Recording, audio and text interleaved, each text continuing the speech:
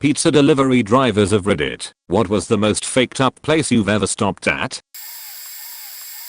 Edit. Apparently this needs to be said at the beginning. I'm a girl. I was a delivery driver and was working a morning shift. Around 10:30 am I got a delivery to an apartment. Everything seems legit since it's daytime and there are lots of people close by. I knocked on the door and after 30 seconds or so the door opened a few inches and the guy was behind the door, so I only saw his face. Still didn't think it was weird because people do that when they are trying to restrain a dog.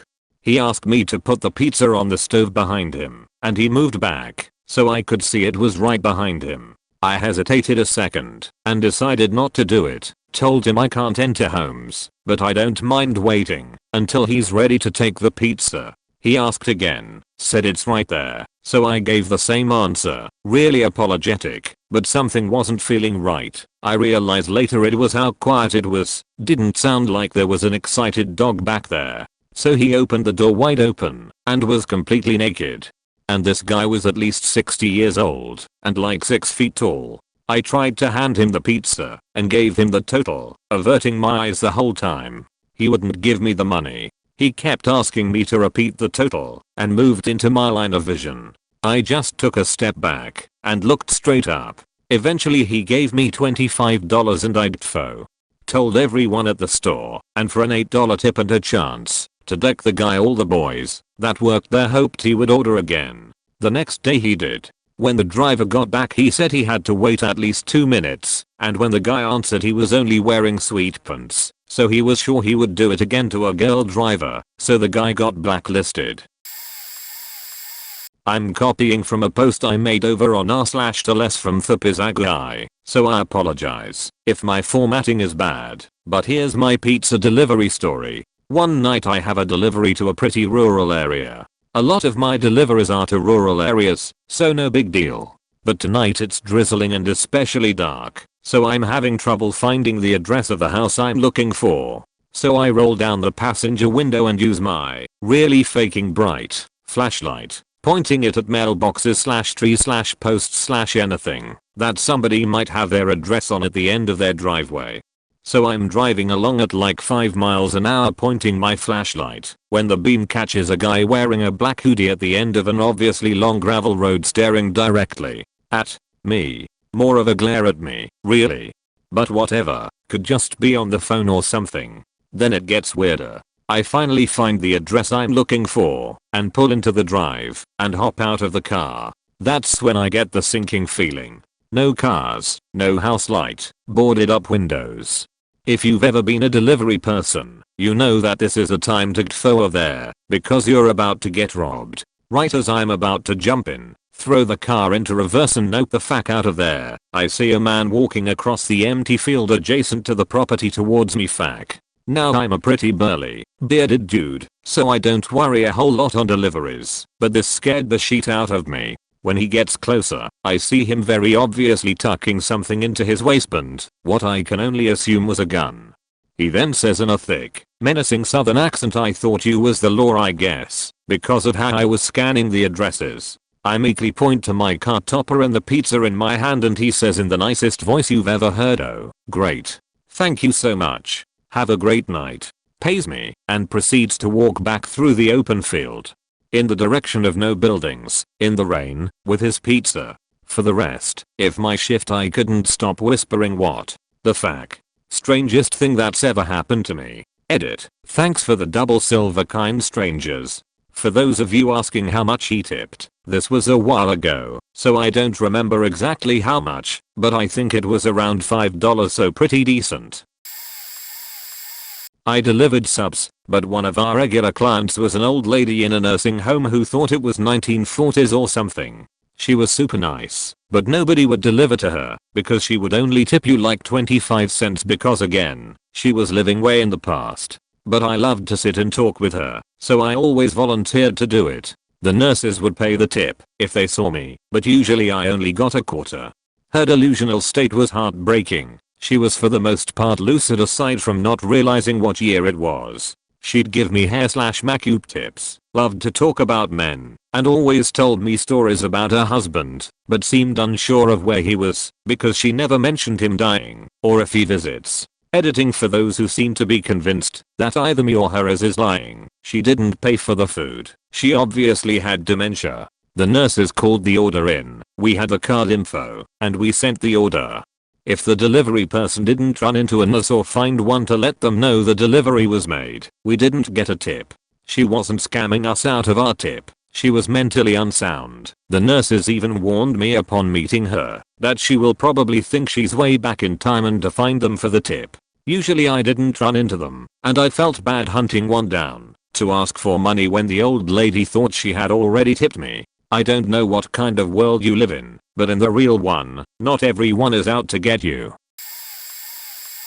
First time to a huge mansion that was renowned for big tips, where you had to go around the back to a gate leading to the pool patio. Guy who answered the gate doorbell had been disfigured in some horrible accident. He had me wait while he got his wallet, so I got a good dose of the backyard, where a raging party was going on. Coke being snorted, craziness in the pool, booze bottles everywhere, and it was like midday on a Wednesday. Guy finally comes back, addresses me by name, no name tag, and says, "You don't remember me, do you?" Knowing that I'd remember those injuries, I realized he must know me from before he got hurt, and I stammered out a weak "No, I don't." His response blew me away. He recalled being in first grade with me at a local Catholic school I attended for 1 year. Then, he went on to detail everything about class that year, the people, teachers, activities, and that his accident had happened during the following summer. He'd gone through a windshield in a head-on with a semi. I delivered there a few more times and hung out chatting with him as long as I could. It slowly became clear that the party crowd was just using him for his money. That was faked up enough, but what I also eventually realized was that he was stuck in that last normal year he'd lived, and 20 years later, had moved back. He'd moved away because his parents died or were severely injured in the accident as soon as he was old enough to access the accident settlement. And the money was going up that crowd's nose pretty fast. I had no idea how to help him, or even if he wanted help, and eventually started letting other drivers take that run. Never saw him again, even though it's a small town. Eventually he stopped ordering pizza, and then I left for a job elsewhere, but would pass by his house when visiting, while my parents still lived there. Fewer and fewer cars were parked out front every time I went by, and the house slowly became overgrown with ivy faked up. Edit. Thanks for the gold. Reading through comments now. Thank you for those too, friends. Realizing how sad this makes me. Thanks for letting me share. Drove for a bit when things were rough. Day driving on weekdays meant there were only 2 of us, and we got mostly the business park lunches and the SAHM pool parties, and the latchkey kids after school snacks. There was some interesting stuff we ran into. Brothels ran out of apartments, drug dens out of high-end hotels, but for the most part it was seniors answering the door in boxes, or tossing flyers on doors, or dealing with snotty brats. There was this one house, though, that made my heart stop every time it came up, which was thankfully rare. Call it instinct or energy, or whatever. I hated that house. And because there was only 2 of us, and I was 20 years younger than the other guy, it was usually me. It was the only house on a single lane road. To give you an idea of the dissonance here, the major road this little road was off of house to new McMansion development within 1 mile, and a sleepy little 1950 style cookie cutter suburbia development a mile in the other direction. It'd be real easy to mistake this road for an access road, especially with how heavily overgrown that area had become. Once you got on this little road, the first 20 feet or so seemed absolutely normal. It's after you turned the bend and the road turned to gravel that things went batshit. We're talking the road lined with construction worker and Smokey the Bear cutouts wrapped in barbed wire and holding model rifles. Naked store mannequins covered in paintball splatter with BB guns tied to their hands and pointed at the road. Signs every 5 or 10 feet: no trespassing, private property, CCTV recording in progress, you are being watched, no sheet Sherlock, you aren't hiding the cameras. This continued for the next mile, while I wondered if I should be calling my fiance and telling him I loved him, grateful that it was bright and sunny out. So I get to the gate and call the customer, which was the most normal part of this. Tell him I'm outside, only be told to not approach the house under any circumstances, and do not leave the vicinity of my car. Okay, dude. You know what?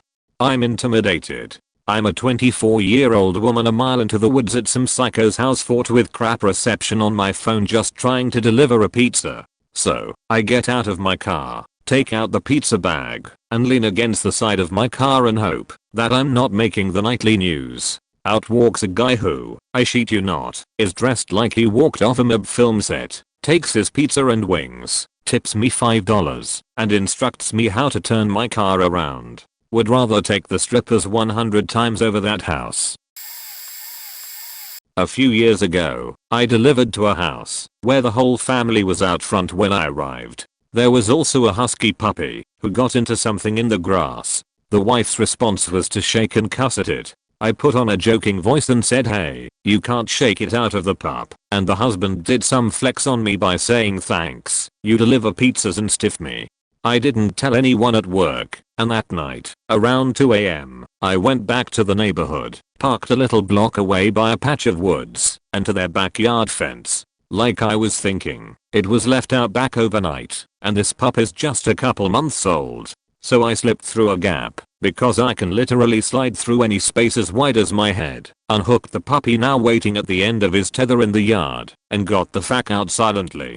I gave the puppy to a friend, because she and her husband are unbelievably good people, and he's been such an amazing dog. His name is Chico. The family either didn't care, or thought the pup got loose or something, because I never heard from them at the store. Maybe it was wrong of me, but I couldn't get the memory of her shaking and yelling at that pup, and I guess the story my parents told us of when they rescue stole a dog put it all together.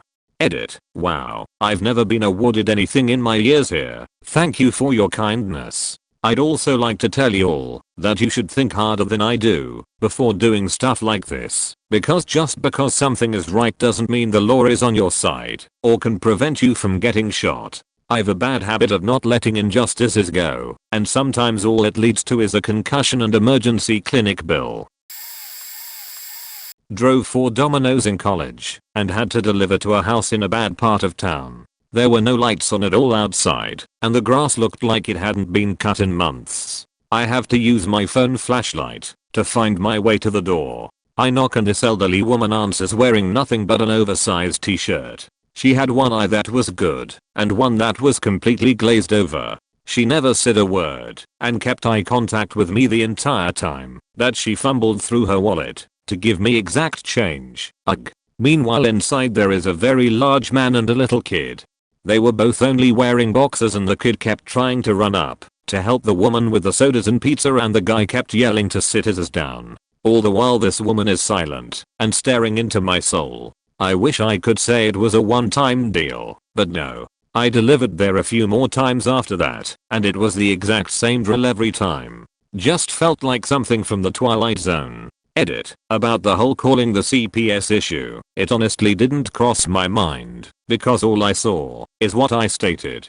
Neither the woman nor the child had any sort of bruises, cuts, or markings to show there was physical abuse. The woman's eye seemed like it had been that way for a while, and it didn't strike me as a possible abuse injury at the time. I was an exhausted college student working the closing shift, and I was just trying to get in and get out so I could make more deliveries. The comments here did open my eyes to look more carefully at situations like this and to learn more about the CPS. Thanks everyone.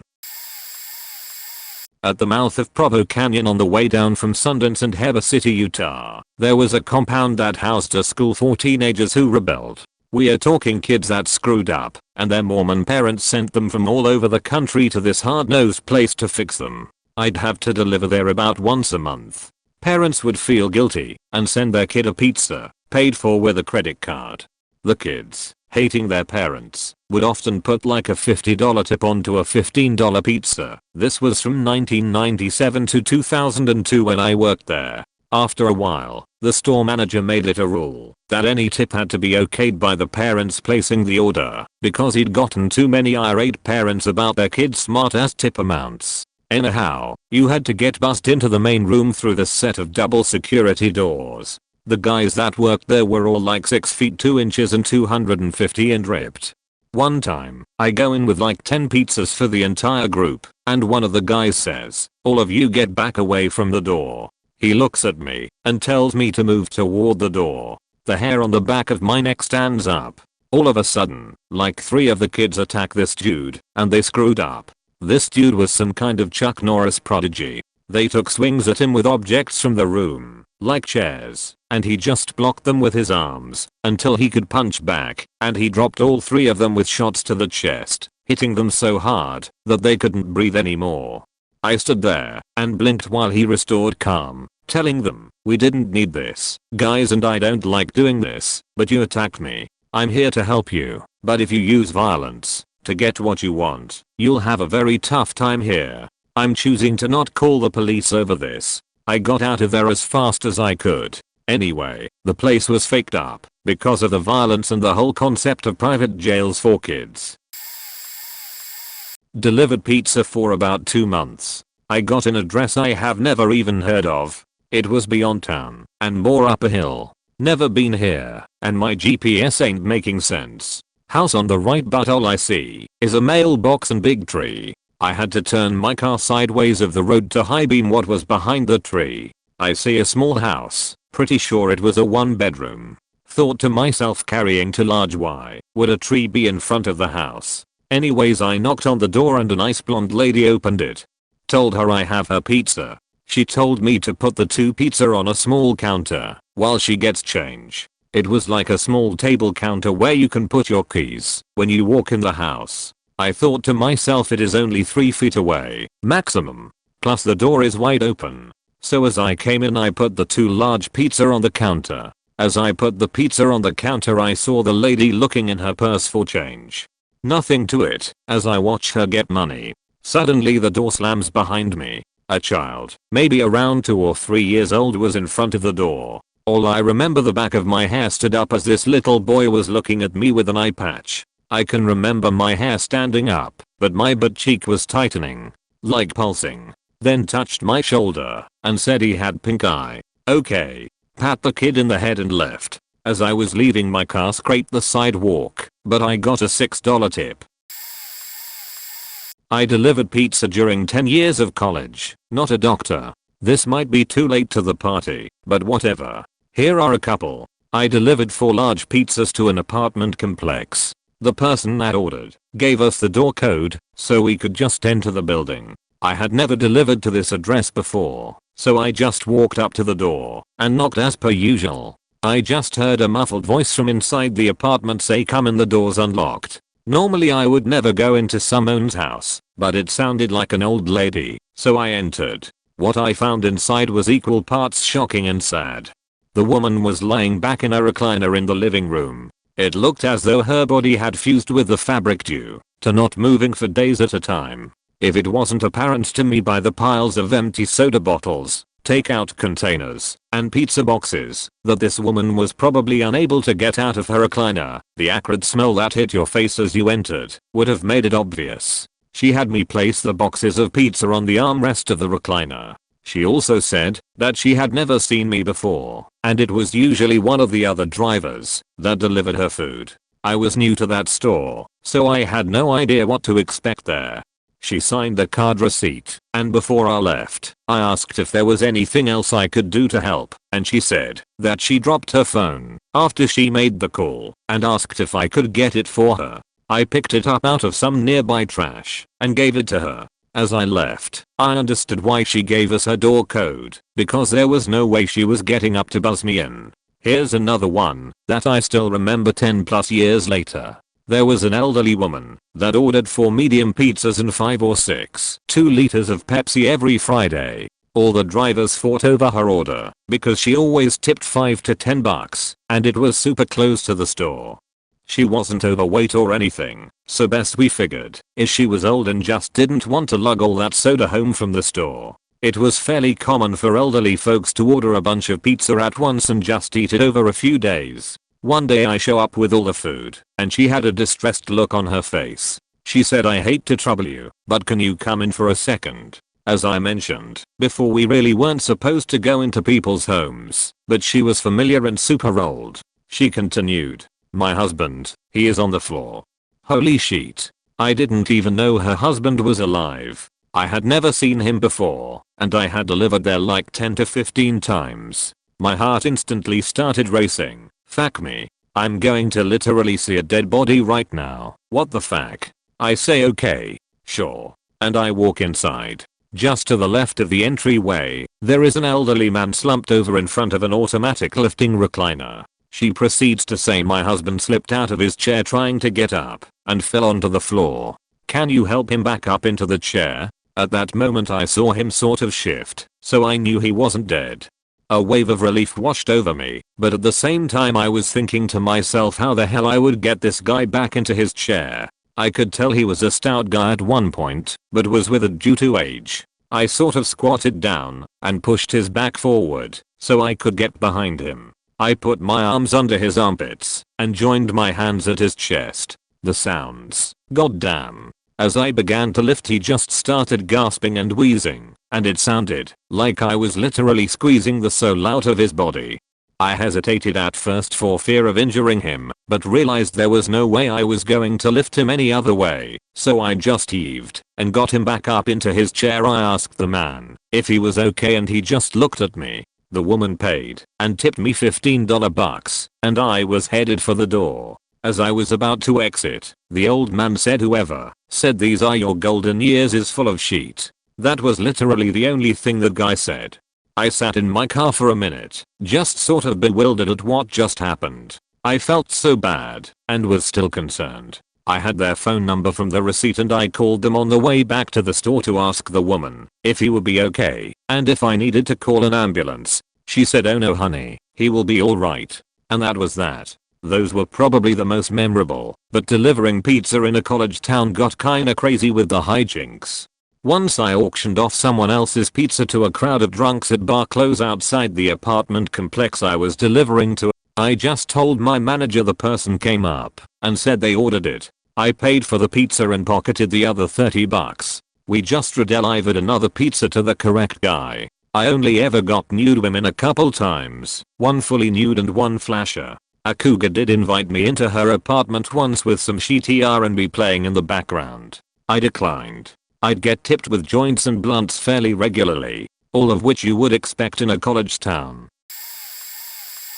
I've got a few good ones from my time spent serving our lovely streets in America delivering. Let's see here. One of my first deliveries I had to deliver to a bunch of brand new apartment complexes. Super nice, super expensive. Took me forever to find because they had yet to be marked properly. Finally found it after like 20 minutes and super loud music playing and whatnot. Sounds like an absolute banger at 2 p.m. Knock on the door and the guy answers, really nice, and asked how much I wanted for my tip, and I was like, man, I don't think I can say how much I want, and proceeds to try and give me $40 worth of weed. I told him I would if I could, but I just started and didn't want to get in trouble, so he gives me $50 in cash instead on around $12 worth of pizza. I was pretty happy. Delivered to a shitty hotel the next exit up, and a hooker with massive melons answers and tipped me $12 in all once. She must have liked me because she asked for me a few times. My first time ever in a strip club was because of my delivery job. Seen it was for the strip club, so I was like, okay, they'll be outside. I get there and walk up the door and nobody is waiting. The bouncer opens the door and says, it's cold man, come on in. So I gladly did. I walk in and a cute Hispanic girl giving a lap dance sees me with the pizza and just hops off the stool and comes over, pulls a wad of cash out of her bikini top, counts out exact change, and then $10 in ones. Told me she knows how it is living off tips and that it's easier for her because there's more horny people than hungry people. I delivered there multiple times afterwards and always made good tips. Delivered to a massive frat party right outside campus one day. They were actually pretty cool and tried to get me to pledge to them. I declined and explained I work full time and I take 18 hours of classes, so they just tipped me a beer and a few bucks. This one happened to a friend of mine that also delivered at the store I worked at. So we have people calling outside the delivery range all the time. We leave it up to drivers if it's not too far, but if they don't say anything about a tip then we usually declined. Well, this dude, obviously drunk, calls us wanting to order like $100 of pizza and drinks and shit, but lives like an hour-ish away. It was pretty late, but he told us he'd give a $50 tip to whoever delivered, so we drew straws and away my friend went. He gets there, and it's a huge house having a big-ass party. The people obviously had money. Big driveway, nice cars, the whole deal. The guy comes out and tries to give him $50 for the tip and his dad comes out and tells him it's rude and he drive a long way. He breaks out $200 bills and tells him to keep the 50. Buddy made $390 in tips that night.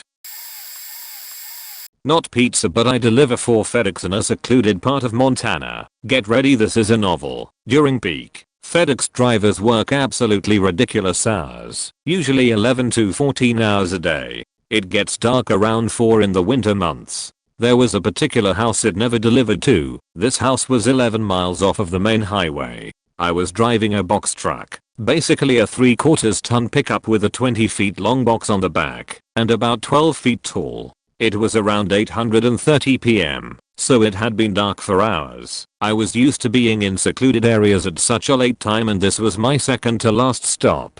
There also wasn't service in this particular area, so I'm cresting a small hill up to this said house. I started to get a really weird feeling. This house was 3 miles from the next nearest subdivision in an area surrounded by sand butts. I pulled up to the house, backed up to their garage. The automatic light kicked on, it was very bright, and I couldn't see anything looking into this light.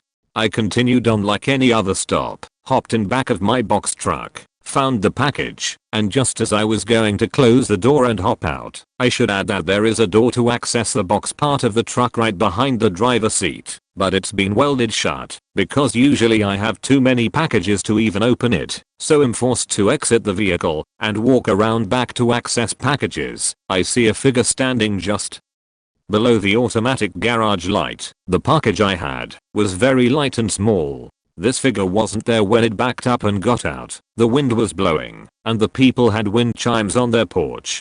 It was a noisy night. I said hey there, like I do to anyone. No reply. At this point I'm exiting the vehicle and getting ready to hand the package to this figure, who at this point is no more than 12 feet away. As I turned around from closing and latching my cargo door, the figure was distinguishable as a middle-aged man with a long grey beard and tattoos on his face. Very scary looking individual. The guy never said a damn word to me. He grabbed the package from me with a straight face, flexing his jaw. I uneasily said, "Have a good night, man." I turned and walked to the driver door. I always make sure to prepare my vehicle to exit the property because sometimes there are mean as dogs, and I haul ass. As I got in my vehicle, I can still hear the wind chimes and the tree leaves rustling. I looked back in my mirror after closing my door and locking it. The automatic light turned off and the guy slowly disappeared into the darkness off the alley between his house and garage. There were no lights other than a red heat lamp in what appeared to be a chicken coop. I swear to you, I've never felt so uneasy. This man was evil, I could just feel it. I couldn't find anything on the guy the next day at the hub. There wasn't even a name on the package, only the address. I've never delivered there since, and I know it might not sound that scary, but after that I refuse to go out of neighborhoods and subdivisions after dark. When I was in college I delivered pizzas, and I once stopped at a delivery and noticed that the neighbor's house was about to be on fire. I say about because the fence attached to the house was in flames, and it was up against the house. The flames were licking the eaves. I ran up to the front door and rang the doorbell, knocked, yelled, nothing. I called the fire department. Then, I ran to the house next door, pulled off their hose, ran to the other side of the house on fire, attached it, and started spraying the fire. I had most of it out when the fire department arrived, and they finished the job. As they were spraying it down, a 20-year-old girl comes out of the house with two 13 over 14-year-old girls. Apparently, the 20-year-old was babysitting the younger ones and was scared to open the door. Earlier that night, the two younger girls had broken up with their boyfriends and, with the babysitter's help, set fire to pictures of their ex-boyfriends and threw them in the trash can outside. The trash can just happened to be up against the wood fence that was up against the house. I delivered the pizza next door and went on with my shift. A week later, their parents stopped by the store looking for me and gave me a $50 gift card to a local mall to say thank you for saving their kids from a fiery inferno of death. The babysitter got fired. Ha. I used to drive for Papa John's. I have several stories. So one day I ended up with this delivery on the evening shift, and it was after the dinner rush as far as I can recall. So things were quieter, and not as many people were out and about, or on the roads. The customer lived kind of deep in this rundown neighborhood full of single-story houses, and when I arrived literally every single light on the house was off. I walked up to the door, figuring that I might as well ring the bell, since they ordered it. After all, maybe they were waiting on it anyway, right? Ring. Nothing. I waited a bit. Ring. Nothing. At this point I figure they aren't there or are asleep. So I walk away from the door and was about to call my boss to relay that I might have to bring the pizza back when almost silently the front door opens up. It's literally so dark inside it's like a scene from a horror movie where you can't see anything at all. Two pale, stringy looking guys come out of the darkness without saying much of anything and pay me in cash for the pizza, then take it and quietly move back into the dark without ever turning on the lights. I left pretty quickly as it freaked me out. Was I in any danger? I doubt it. But those guys were really creepy. Another time, I had to deliver to this really crappy rundown extended stay motel that I always hated going to because it was literally the most dangerous place we delivered to. It was very late, around 10 PM or 12 AM. I got out of my car, got the pizza from the trunk, and as I began to walk across the parking lot to the guy's room, I see that down at the far end of the parking lot are a very large crowd of people. From what I could tell, they looked like a gang or just a lot of rough people hanging around. I became nervous. After I gave the guy his pizza, I took my empty pizza bag and was walking back when I looked left, and they were all, keep in mind this was a crowd of 30 or so people, walking toward my direction. Not a single one of them was walking anywhere else. I very quickly cranked the car and got out of there before I had a chance to figure out what was going on or if they were coming for me specifically. Finally, I delivered to this old guy in the same rundown neighborhood as the first story. I'd had his house before I believe, and his deranged looking son was the one who usually answered the door. But this time I got Pops, and I'll never forget it. He opened the door shirtless, and I was immediately greeted with what looked like a surgical scar. Not too bad, right? It was infested with what looked like warts or skin growths. I don't mean a few either. It was absolutely covered in them, to such a point where I can't think about it without getting sick. They were pale looking, but the color of rolled snot. It reminded me of the way sea life latches onto other creatures and grows. It was pretty scarring. He paid in cash, and I left as quickly as I could. I remember immediately hitting the hand sanitizer in my car and practically bathing in it. Other than those, we had a few weirdos, but nothing too serious. There was a guy we delivered to whose nickname was Captain Underpants, because he always answered the door in his underwear. Gross, but nothing that would mess you up. It was an interesting job, lol. Edit. Remembered another one. So we had this massive sprawling apartment complex that we often had to deliver to, and all the drivers hated it. It had multiple apartment buildings with the same numbers, so it was awful to navigate through, but otherwise new and rather nice. One day, I got this delivery to a guy way in the back of the complex who we'll call Mr. White.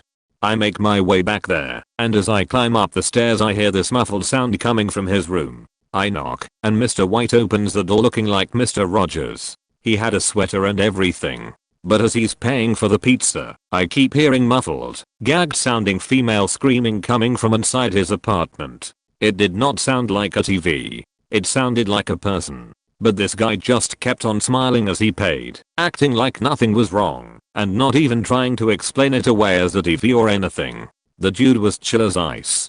He finished paying and took the pizza, and I walked back down kind of wigging out over what I just heard. I couldn't be sure it was someone, but I hated to do nothing and someone died because of it. I called my boss on the way back, and he advised I call the police immediately. So I did.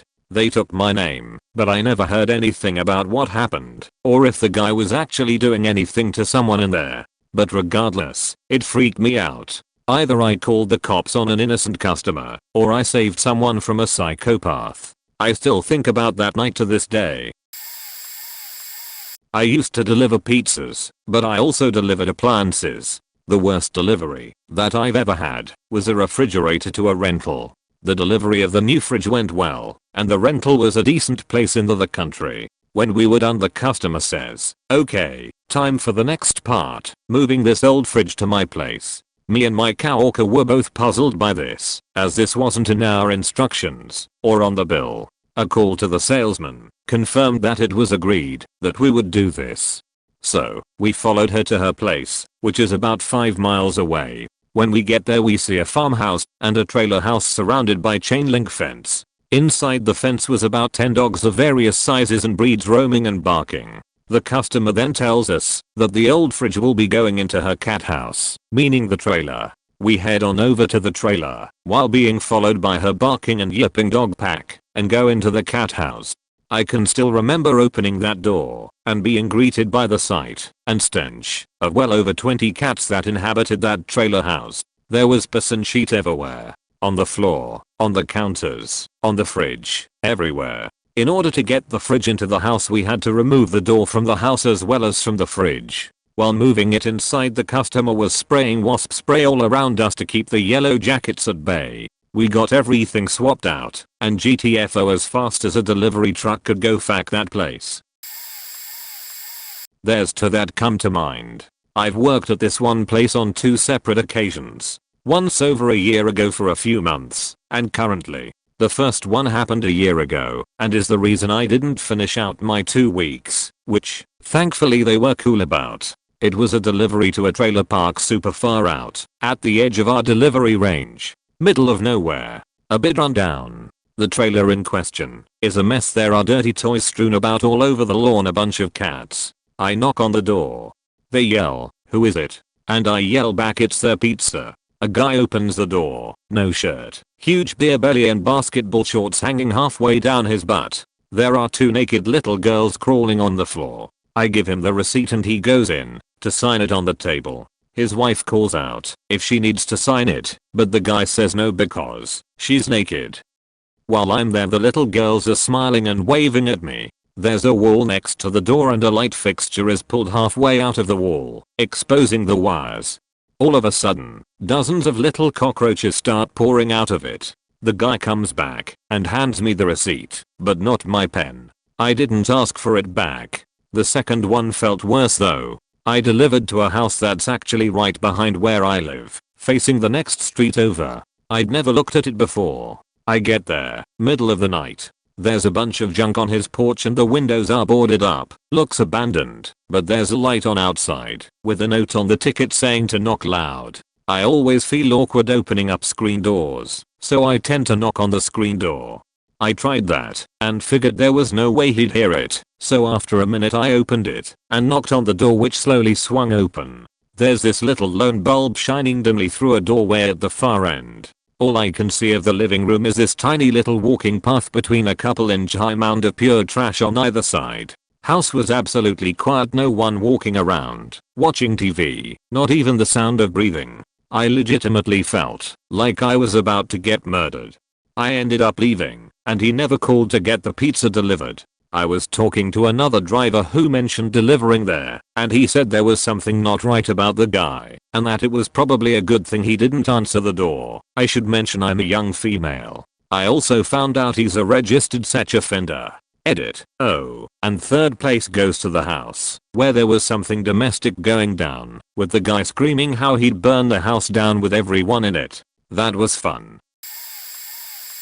When I was in college back in North Florida, I worked for a local pizza joint that was the only one open until 3 AM, which meant I witnessed quite a few odd events over my time there, from women flashing the older driver for free pizza to 2 homeless guys fighting in the parking lot out front. The best though had to be one late evening when I got a delivery to the outskirts of town way out in the boondocks. You can imagine how backwater the outskirts of town in North Florida can be, but I never would have expected what I would come upon. I arrived at the house at about 1:30 am with directions to drive the car up the drive around back, and as I did I saw what appeared to be 8 shirtless grown men covered head to toe in mud, dancing around a massive bonfire next to a giant 4x8 plank of plywood with giant red letters painted on it that read "Mud Boys." I instantly thought of peeling out of there, but before I could react the group saw me and immediately rushed the vehicle. Now imagine 8 grown country men covered in mud charging your car at 2 am with a flaming inferno behind them. I nearly shat myself. As I cracked the window, the guys were actually quite cheery, hammered but cheery. They were so excited for pizza that I'm not even certain they remember tipping me $20 or the 3 beers they threw in the back of my car, but to this day I will never forget the Mud Boys. A little old strip club in Boulder, Colorado. It was named the bus stop, maybe because of its proximity to a bus stop? I'll never know. Anyway, this strip club was in North Boulder, and for those not in the know, Boulder is a college town, and the farther north you go, the farther you get away from the college campus, and thus the weirder the town gets. Boulder is known as a liberal white haven, so imagine the clientele strip club in the weird part of town. Now, at the time, I didn't work for a pizza delivery place per se, but rather a now closed calzone delivery place. Our food wasn't particularly bad, but was definitely a late night, I'm drunk, and need greasy, fatty, dairy heavy food type place. These strippers would order meatball calzones, supreme calzones, 3 meat calzones. What I'm getting at is this is not food you want in your system when you're stripping. Every time I delivered food there I died a little inside, imaging some poor unsuspecting strip club patron getting the old brown eye in his face and getting a little more than they expected. Again, it was a weird clientele, so maybe it wasn't unwanted and us delivery drivers would fight over who got to deliver there because you got a face full of titties every time you would go in. B, you could sometimes get a lap dance on the house. C, they hadn't had food yet so they weren't gassy yet. D, they tipped well in, albeit dirty money. At any rate, the weirdest place I delivered with any consistency. I miss college. I almost got robbed. Every spidey sense in me was screaming. Out of area delivery to a Motel 6 scantily clad lady. Now let me set this up for you and explain why all my senses were on high alert to duty. A normal 2-bed hotel room, entry foyer with closet left and bathroom right, then main room. All the lights were out and the room was blacked out. This really got my juices going. I mean, then went all in. One light over a chair in the foyer room. Blacked out windows all sealed up, even the alarm clock was covered or unplugged. You can normally see the red or green glow of the typical alarm clocks. Someone went to great lengths to black that room. I could hear breathing initially, and it was not the little woman I was looking at in her bra and panties. Thought it was my imagination, but I had a source. Other side of wall of bathroom, and the blackout really set it off. She asked if I could put the pizza on the chair. I instantly noped on that. I lied and said, I'm armed, you can pay me and take this pizza, or I can shoot the guy you have standing on the other side of that wall ready to jump me. Gamble. She paid. I left as fast as I could. I alerted the front desk, though I doubt they did anything. Told boss I'm never going to that faking place again. I have a really good idea of what Parker feels when his spidey sense tingles. Shit, every goddamn nerve in my body was tingling.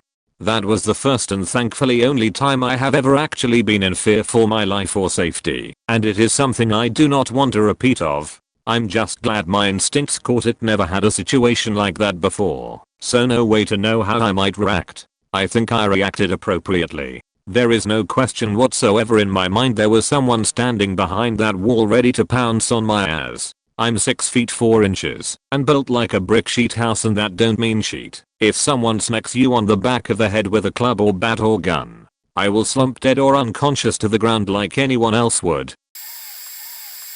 Other than delivering to various trap houses, I have 2 deliveries that faked with me. The first was when I was fresh out of high school working at Domino's. I took a delivery to the shitty part of town where the heroin dens were /are. I knock on the door, it unlatched and swung open, and almost instantly I have a huge dog with its paws on my shoulders barking in my face. I'm 6 feet 4 inches, and I was faking shook.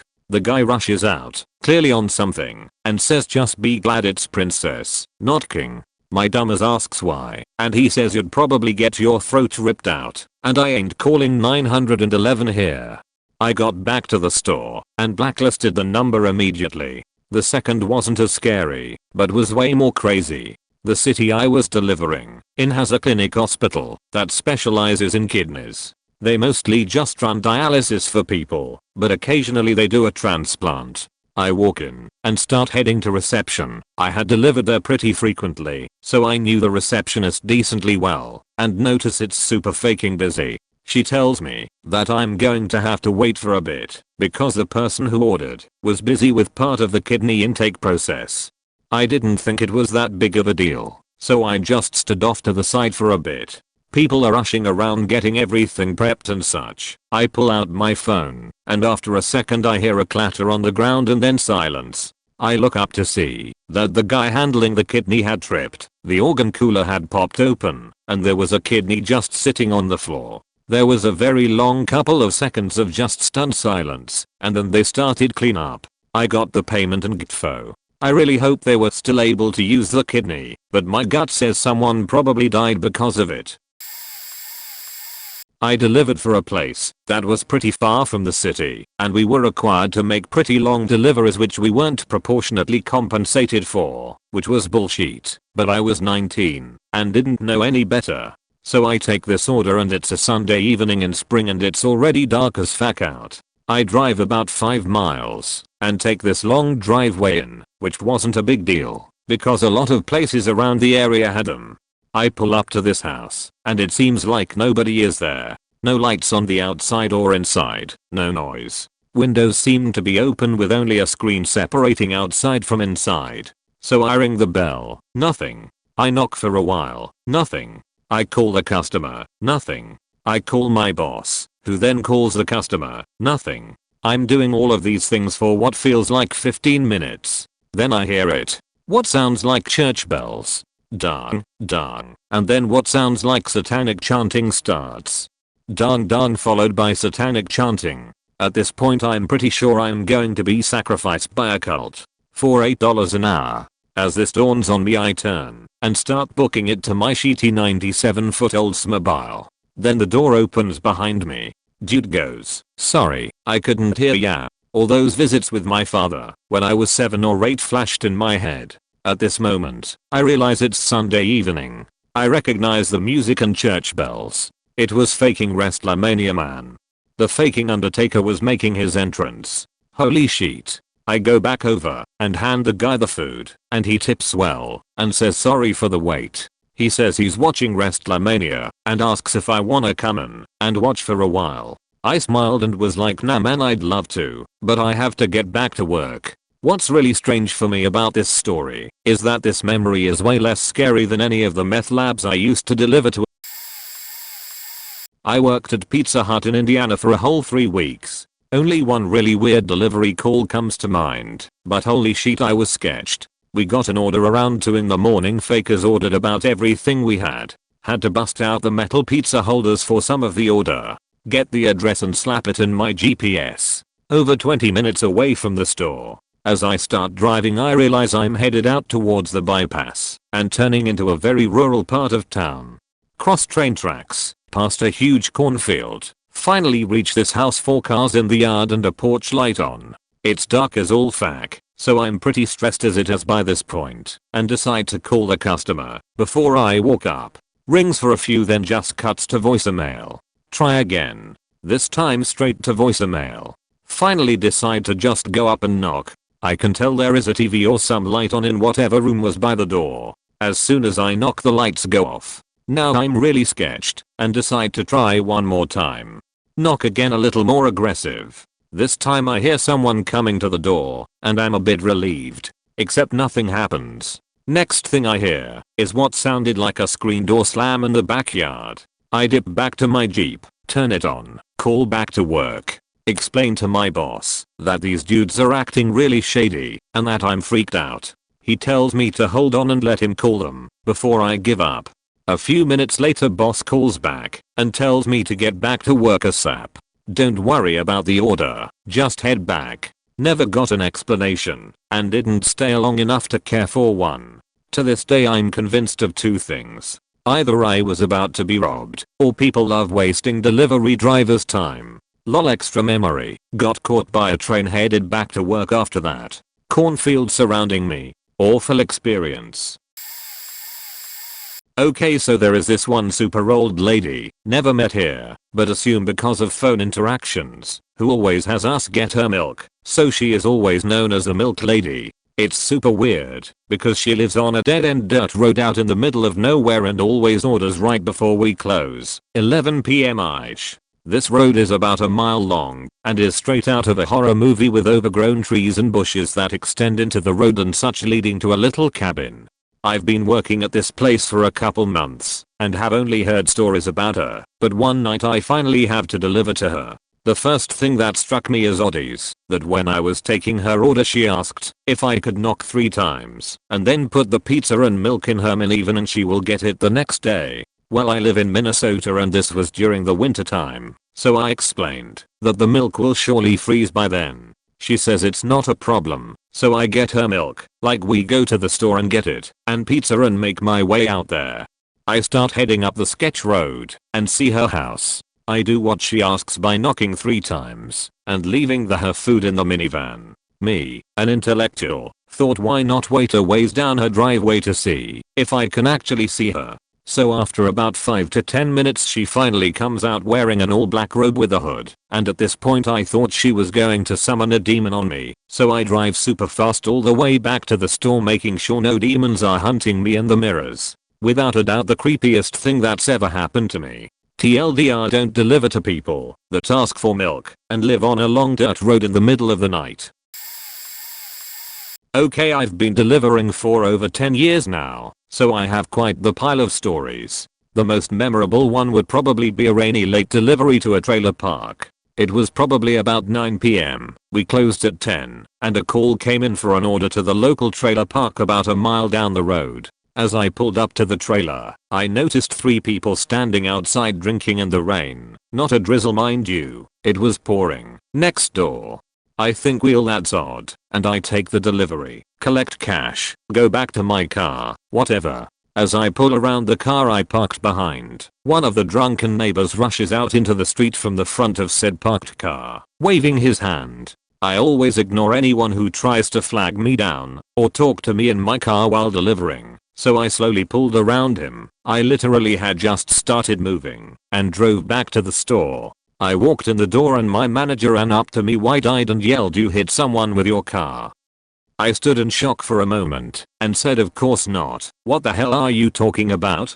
He proceeded to tell me about the drunken man who had run into the street. He called and said that I was driving 40 miles per hour through the trailer park and he tried to flag me down because he wanted to order a pizza and I clipped him with my mirror. As a result of this attack on him, he wanted a free pizza or he was going to call the police on me. I told my manager he was full of shit and explained everything that happened.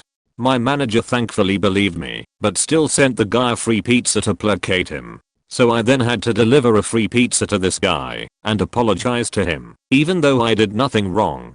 The guy continued to order every now and then, and when I'd deliver to him, he'd say, "Hey, remember that time you hit me with your car?" I hated that dude so much. Finally one for me. I was delivering to an apartment and the guy answered and told me to come in. I step in. Told me to set it on the table, so I did. Guy said, "I don't have any cash to tip, but you can hit that pipe if you want to." Now I had quit smoking weed about 5 months prior, but always told myself if anyone offered me I would accept, no exceptions. So I pick up the pipe and take a big hit. As I exhale I'm looking around the apartment and see a huge pit bull head sticking out from under a blanket on the couch. Guy sees me seeing the dog and says, "Oh, don't worry about her, she won't bite, but unless you move real quick." I told him thanks and slowly backed out of the kitchen and out the door, told everyone back at the store and they all laughed. Bonus, was delivering a big dinner box to a drunk guy once. He grabbed the box, but not the bottom part. It flipped down and the whole pizza flipped out and onto the porch. All over the place. A small boy like 4 years old came from behind the dad and said, "Daddy, is the pizza here?" And his little eyes looked down and saw the disaster. He started getting emotional and I told the drunk dad, since it wasn't my fault, to call the store and see if they will replace it. cause technically it was in his hands and not mine.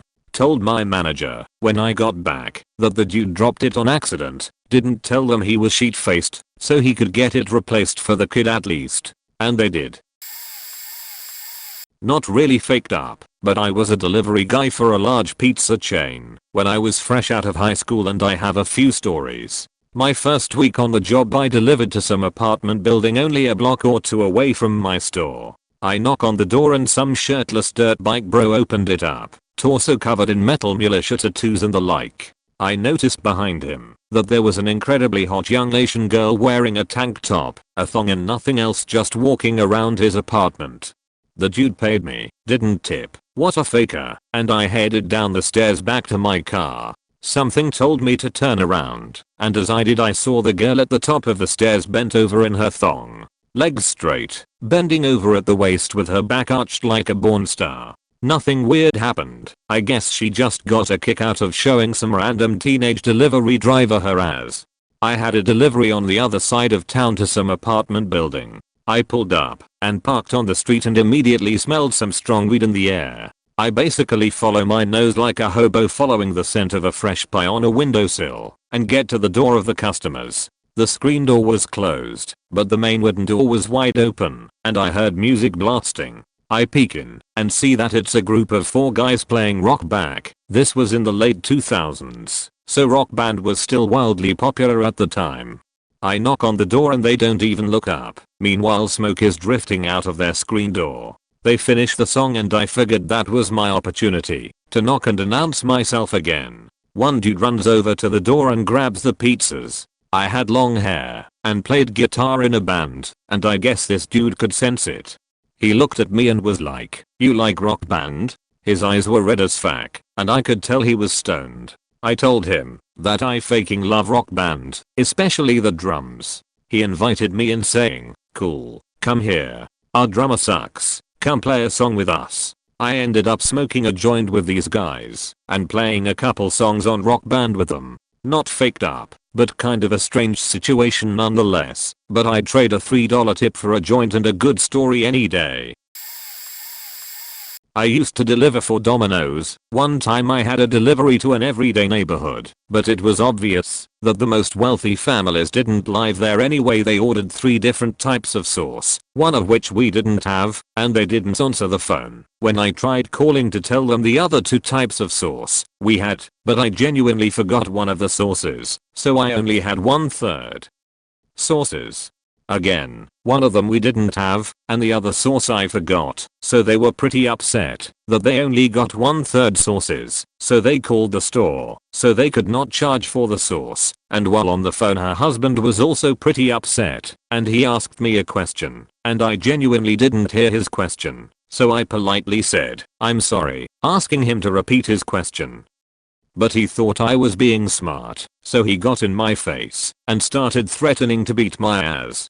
I took a step back and said, "Sir, I really didn't hear what you said. All I'm trying to do is make sure you 2 are satisfied. I'm just a pizza driver." He thought that I was really trying to disrespect him, so he said, "I don't give a fuck what you are. You not finna step up to me, blah blah blah." So I was like, "Yo, for real, you're misunderstanding me." And after intense debate, he finally believed that I meant no disrespect and then dapped me up and said, "Be safe." I told the manager that I never wanna go there again, although I got a $5 tip from the wife. PS. They had a kid I feel so sorry for, that kid knowing how dumb his father is.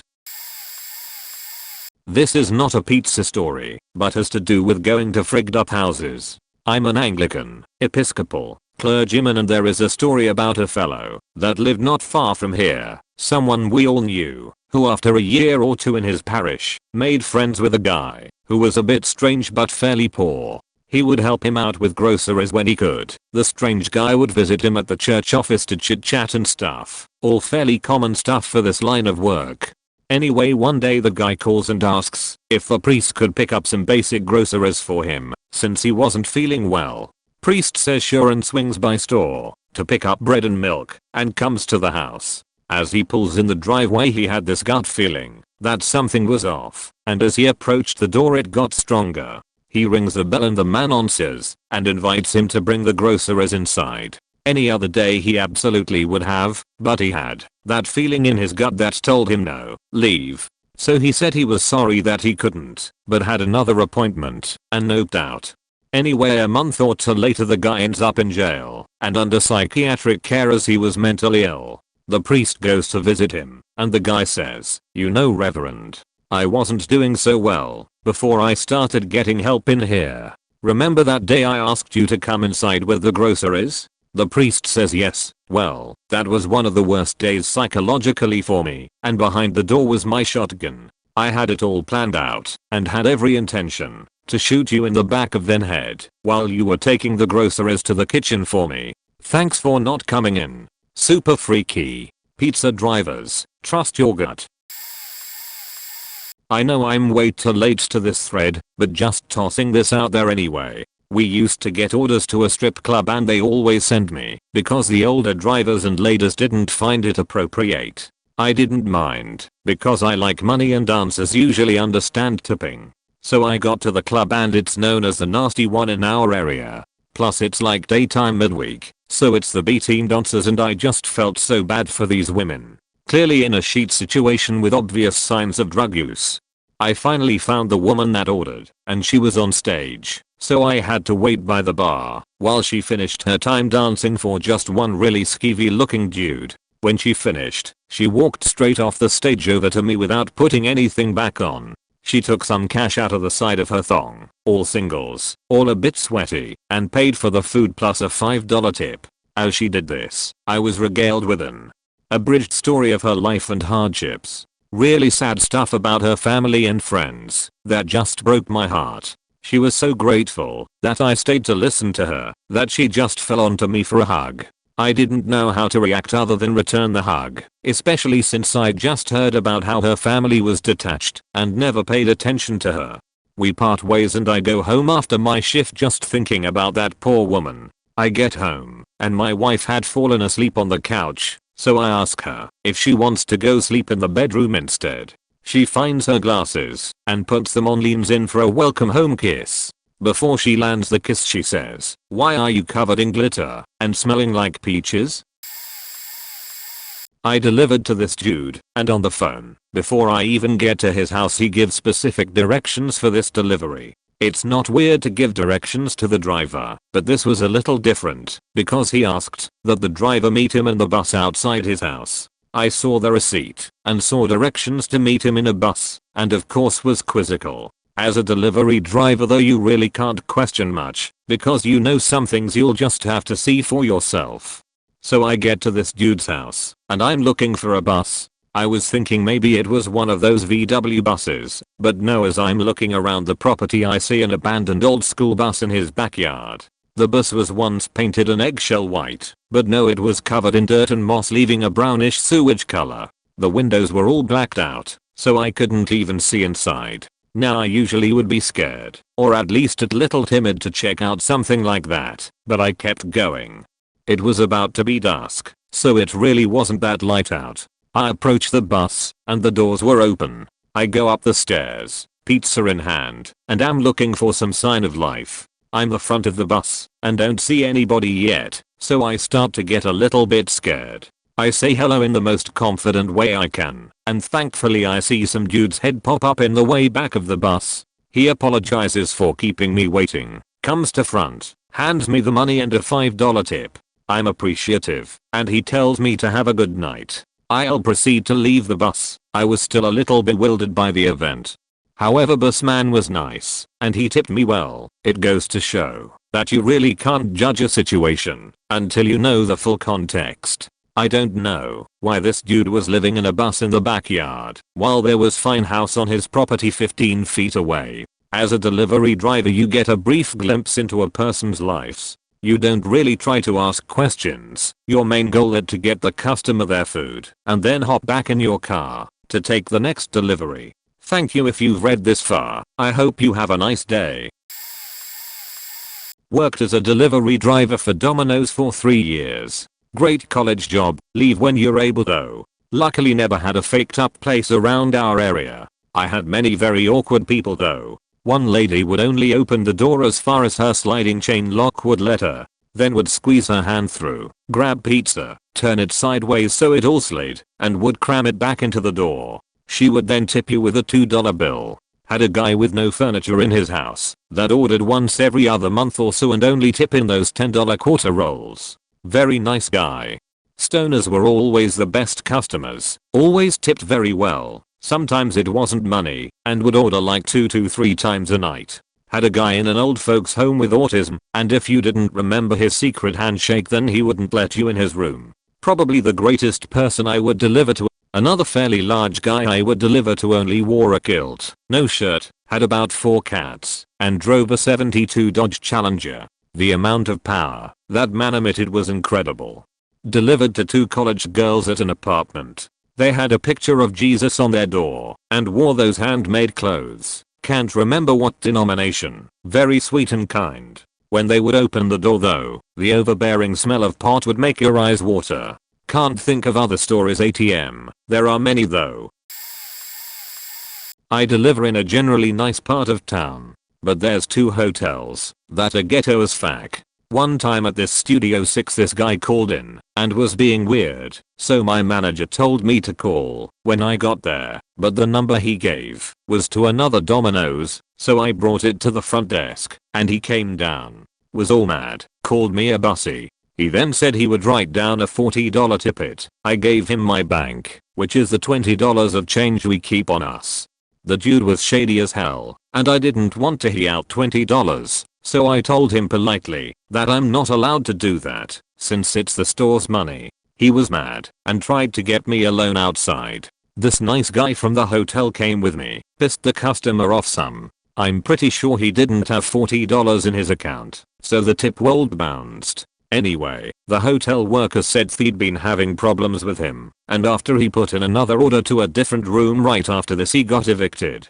The other hotel is a homestead. Every time I go, when the door opens the smell of dab rushes out. There's always a woman and a child. It's pretty sad actually. I smoke weed too but not around a kid or in a hotel. There was also this one old lady that kept my pen she had accidentally stolen for a month and returned it to me when I delivered there again. It all started with the customer calling our restaurant for an delivery. The man who called us at first did not just call once, but he called like 4 times. Even his neighbor called us to check if the delivery came through. So with this knowledge I was really interested what I would encounter when I arrived at his place. Once I came to his place it was an apartment building he lived in. I used the doorbell meant for the apartment for which the delivery was. Nobody replied though, so I tried the doorbell of the neighbors. Luckily they did reply, and they let me in. Once I arrived at the apartment where I was meant to go, the door was wide open. I tried to yell with the intention somebody came to the door, without success. All this time I was carrying the delivery and I just wanted to get rid of it, so I decided to go into the apartment. The first thing I noticed was the intense alcohol smell which I could smell throughout the whole apartment. I checked all the chambers, and when I arrived at the living room, of course the last room I checked, I saw this dude knocked out in front of his couch. I tried to wake him up, but he was so drunk that he couldn't even move or pay on his own. At this point I was determined to finish my delivery and get the money. I just took his wallet to get the money I needed for the delivery, dropped the order on his table and shut the door behind me. Before I left I asked him if I could help him get up, but he said I'm fine. Pretty sure he wasn't. I think this was the most weird delivery I've ever done. At the end of the day my colleagues and I had a good laugh about it. Note, not a native speaker. Sorry for my bad English. Live in Amish country and have had multiple what the fuck deliveries. One time I was delivering during Super Bowl and was delivering all over the area of course. Great day for tips and whatnot. Then I would deliver near 20 pies to an Amish house, and as I would pull up the drive they would try and stop me at the end or halfway down. You would watch as someone would pull the shades shut and the flickering blue/white of a TV shining through, and the extension cords coming from a generator in the barn to the house. This was at every Amish house. So it is my last delivery of the day and this little old Amish lady and her grandson, 8 years looking, stopped me at the end of their 100-yard drive. Someone closing the blinds, and I step out with about 15 pies. I begin to exchange money with the boy and count it out. Amish shorted you quite often. While counting out the money I ask just out loud, so who's winning? The boy shouts out, the Steelers are winning. This little old lady smacked him so hard he went horizontal and landed on his back. I was just in minor amazement because I wasn't entirely surprised, but damn. As the kid got up and grandmother had him carry every single box, I slipped that kid $10 from my own tips and said don't tell anyone. I delivered pizza in a rough part of town. There was an elderly woman who lived in a rundown house. Plywood door almost off the hinges, broken boarded up windows, grass 2 feet tall, overgrown bushes. She was almost blind and almost deaf. She would call once every couple of weeks and order the cheapest thing on the menu. When you got there she would have the driver do something for her that she couldn't, like dialing a phone number from a piece of paper she couldn't read. I always felt incredibly sad delivering to her, like she had no one to care for her. She was a great tipper though. One time she gave me an 8-pack of mini Dr. Peppers. She said she thought she was buying root beer. I hope she is doing well. Another time I walked up on a porch and it was on fire. They had been using a 20-ounce plastic bottle to put their cigarette butts in. Would have been a bad deal if I hadn't got there when I did. This guy lived in his van outside of his house. Had a wife and kids inside. The van was pretty shitty, but it had a big window you could see into. He had a big screen TV in there and a bed, extension cords going to the house, and piles of beer cans everywhere. He ordered almost every night. Okay tipper, but I understand. If you order tequila every day you probably can't afford to tip much. Really nice. 30 years ago I delivered to an apartment that was filled with drunk bikers. They wanted to give me a Kennel ration dog food coupon. I wouldn't take it. They took out a knife. Biker chic saved me by throwing herself in between. But that was not a big deal. I also got held up at gunpoint. I went to a house the night before Halloween. It had a fence out front with a beware of dogs sign on it. I shook the fence to see if a dog was out in the yard. A guy came out of the bushes with a rifle in his hand and a ski mask on his face and said give me your money. I honestly thought it was a Halloween prank. Longmont Co wasn't known for high crime at the time, so I said I was going to deliver the pizza. He said it again, and I again said I'm going to deliver the pizza. Now I was starting to think this could be real. He told me come here while he was backing up towards the bushes. I said no. Then a friend of his that was hiding in the bushes took off running. The guy with the gun looked at him, looked at me, then took off running too. Then I did the dumbest thing. I ran after him. I only took maybe 10 steps and realized what I was doing and stopped. I picked up the pizza I had thrown to the ground and went back to the store. There was a hot but beachy blonde that worked there and she had made her first pizza completely by herself that night. It was the pizza I had thrown on the ground. I entered the store and said that I'd just been held up. She came running up to me yelling my pizza, my pizza. I cocked my fist ready to split her face in two when my manager yelled no, waif, don't do it. I still can't believe her first thought was for a faking pizza when I'd just been held up. Then the bosses of my manager wanted to fire me for not giving up the money.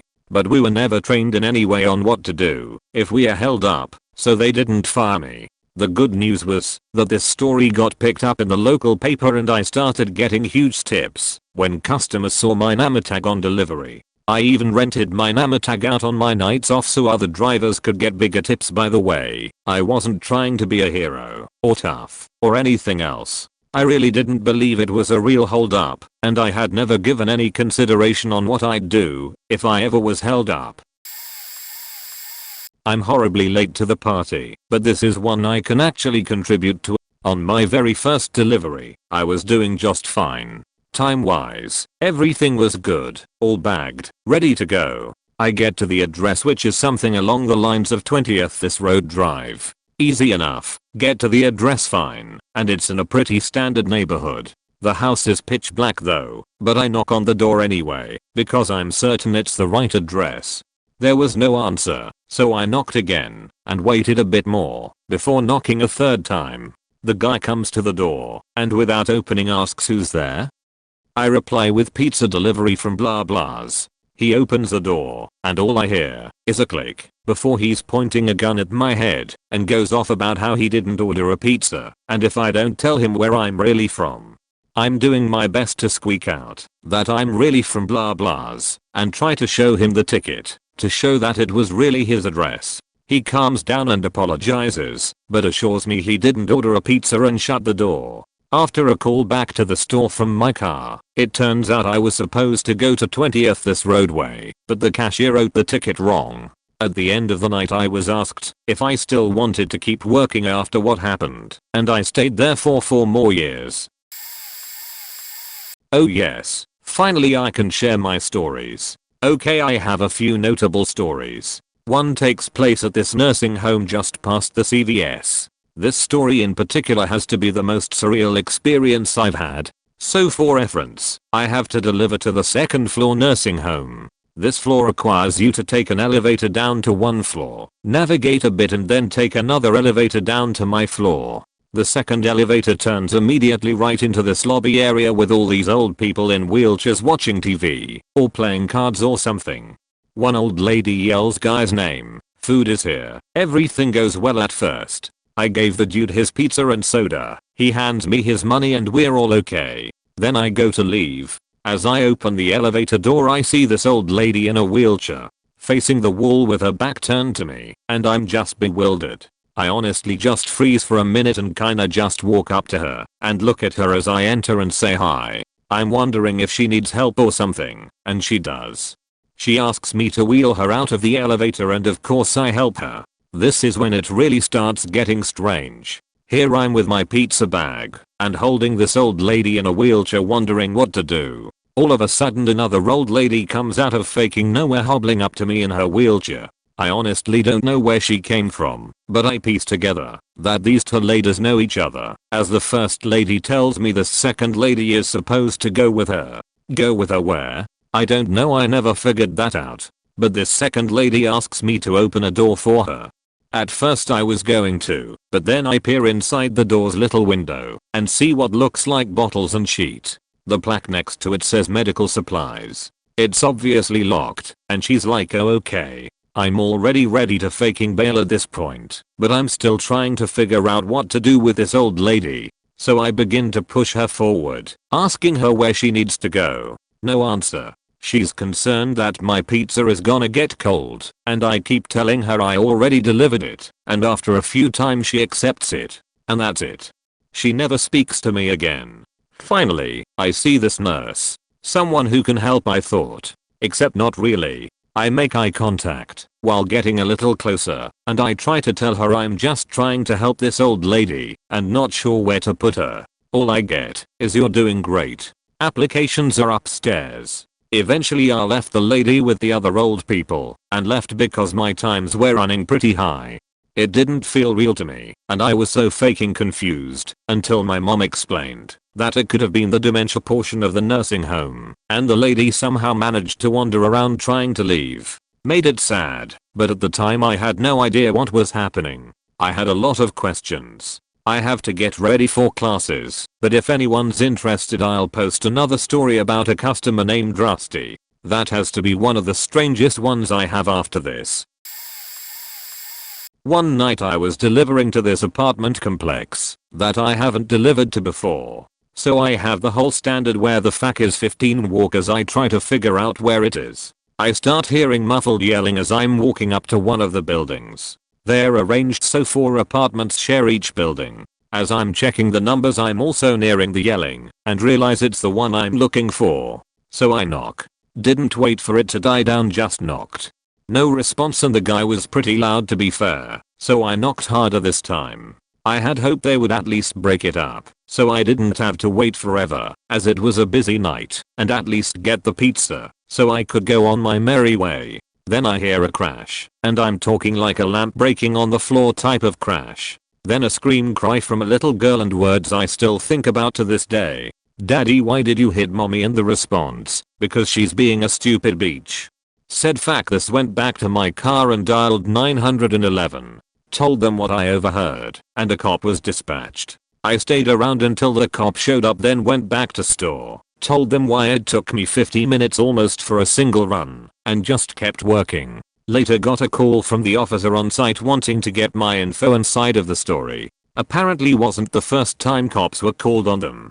To what I know, the guy was arrested and a co-worker delivered the pizza to the lady and the little girl. She said no mail was around. We ended up giving them the food for free. Also have had my boss attacked and almost stabbed by drunk meatheads. My own dealings with tweakers, heroin addicts living in a van, and even another domestic dispute between a different couple from the same complex. I've also been giving a shit ton of free coke and weed, so you take what you get. Found this post a little late, so it'll probably get buried, but I hope a few people find it and are entertained. Long story, but I'll never forget it. Okay, so this happened around 2006. It's a slow night, not much happening at all on the shift. Very small town in the Midwest. Phone rings, and I answer. Dude on the other end is immediately coming off as super weird. His order is really hard to understand, but after going over it with him a few times, I'm like 80% sure I've got his order right. As is customary, I ask for his address. I live in the Blue House. I'm sorry, sir. What was that?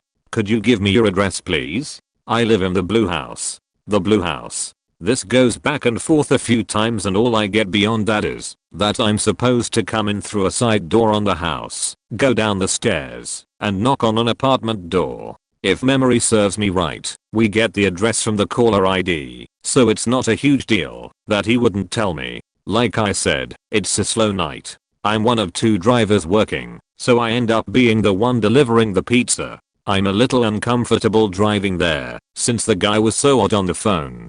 It's super dark outside, no street light, silent street. The house is a complete shithole. Old, dilapidated, rotting. It's blue, I'll give him that. Falling apart. Think Texas Chainsaw Massacre. I go around the side and open this peeling door. Before me is the scariest faking interior to a building I've ever seen. Steep, rotting wood stairs leading down to an apartment door. Suspended from the ceiling above the door hangs a single bare light bulb. To me, it looks exactly like something from one of the Saw movies. I just want to get the fuck out of there. I fight back the urge to drive right back to the store.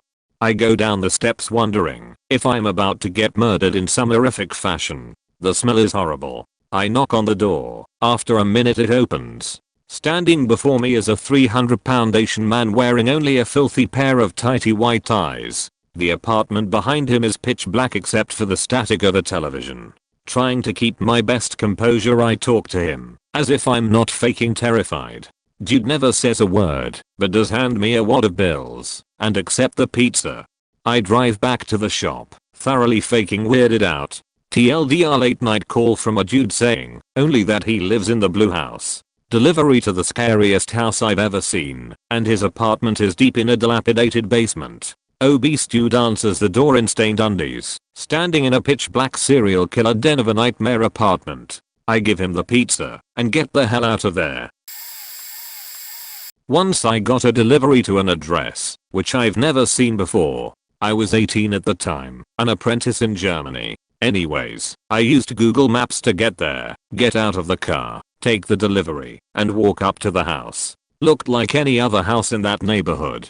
Couldn't see inside, because there were red curtains on every window. As I ring the bell, I notice that the names on the mailbox are weird. Names like Jenna Fox etc. were on there. Maybe you know where this is going already. I didn't have a clue as I was 18. The door opens, and I walk up the stairs. At that moment I realized that I was probably entering a brothel. There was purple and pink lighting everywhere. I walk up to a gold colored door upstairs and knock. An older lady, around 35 to 40, opens the door and says, translated, "Other pizza, honey, you'll have to wait a little, the girl is still on duty. You can have a seat over there." She points me to a little golden table with purple couches around it. Well, I just sit down and wait. For about 5 minutes I hear quiet noises of people having fun with the girls, and feel super weird, because that madam is looking at me constantly. Finally the girl who ordered comes out of her room, has nothing on her, except little red panties, and acts like it was a regular pizza order. Meanwhile I'm standing there, trying not to look at her big boobs too much, while getting the change together and not getting a boner. As I was about to leave, she winks at me smiling, and says see you next time. I get back into the car, sit there for a minute, and try to realize what just happened. Sorry for the wall of text, I'm on mobile. I was a driver for one of the big 3 pizza chains last year during my junior year of college. Delivered to a semi-sketchy apartment complex that was relatively close to campus and housed mostly students on a lower income and some rather unpleasant townies, so most of my experiences here were shaky at best. I get the delivery slip and pizza and start heading toward the address. To save me the hassle of practically knocking the door down, to find out they were in the bathtub listening to Rage Against the Machine. Yes, this has actually happened. I call a few minutes in advance, so they know to expect me. I also do this avoid any surprises. So I walk up to one of these duplexes and instantly smell the sweet aroma of some dank bud, and I'm praying to the pizza delivery gods that he tips me in a fat dab/barn rip. I'd also gladly take George Washington's or Benjamin Franklin's, but I wasn't hurting for cash at the time and would take just about anything. I knock, guy opens door, trade pizza for signature, and the man proceeds to pull out a few wadded ones. At this point I don't care if they folded into an origami flamingo, I just want to get my tip, whatever it may be, and gtfo. At some point in his thought process, he puts the cash away and pulls out about a golf ball sized collection of the flakiest shiniest fish scale cocaine I've ever seen and offers me a line as tip. At this point I was besides myself with excitement.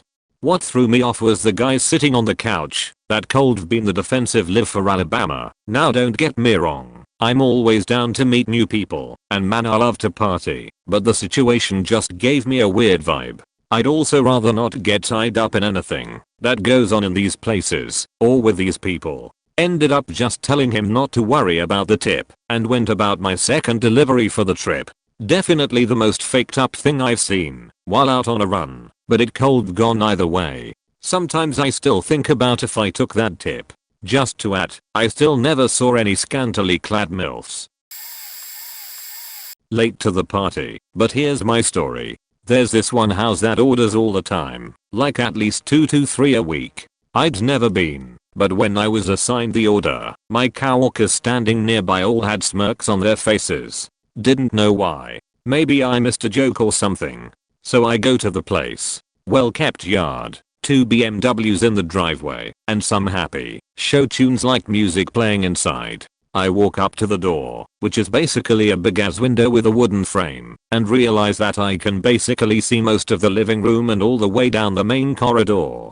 Strange choice for a front door, I thought, as I knocked. I look down and see what was probably the most well manicured Pomeranian I've ever seen wagging its tail and barking. Then out of the corner of my eye, I see movement down the hall. The figure ducks back into the room at the end of the hall before my eyes catch up. After a second or two, the middle-aged customer emerges, completely faking naked, and in the process of putting on a robe. As he nears the door, he gives up trying to tie it off and basically has his dick on display. I was a bit horrified. I kept my eyes locked on his, and then my delivery bag, but no matter where I turned, his dick was in my periphery. By the time he finished signing, dude had become obviously aroused, that menacing meat knife now pointed directly up at me. He then dropped my clipboard. What proceeded was the longest 10 seconds of my tenure as a delivery driver. I stared blankly at the customer, hoping he'd back away or something. He did not. Finally, I just throw out an over there by asking about his dog. He turned to look at her, and I quickly snatched up the clipboard and walked away. $12 tip? Seems this was planned. Riding back to the store, I sat in silence the whole way back. When I get there, my coworkers laughed and said they'd had weird experiences there too, but their laughter faded a bit when I added that the customer's dick was completely exposed in all its wrinkly glory. Even now, 2 years later, whenever someone calls out that street name, I immediately see that dick. It's burned in my brain, man. Etched in the stone walls of my mind like a testament among many on a metaphorical delivery driver memorial. I delivered for a fried chicken joint, which took orders till 2 a.m. In a college town we ended up delivering sometimes till 4:30 a.m. and it got weird. I've delivered to a house that was just raided, cops everywhere, perps still wanted food, delivered food to the ER and ed sections of hospitals, had a guy follow me through the metal detectors with a butcher's knife sticking out of his back by like 4 inches. Coughing up blood, it was messy.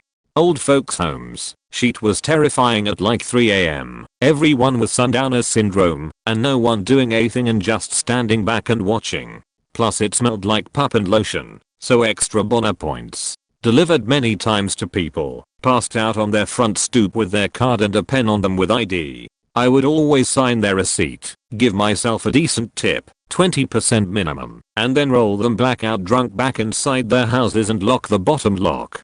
Always gave extra food to cops, because I knew where they sit, and hid in their cars, so I would roll up and give them tasty leftovers. This right here is what kept me from getting citations. In a town of 50k, this would happen nightly, the handing out of food. And it kept it to when getting pulled over other police officers would show up and let me off with warnings. I have posted this elsewhere, but here's my top 2 stories. First one, I deliver to the local motel. Not the Holiday Inn, the local motel. The motel has like 6 buildings with maybe 10 rooms each. There's a couple of buildings on the end where people tend to stay for weeks or months. This was in that building. Guy answers the door, says come in. I should have known better, but I decide to take one step in the door, always leaving the open door next to me, so it can't close me in. There's a prostitute sitting on the edge of the bed in the dirtiest looking underwear I've ever seen. I think she's got to be high. She's got a totally dead-eye expression on her face. It was sort of sad and scary at the same time. The guy digs some cash out of crusty jeans on his floor. He was in some like gym shorts with no shirt, to pay. I take it. I leave, and the guy reaches out of the room, leaning his head out and says, "Hey, come back here." I look at him, and he's got like one hand out the door, and one back in the room, so I'm half expecting to be murdered or robbed, but I can't tell you why. I take a few steps toward him. He reaches out his hidden hand and it has more money in it. I give him a puzzled look and he says, "I kid you not, the hoe gave me a discount when she saw the size of my dick." Second one, I delivered to the Holiday Inn, the one referenced above. The person who took the order wrote the room number, but wrote it across some pre-printed info on the ticket, so it was difficult to read. I thought the room was 211. The middle one was on the line, though, and it was actually supposed to be 221. So I deliver the pizza to 211. I can't remember exactly what it was, but it was a somewhat weird pizza order, maybe anchovies or olives, some bread, and a pop. I think it was like a $35 order. The guy says great thanks, takes the pizza, pays me, gives a decent tip, and I'm on my merry way. I get back to the shop and my boss is freaking out. "What the hell did you do with that Holiday Inn pizza?" I'm obviously confused. The guy just called and was wondering what was taking so long. I explained that I delivered it, and we call the guy back to confirm he did not get the pizza. We ask about the room number and learn it was the wrong one. I apologize to the customer, telling them I thought it says 211 not 221, and that we'll rush his order right out to him. At the time I got paid minimum wage, plus tips, plus $1 per delivery. My boss said that he'd remake the food and give it to the guy for free, but I wasn't going to get my $1 delivery on it. That seemed fair enough. I go to the right guy's room, apologizing profusely. The guy is very nice, there with his wife and 2 kids. He tells me that, while I was gone, management had to get involved. I guess the guy decided to call to room 211 and ask him for the pizza back. The guy in 211 told him it's my pizza now, and if you want it, come pry it from my cold, dead hands. When the real customer realized he was a madman he hung up, but I guess the deranged 211 guy came down and was pounding on the door of the customer, making all sorts of threats at him for trying to steal his pizza. I'm not sure if management kicked him out or just moved him, or whatever. After I continued to apologize, the guy said it was okay. He asked how much for the pizza, and I said on the house for all your trouble. I'm so sorry. Well, let me at least give you a tip. he says. $20. That beat my $1 delivery pay. So I wasn't a driver, but spent my teen years working at a pizza delivery chain in the restaurant and running weekend shifts, usually nights. I had a driver come back looking horrified as the cash he was handed was soaked with blood, delivered to a shady part of town. I had to make the bank deposit, so remember finding gloves to put it into the bank envelope. Couldn't throw it out, or my 16 years old self would be on the hook. I had a guy run into the shop screaming and demanding to beat the shit out of my driver for allegedly cutting him off on the road. Driver was out on a run and I managed to convince the guy that he'd be waiting a long time for him and that it wasn't worth it, while keeping my hand on a big knife behind the counter just in case. My boss hired a new driver who I was going to be alone with for weekend shifts, morning, late nights. He just rubbed me the wrong way, not explicitly creepy like the guys who told me to consider marriage at 16, but just something. My friend who also worked there felt the same way when she did other shifts with him. 2 weeks later, front page news, he murdered his wife and daughters and jumped off his balcony, breaking both his legs, and was being tried for murder. Edit. Almost forgot the time the store manager hired his girlfriend's brother as a driver. A couple weeks later the brother comes into the restaurant covered in blood yelling, "You see this? This is your boss blood. He better not fuck with my sister again." And runs back out again. Had to call the paramedics to my boss' front lawn to look after him. In hindsight I'm kind of surprised my parents let their teenage daughter keep working in this environment.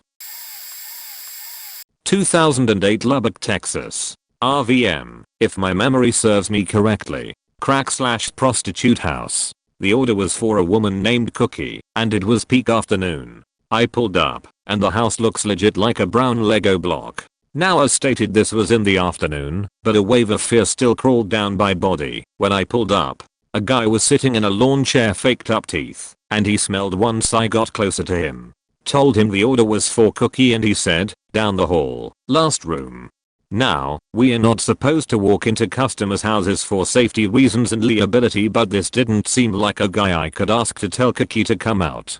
So I went into the house, and was exactly the kind of biohazard zone you'd expect. A prostitute was on the couch, and asked who the pizza was for. I said Cookie, and got the same response. Down the hall, last room. The hallway had 2 other rooms, a bathroom and the room at the end.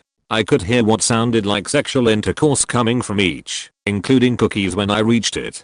Surprisingly didn't hesitate to knock, because I wanted to get the fuck out of there, and wasn't willing to wait. Knock, knock. Who is? Pizza guy. Hold up a minute. Okay. Maybe 3-4 minutes goes by and the door opens. The whitest 40-year-old country club happily married man walks out. Golf attire, staring straight forward and avoids eye contact with me at all costs. Then, Cookie steps out. If she was an animal, she'd be a stray dog with mange. Not even an exaggeration. She's chewing gum, wearing panties and a muscle shirt with a handful of dirty dollars. She was short just under $1, but didn't give a fuck. Grabbed the money, gave her the pizza, and got the fuck out. These are mild, but I thought I'd share. I had one guy offer to give me a tattoo cheap because he had read a lot of books on it. One guy answered the door with his boner poking out of his boxers. One woman answered the door completely naked. I thought that was just a myth. One regular had 2 Jehovah's Witnesses over for pizza every Thursday afternoon. They made her pay every single time. I found that faked up. I've delivered to a prayer meeting before. They invited me to stay, and I moped the hell out of there. My manager was severely harassing me and stalking me, so the actual pizza store was the most faked up place I had to go to after every delivery. I quit. Then he left, so I went back. One regular had an apartment that stunk to high heaven, and I'd always have to hold my breath as long as I could. Same apartment block as the one above. It's nicknamed Suicide Towers. True story. Got pinned against the wall by some greasy meth head that lived in the apartment next to the one I was delivering to. Kicked him in the balls and ran. Told my other manager I refused to deliver there again. They didn't even ask me why. They just said okay. They knew the deal with that place. I delivered to one of the most shittiest areas of the city. I've been offered countless beer, weed, propositions. It's not easy to be a female delivery driver. There is an apartment complex within our delivery range that is known to be one of the most dangerous places in the state. It's an old brick building, graffiti all over it, and smashed stained glass windows. The rent there is super cheap, so you get some really dodgy people there. There have been multiple murders there, and one event was a crazy man who attacked his girlfriend with a katana. For some reason, when I started, no one thought to tell the new drivers to never enter the property, and I was new to the area, so I didn't realize how bad it was. I turn up, call the customer, and ask them to come to the front. They oblige, and ask to pay by card. We delivery drivers do not have an EFT POS machine on us, so I asked if I could call the store and get them to do it over the phone. It was a key card, PIN only. I call up the store to ask for guidance, and the customer was getting slightly annoyed. I ended up driving the customer to the nearest gas station for them to get money out. They were fine with me, but they struck an argument with the gas station employee. They get in the car, apologize, give me the money and a small tip, and I drive them back. I got lucky. I've been there times since then, and people have tried to take pizzas off me, or just generally harass me. One of my co-workers when they started, actually went in, and had a window smashed right next to them. Edit, link to article and some words. I delivered for Pizza Hut for a while before my Post Civic broke down in another town, and I was fired. There was a Domino's driver that every time we would see each other we would race. Like, launching at red lights and cutting each other off in traffic.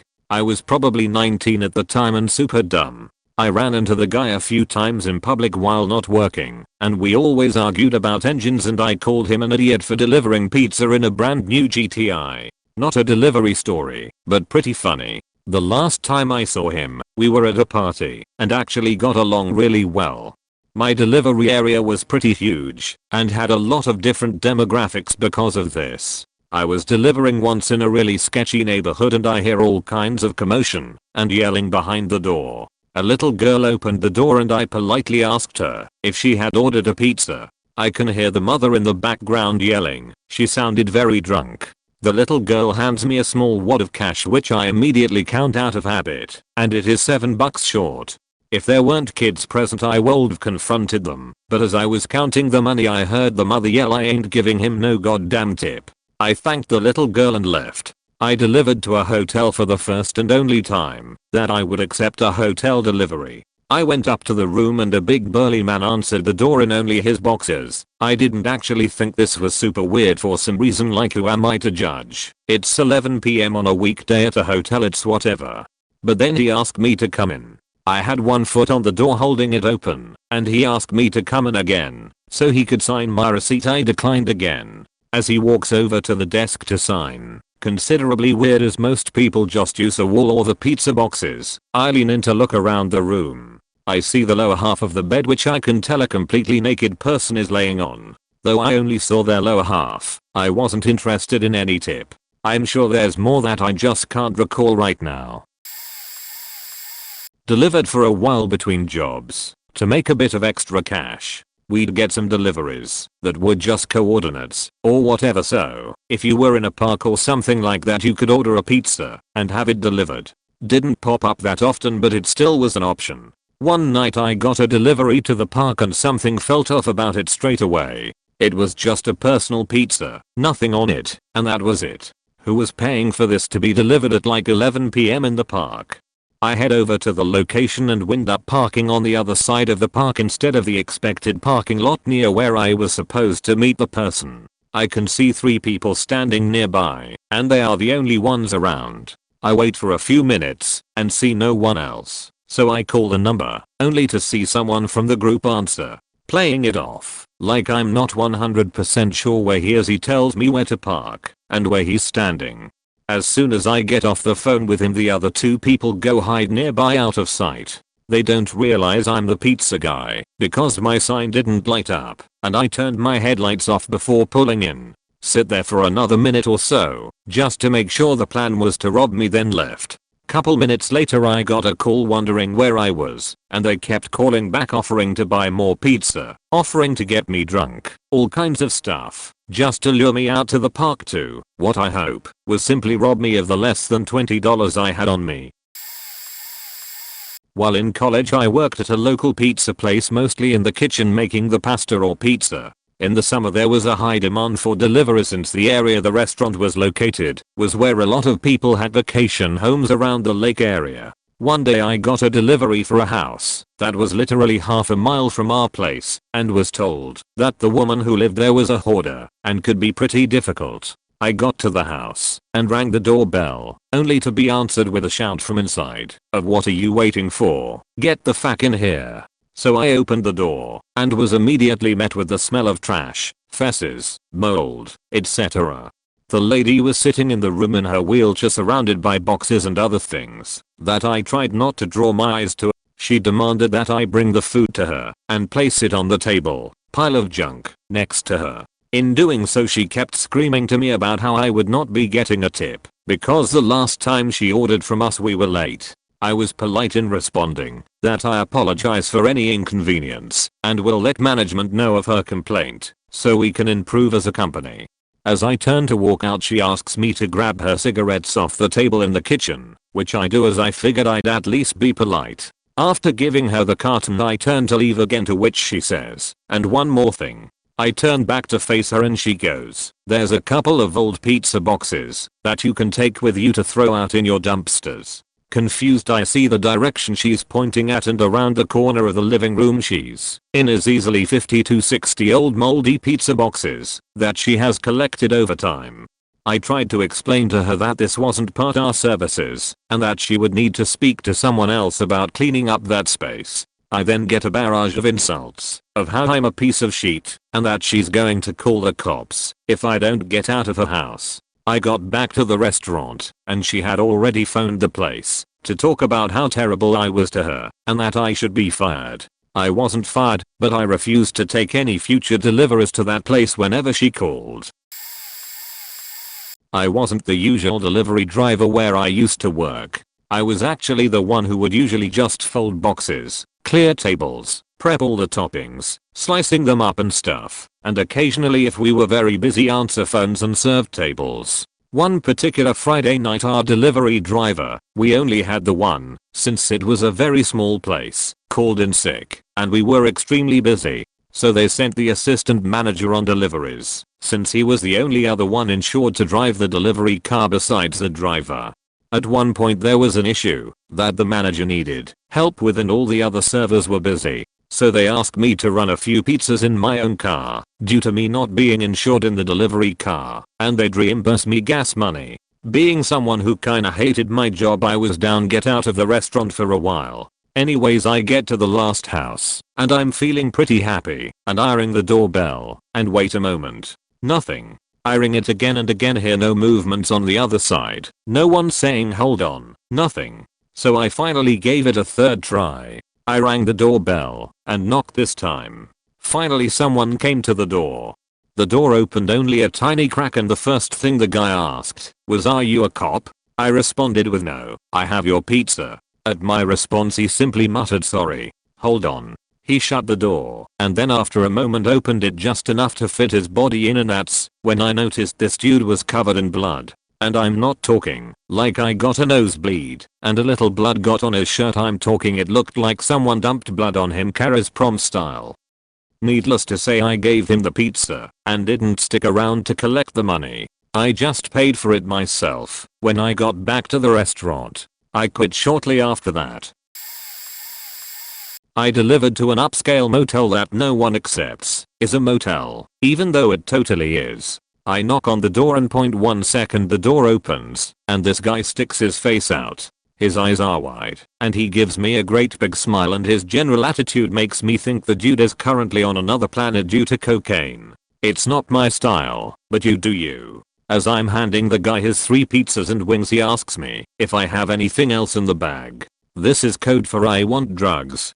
Normally I like to please my customers, but I don't do hard stuff. So I tell him no, and we go about our business. None of this bothers me so far, but as he is closing the door I see about 10 girls' soccer backpacks, and it becomes very apparent to me this guy is a soccer coach taking his team on a trip to a tournament. Admittedly I got a little bugged that this dude blasted on cocaine could be the only adult supervision to some younger girls, but he closed the door before I was sure what I saw. It takes me about 5 minutes to get back to the store and this guy has already ordered another large pie and some wings. There are 2 drivers, me and this kid who is 16. It's his first job, and he's the kind who thinks marijuana is hard drugs. I work out the delivery order and quickly realize he's taking it, so I tell him, when he gets to the door, if the guy asks any questions to say no, and if he sees and girls in the room under 15 to call me when he gets back to the store. He never saw any kids, he told me, but the first thing the guy asked was if he had any drugs. Another fun time I had delivering pizzas was out on this dark country road late at night. We close at 12 and these kids ordered at like 11:45. I drive up the long gravel driveway to a huge house with a ton of property and security cameras everywhere. Get up to the door and knock loudly, and I'm waiting for a few minutes before this boy comes up to the door, who looks like an 11-year-old cross-dresser. His friends shortly follow behind them, and to be honest, now that I think about it, I'm pretty sure these kids had just smoked weed for the first time, because they were acting really strange, paranoid, and happy all at once. The cross-dresser kid is talking to me in a really sexual way, and ends up trying to grab my ass. I'm a guy and I don't get down like that, so I tell him to stop. He puts his hands on me again, and I tell him more firmly, you need to take your hands off me. Kid, he laughs almost uncontrollably, while his friends are giggling in the background, all of them looking stoned as hell. So after he finally gives me the money, no tip included, I thrust the pizza into his weird little hands, turn around, bolt out of there, and put the house on D&D status. Fuck that sheet. TLDR was sexually harassed by an 11-year-old crossdresser and his stoned hippobeast friends late at night. I had decided to take a semester off between community college and uni to prepare for what was in store for me. In the meantime, I applied for making pizzas at a pizza shop, but got bamboozled into deliveries. It was at this time where I had gained enough experience to the point where I could deliver pizzas comfortably with even my eyes closed. One real early morning, I get a call from a dump downtown. I arrive with a couple of pizzas outside the address that was given, and it was a plasma donation center. Very weird to be eating pizza this early in the day, but I wasn't judging. I go inside, and there's a long line of people waiting to be seated to donate. I go to the front desk and a sharp-toothed Latina behind the counter escorted me around back where a bunch of offices were located. A humongous, I'm referring to her with, hairy man-looking lady steps out. In a raspy voice she expels, "They're all for me, I'm the pizza queen." I chuckled and told her how much it was. She paid in full, no tip of course, and I made my way through the donating bays, where I overhear a short, balding Asian guy. You could tell he was young, but it looked like life punched him in the face hard. He was in the middle of sticking a needle in an impatient guy. The phlebotomist and donor had a back and forth. "Hold still, is it in yet?" "Yeah, good." I was almost out the door when suddenly, one of the techs there screeched, as if he was being possessed. Everyone was staring, and I could hear the Asian guy giggling, as if they were friends and he knew what was going to happen. The tech ran down each aisle unplugging everyone's tubes that transported blood into the machines. He was screaming plasma for everyone. It was literally a bloodbath at the end of it. Not sure if all centers like this has crazy people passing through, but from that day forward, I told myself I wouldn't go near those places again. In fact, the day I quit was the day that place had called to make an order again. I'm a courier for food delivery companies like Grubhub and the like. This happened at night in the bad parts of St. Louis, MO. I had done close to a dozen deliveries for this place before this one and all of them were terrifying, but nothing really super bad had happened yet. I used to be in security, so I know how to handle dangerous situations, and had always made it through. I got a delivery for a restaurant called Mom's Soul Food Kitchen in the heart of the downtown ghetto. Drug addicts, gang members, and crack hoes, oh my. I get there, and their nastiest 2-day-old bug-riddled food sitting on warmers in a molded out decaying building wasn't ready, so I had to wait for a good 10 minutes for the lazy fakers behind the counter, who were barely fluent in Ebonics, to do their goddamn jobs. I finally get the food, get past the drug deal outside the door, and then get my white disabled into my white smart car I bought solely to make these stupid deliveries with and head to the drop-off. That's when I find out I'm going to faking Ferguson. Yeah, that Ferguson. I finally got to the customer's house in a neighborhood that can only be described as a nightmare. I walk up to the dark door on the definition of an unlit dead-end street and knock. The door flies open, and I'm met by a tall skinny black man wearing a pair of heavily stained formerly white underwear and a wide open purple bathrobe with a revolver in his hand and Lovecraftian level madness in his eyes. He immediately starts threatening me with the gun. It takes me a couple of minutes to get it to register to him that my giant red hot / cold bag had food in it for a guy named Jim. Once he gets it, he just stops, turns around, and walks into the back room of the house, leaving the door open and me standing there without saying a word. A few seconds later, another black guy comes out and lets me know he is a customer and takes the food. Apparently this guy ordered from my service and never told his lunatic housemate about it. The second he gets the food, he closes the door. No apology or anything. And no tip.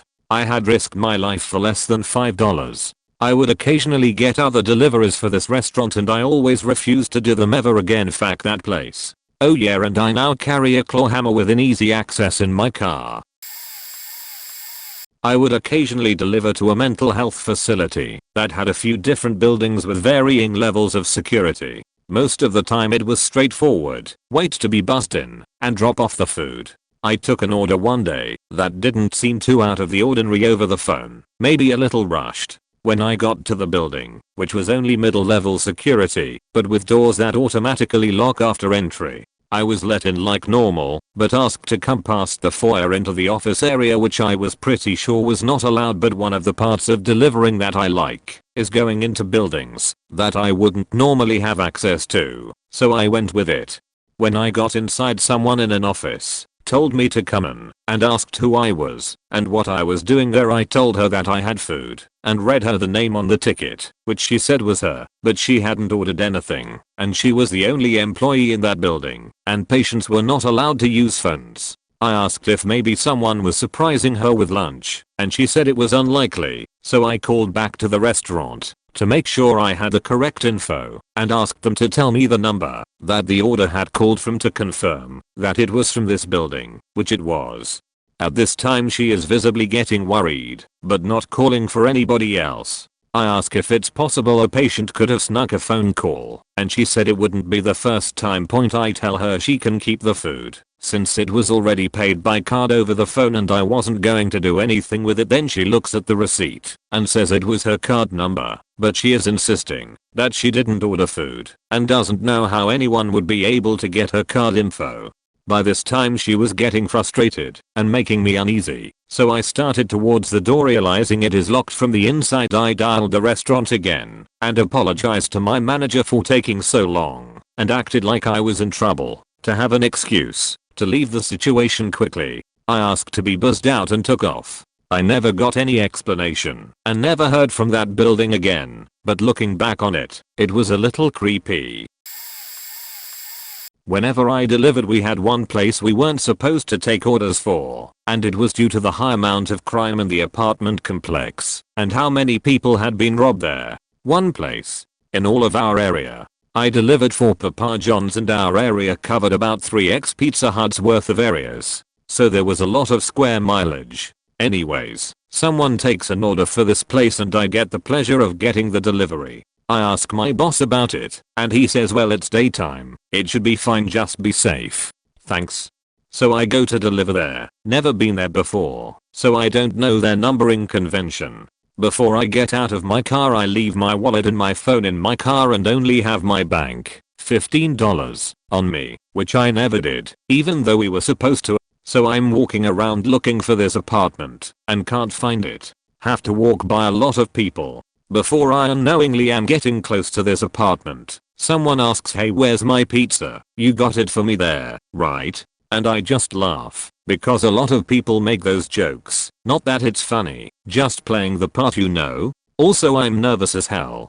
Then he says I ain't lying or joking, so I just get a straight face and continue to go on. I deliver the pizza, get a $2 tip, realize my car is around the other side of this building, just have to go through some grass. As soon as I turn the corner, I book it for my car. It might not seem so bad reading it, but I was in my early 20s, and it was really scary at the time. A few of our guys over the years got robbed, and even someone broke into our store after the Super Bowl and cut into our safe to steal all our money, but I was lucky to never get robbed. Whenever I delivered, we had one place we weren't supposed to take orders for, and it was due to the high amount of crime in the apartment complex and how many people had been robbed there. One place in all of our area. I delivered for Papa John's, and our area covered about 3x Pizza Hut's worth of areas, so there was a lot of square mileage. Anyways, someone takes an order for this place and I get the pleasure of getting the delivery. I ask my boss about it, and he says, well, it's daytime, it should be fine, just be safe. Thanks. So I go to deliver there. Never been there before, so I don't know their numbering convention. Before I get out of my car, I leave my wallet and my phone in my car and only have my bank $15 on me, which I never did, even though we were supposed to. So I'm walking around looking for this apartment and can't find it. Have to walk by a lot of people.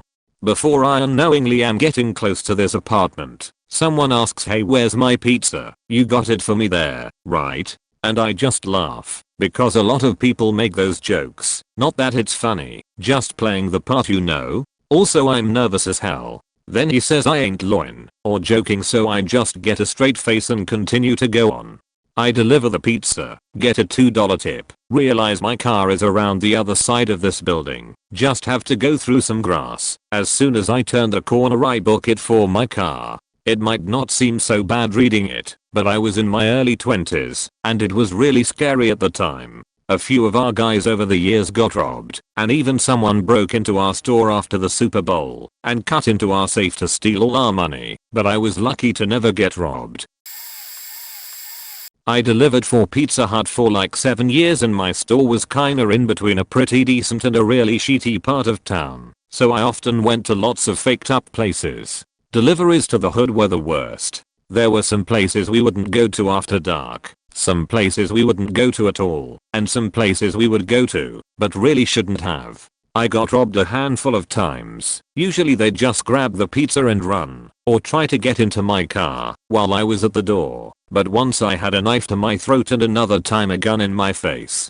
Over the course of working there, I lost numerous pizzas, about $100, a wallet with all my shit in it, about 1/4 of weed, and 2 iPods in robberies. I think they wanted to take my car once too, but I guess they couldn't drive stick. I didn't even have to leave the Pizza Hut to see faked up situations though. There was this crazy dude who worked there that would stir the sauce with his bare hands.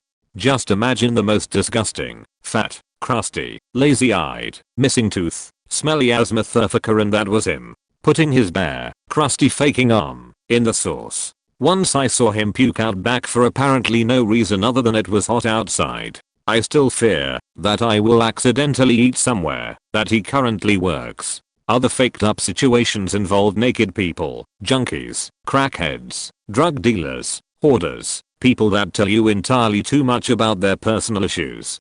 Drunk guy yelling at his kids, drunk guy yelling at his wife, scammers, entire 8-person families living in a single motel room that smells like Bigfoot stick, crazy one-legged diabetic guy who smells like Bigfoot stick, depressing as fuck lonely old guy in a retirement home that smells like Bigfoot's piss, etc. Just imagine a faked up living situation, and I probably witnessed it. I've been tipped with weed, beer, tigs, coke, fake money, coupons, useless and nearly useless, a copy of Bad Boys 2nd on DVD, and occasionally cash. It was quite an experience, and as much as the actual delivery sucked, I loved when I was just cruising around smoking weed and listening to music. I'm glad that era of my life is over, but I look back fondly on long deliveries to the edge of the map on the good side of town. Not a current delivery driver, but when I worked for Domino's, I had a delivery one night to a condemned house. I pulled up and could barely find the place. It was night and dark as fuck. I walked up to the door and saw the condemned notice on the door. Well, shit. I checked the address against the order. Everything matched. This can't be right. At the end of the block was a gas station, so I went and used the payphone to call my boss and verify the address. This was way before cell phones. Everything still matched, so I went back to the address. As I was sitting there, debating whether or not to go in the place, it was a house converted into apartments, so the interior was accessible. A cop drove by. I jumped out and stopped him. I explained the situation, and he walked in with me using his light. We went upstairs, and I knocked on the door. To both our surprise, a woman answered.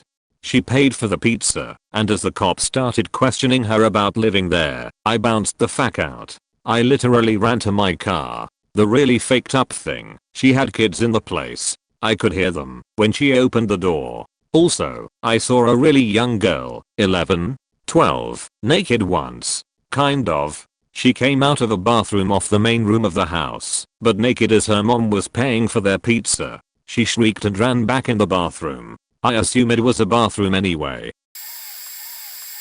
I have two somewhat odd instances, not really faked up, but here we go. One time I'm just delivering to a standard suburban house in the middle of the day, nothing weird.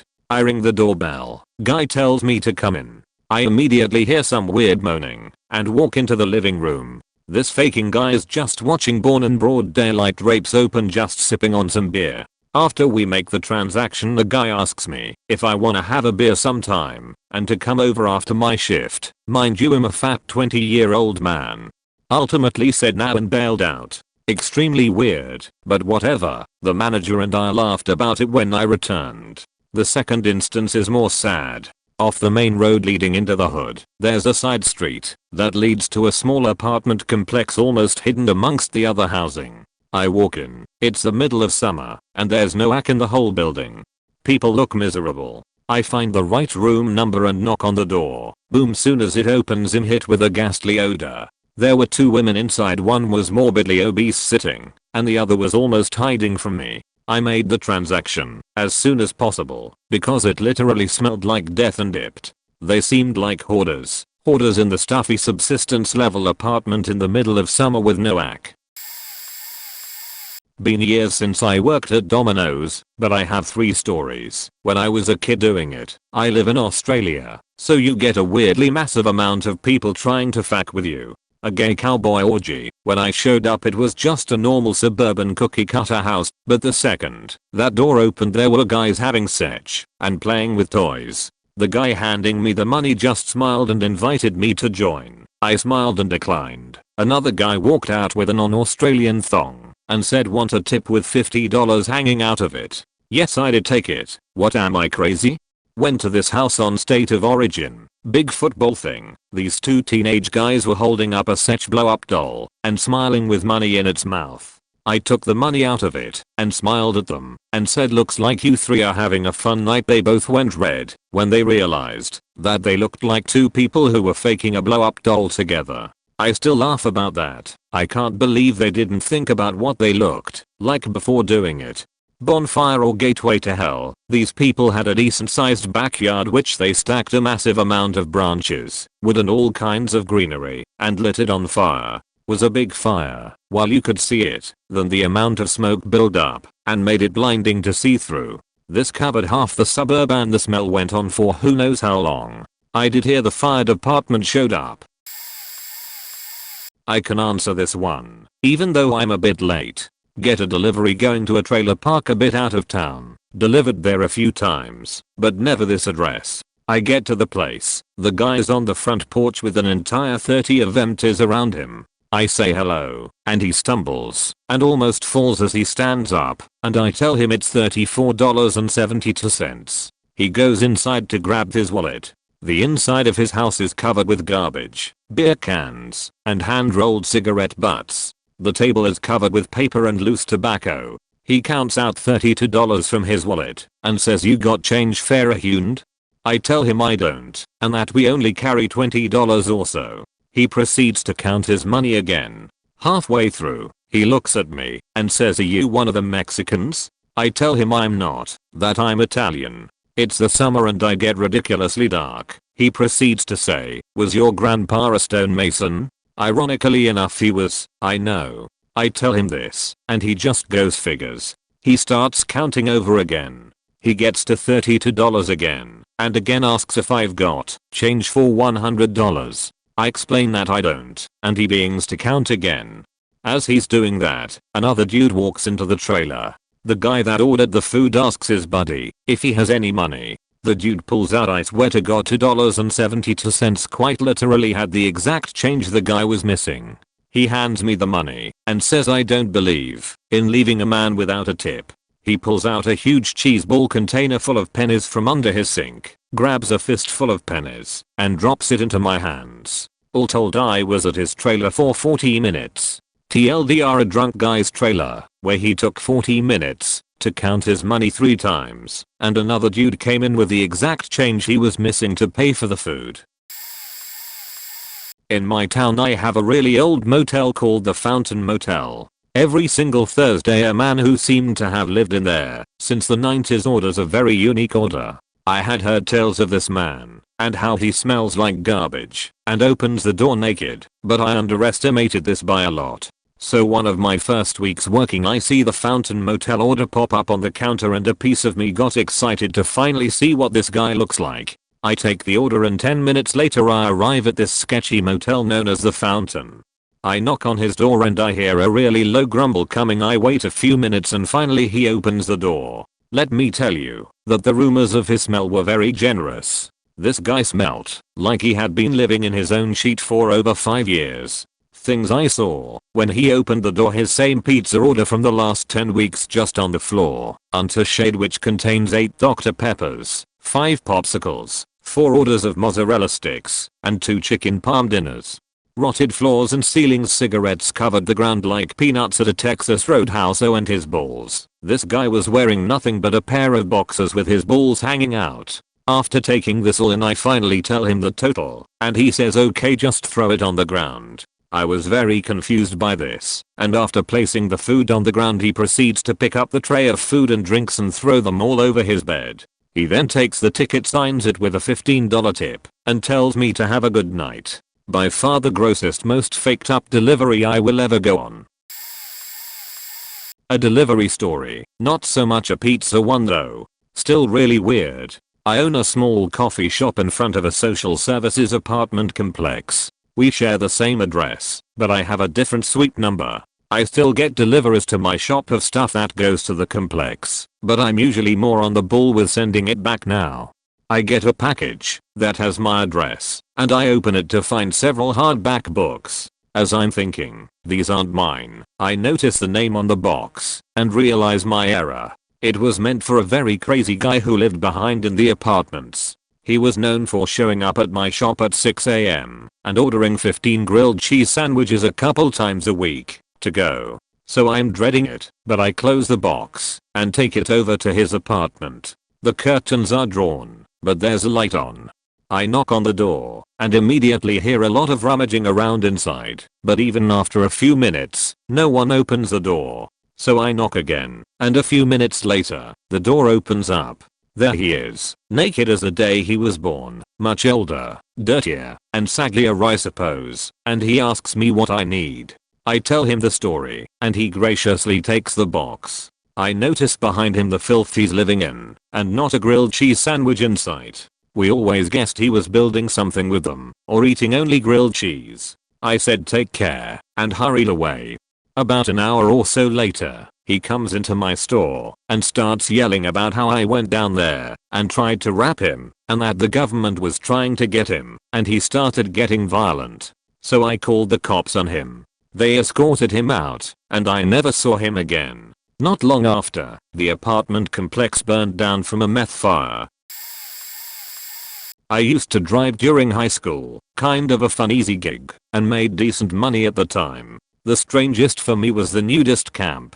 Rolling up it is very strange signs telling you to turn back, old rusty tractors and different equipment leading up to a huge gate with barbed wire and spotlights. I've been there a couple of times, and normally you would call whoever ordered, and they would ride over to meet you on a golf cart, to meet you at the gate more or less clothed. Generally a large greasy man with a half-assed butt and Hawaiian shirt, no bottoms. Gross, don't want to see that.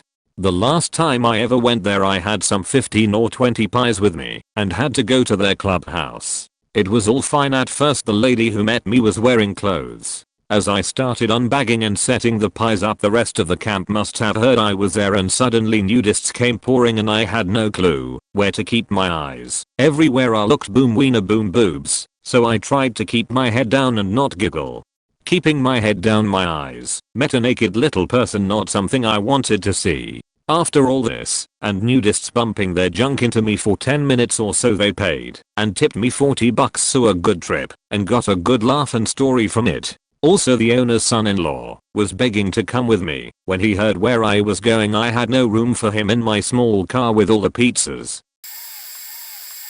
I'm late to the party, so hello those sorting by new. This also might not be as good, but still, sat, the Christmas hoarder. She lived in an apartment, not sure if it was a retirement community, but it was full of the elderly, so probably, with a bedroom, a kitchen and a living room that were all tiny. The whole faking place was covered in Christmas decorations, year round. She clearly had nowhere to store them. It was sad. Creepy. The Tower of Terror retirement community. It was / is this ugly tall brown faking building in kind of the wrong part of town. We sort of live in the suburbs, so it is very weird to see a building this big. It's gained kind of a reputation at our establishment as a creepy place. They had these really long grey hallways with no windows in it. It looked like something out of The Shining. Numerous old people answering the door in their underwear. One citizen in her 70s kept trying to offer one of my colleagues a glass of wine. Nothing really big, just a bunch of small incidents. We all agreed it was just a creepy faking place, and long after we all agreed on this, somebody was faking murdered there. One citizen's girlfriend tried to dump him, and he murdered her there, and hid the body in his apartment. I wasn't the least bit surprised when I heard this. Reposting you/running in circles 234's post from r/let's not meet. When I was 20 years old, so 6 years ago, I worked as a delivery girl for a pretty popular pizzeria in my area. Initially, I worked the late morning to mid-afternoon shift, but when the guy who delivered for the night shift ended up getting fired due to him losing his license because of a DUI, I was placed on the night shift, since my boss hired a family friend who could only work my shift for whatever reason. I really didn't want this shift, because you never know if people who order late at night actually want a pizza, or if they have other intentions in mind. Unfortunately, my boss was an asshole and essentially told me if I wasn't willing to work the night shift I was fired. I wasn't exactly in a position where I could be out of work, albeit temporarily, so I reluctantly worked the shift. The first month of this shift went by without any issues, until I had to deliver a pizza to a house that just barely made our delivery radius. I punched it in on my GPS and the house was located in a pretty suburban part of the city. I arrive and it's about 11 PM. The block was extremely quiet, decently lit, and mostly littered with modern townhouses, but the house I delivered to was a duplex. I ring the doorbell and wait for about 30 seconds. No answer. I ring it again and wait another 30 seconds. Still no answer. I'm standing there getting pretty nervous that something's about to go down, but thankfully a man opens the door. He looked like he was in his late 40s. He was pretty tall, maybe a little over 6 foot, and he was very skinny. I tell him his pizza is here, and he just stands there staring at me. I asked him if he was okay, and he responded by saying, "Yeah, I'm fine, sorry. I got off work not too long ago, and I'm zoning out a bit." Fair enough, I suppose. He hands me the money, I hand him the pizza, and as I'm making change he says, "You're really beautiful, you know that?" Not really thinking too much into it, I thanked him for the compliment, and gave him his change. I said goodnight and he did too. I walked back to my car, and finished my deliveries for the night. A few days later I get a delivery order to the same place. I head over there around the same time as last time and ring the doorbell. He answers the door very excitedly and said, "Hey, it's you again. How are you?" I told him I was tired and can't wait to go home, to which he chuckled and said, "I know that feeling pretty well," as he was pulling out his wallet. As he's counting his money he asks me what my name is. Being kinda tired at this point and not really thinking straight, I stupidly tell him my name. As I'm making change he asks if he could have my number, as he'd love to hang out with someone as gorgeous as I am. Whoa buddy, pump the brakes. I've literally only met this guy like twice to deliver a pizza. I had no idea who this guy was, and I'm positive he barely knew who I was as well. Another thing to mention is that I looked way younger than I was at the time. I was told by numerous people that I still looked like I was 15, and I was hoping he thought differently and wasn't hitting on what he thought was a teenager. I'm just standing there awkwardly for a few seconds before I muster out, "Sorry, I have a boyfriend." He gets upset and says, "Oh, okay, I see." We stand there in silence before I tell him to have a good night and walk back to my car. He says nothing and still stands at the doorway staring at me until he finally went back inside once I started my car. I got a pretty creepy vibe from this guy and even brought it up to my coworkers and they agreed it was pretty creepy. Except for my boss, who overheard everything and claimed I was making up stories and trying to gain sympathy for having to take the shift faking as whole. A week later, as I'm working the night shift and we get an order from the same guy again, and this is when shit finally hits the fan. I arrive at the house at around 10:30 p.m. and keep in mind that from my perspective on the road, it didn't look like a single light in that house was on. I get out of my car and I walk to the front door with the pizza box in my arms. As I'm approaching the door, it quickly swings open to reveal the man, except this time he was wearing a suit and I jumped back. He laughs and said, "Sorry if I scared you. I saw you out the window and figured I'd just open the door now so that you wouldn't have to ring the bell." I was getting scared because, as I mentioned before, there were no lights on in the house, so was he sitting in the dark this whole time? And if so, why? I nervously laugh and say it's okay. He asked me if I liked his suit, to which I said yes. He then asks me, "Would you like to go on a date with me tonight?"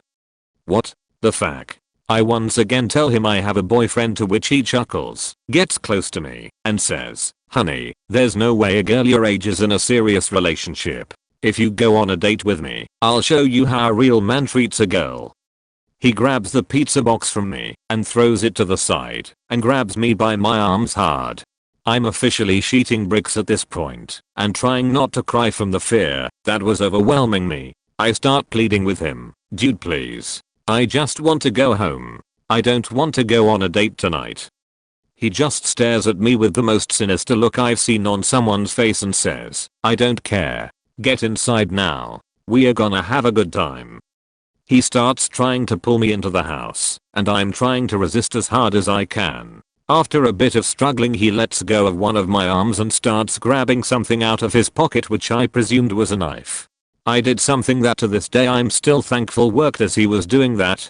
I used my free arm to punch him as hard as I could in his stomach.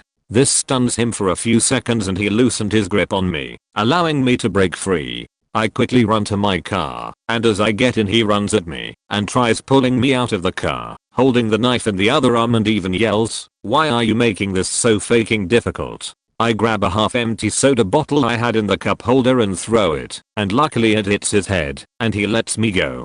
I slam the door, and then all of a sudden he jumps right on the hood of my car and starts scratching and banging on my windshield with his knife. I put the car in reverse and quickly back out of the spot and quickly reverse down the road with him desperately trying to hold on. He's banging on my hood screaming, "Stop the faking car."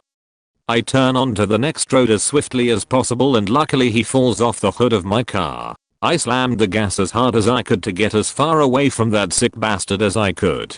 In my panic state, I drove a couple blocks down the street and kept making turn after turn onto other side blocks as I feared I was being followed. Eventually, I reached a red light and I slammed on the brakes and just sat at the intersection frozen from what had just happened. I began crying and violently shaking as I was sitting there. It dawned on me that I came so close to losing my life and I couldn't help but feel like I shouldn't have been alive. Once the light turned green, I pulled over to the side and just sat there crying. Eventually, I get the energy to drive back to the pizzeria, and almost immediately after I walk in, my coworker knew something was wrong after seeing me. I practically broke down in front of him and everyone else came to the front wondering what was going on. I fought my tears and explained everything that had just happened. My coworker comforted me and my boss surprised me and began apologizing profusely for what had happened and for putting me on the night shift. He took me into the office and handed me the phone to call the cops. They arrive at the store and I give them my statement, as well as taking pictures of any marks on myself as well as scratches on my car from the encounter as evidence. My coworker followed behind me as I drove home, and I collapsed on my bed and strangely enough, I managed to fall asleep. I quit my job the next day and luckily a friend of mine managed to hook me up with a new job at her clothing store. I've got a few incidents from my time delivering pizzas. One customer who was known as a little weird got quoted 25 to 30 minutes on the delivery by the phone kid. We got a little busy at the same time he said this, and I got there about 33 minutes after ordering. I knocked and this weird ass lady said, "You're late, I should shoot you." She meant it as a joke, which is fucking idiotic, but that freaked me the fuck out. She handed me money I booked out of there, and called my manager, who then called the police. She got blacklisted. I delivered out to a trailer park on an order that was placed 5 minutes before close. I get there, knock, and a teenager opens the door with a smirk. He pulled out of a knife and said, "Give me all of your tip money." I said, "It's not on me." I had backed off a little already during this convo, but I just booked it and luckily made it to my car and got it locked. I got the fuck out of there. The creepiest one was where we got a delivery to a campground way out of the way off a highway. I got there, realized it had been closed for the season for over a month. I called the number, and he was a park manager having a end of season camp out with some friends, and they told me to proceed and just push the gate open. I did this, and went on to realize the cabin they were requesting me to go to was one way back in the woods down trails. It wasn't a nice night, it was raining, and pitch black out there. I had to get out of my grand bricks several times to move big branches out of the trail, so I could keep going down this narrow as road. I got tired of this, and thought he should just meet me at the gate. I tried calling the person back, and got no answer. Headlights showed up behind me. It turned out to be a cop. I explained what I was doing, sign on the car, dude, and what I was told. He called the park manager and they did not order pizza. He moved his car, and I got the hell out of there. I never got a follow up if anything was found out there. And honestly, I live in a really nice area. These things can happen anywhere. I've had at least 3 crazy experiences delivering that come to mind. The first one was a all men's bathhouse. I was told by a coworker it was some sort of gay club in my city. My first thought was, well, I might get a good tip. I showed up, and the outside didn't even look like it was open for business, and it was real discreet. No business name, just an address. I walked up to the tinted door and had to be buzzed in. Then there was a hallway and more doors. I began to wonder if my coworker was full of shit and this was just some small community center.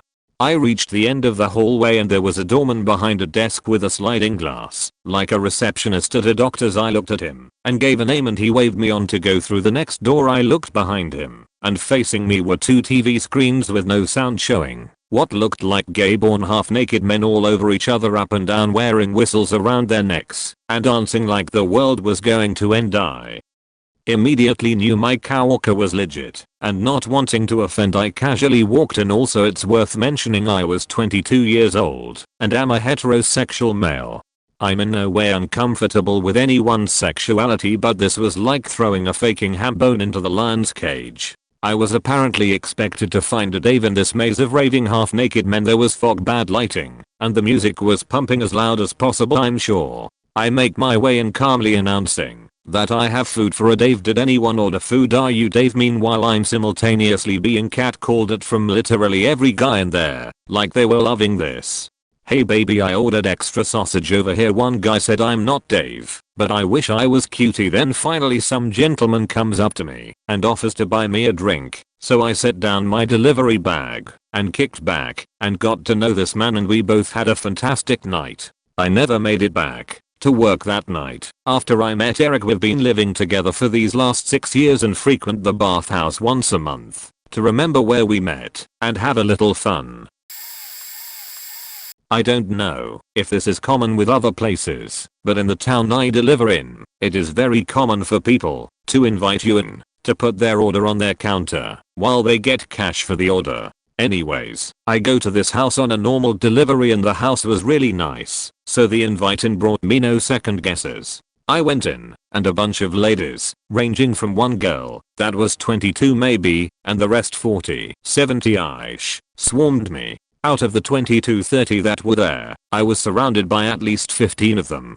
They started saying how handsome and a catch I was, and started asking my age, while doing the ending pose of the bend and snap from Legally Blonde. When I said 25, most of them get discouraged, and 2 said out loud, "Oh, too young to probably want to sleep with us." I started to get uncomfortable, and to make things worse, one lady said, "But she is young enough for him," and shoved the 22-ish girl in front of me.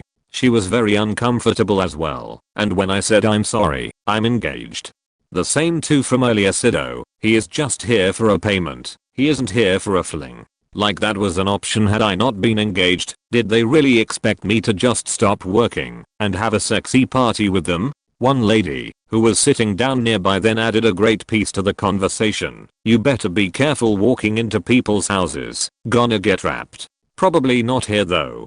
Thanks. I got the money, got a $17 hush money tip, and left in a hurry.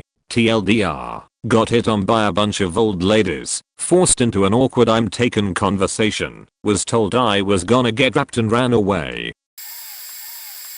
I worked at a pizza joint a while back, and had a delivery to a sketchy-as motel that was known for having weird drunk bums and drug users all around the complex. There was like no way into the building without calling someone out, and of course, when I did I had no answer. So I'm slowly walking around trying to find this damn door, so I can bounce out of this place, and having no luck. The dude finally calls, and I find his door and knock.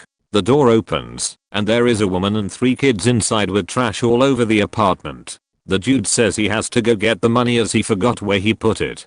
Comes back out, and asked how much it was. Again. I tell him the total and just trying to hope this dude can hustle it up. As I look to my right, this drunk/drugged man is slowly walking up, starts rambling some random slurs, and I hear him ask if he could have a ride somewhere. I tell him I'm clearly working, and that no, I cannot give you a ride, and that he should call a taxi, Uber, or even walk. The man inside finally comes out and gives me a $20 for his $19 and some odd cents bill, and I'm just like whatever at this point, as I just want to get out of here at this point. Meanwhile, the man who has gotten a little pissed after I told him no is still slowly creeping up towards me, and then proceeds to try and get in my passenger door. I reach over and pull that sheet shut, lock the doors, slap that baby in reverse, and pull out of there like Lightning McQueen. Not even an hour later, we see a rush of police vehicles and an ambulance flying by our store heading south.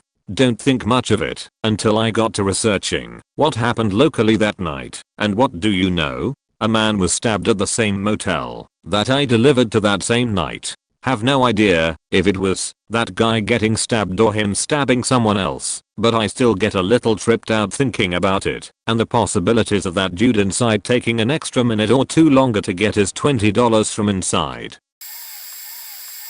Delivered pizza to what turned out to be a sort of regular customer. Old rundown trailer park. Grizzled old man in his ancient crusty bathrobe, boxers and whiffer beater invites me in so he can write the check. If have to sort of duck and weave my way under and around old strands of flip paper covered in flies that have been stuck on there so long that they are just desiccated shells. Place reeked of something indescribable combined with decades of dust and filth. This is the only real contact he gets, so he's sort of holding me hostage as I can't leave until I get the check. In the meantime, he's rattling on about conspiracy theories and how the government is spying on him. I just happened to mention something along the lines of a government conspiracy that I had heard somewhere. I can't remember what it was now, and he suddenly gets real serious. "What did you say?" "Me, you know, so and so did X." He's real angry now. "Who told you this?" He starts scrambling over to me and grabs an ancient machete that was sitting on his coffee table, screaming, "You know too much." I'm scrambling to get out of there, out on his porch that's falling apart, thinking I'm gonna get a machete to the back of my head. I get to street and he's standing on his porch still yelling that I knew too much. But I'm pissed, rattled, and realizing that I'm going to have to cover the price of pizza. I think I was yelling something like "F you, you're a pose, I hope you die." The manager was laughing when I told him about it. Going there was apparently like a rite of passage for the pizza delivery crew. I didn't have to pay for the pizza and I never had to go back, since the guy wanted to kill me. I was at the end of my shift and had one more delivery to go. If you have been a pizza delivery guy, you know that when an order pops up you can read part of the address and see the general area of that address. Of course it was the bad part of town. I arrived at the house and saw an undercover cop driving up and down the street. I walked up to the door, if you can call it that. There was no glass and dogs started barking as I got closer.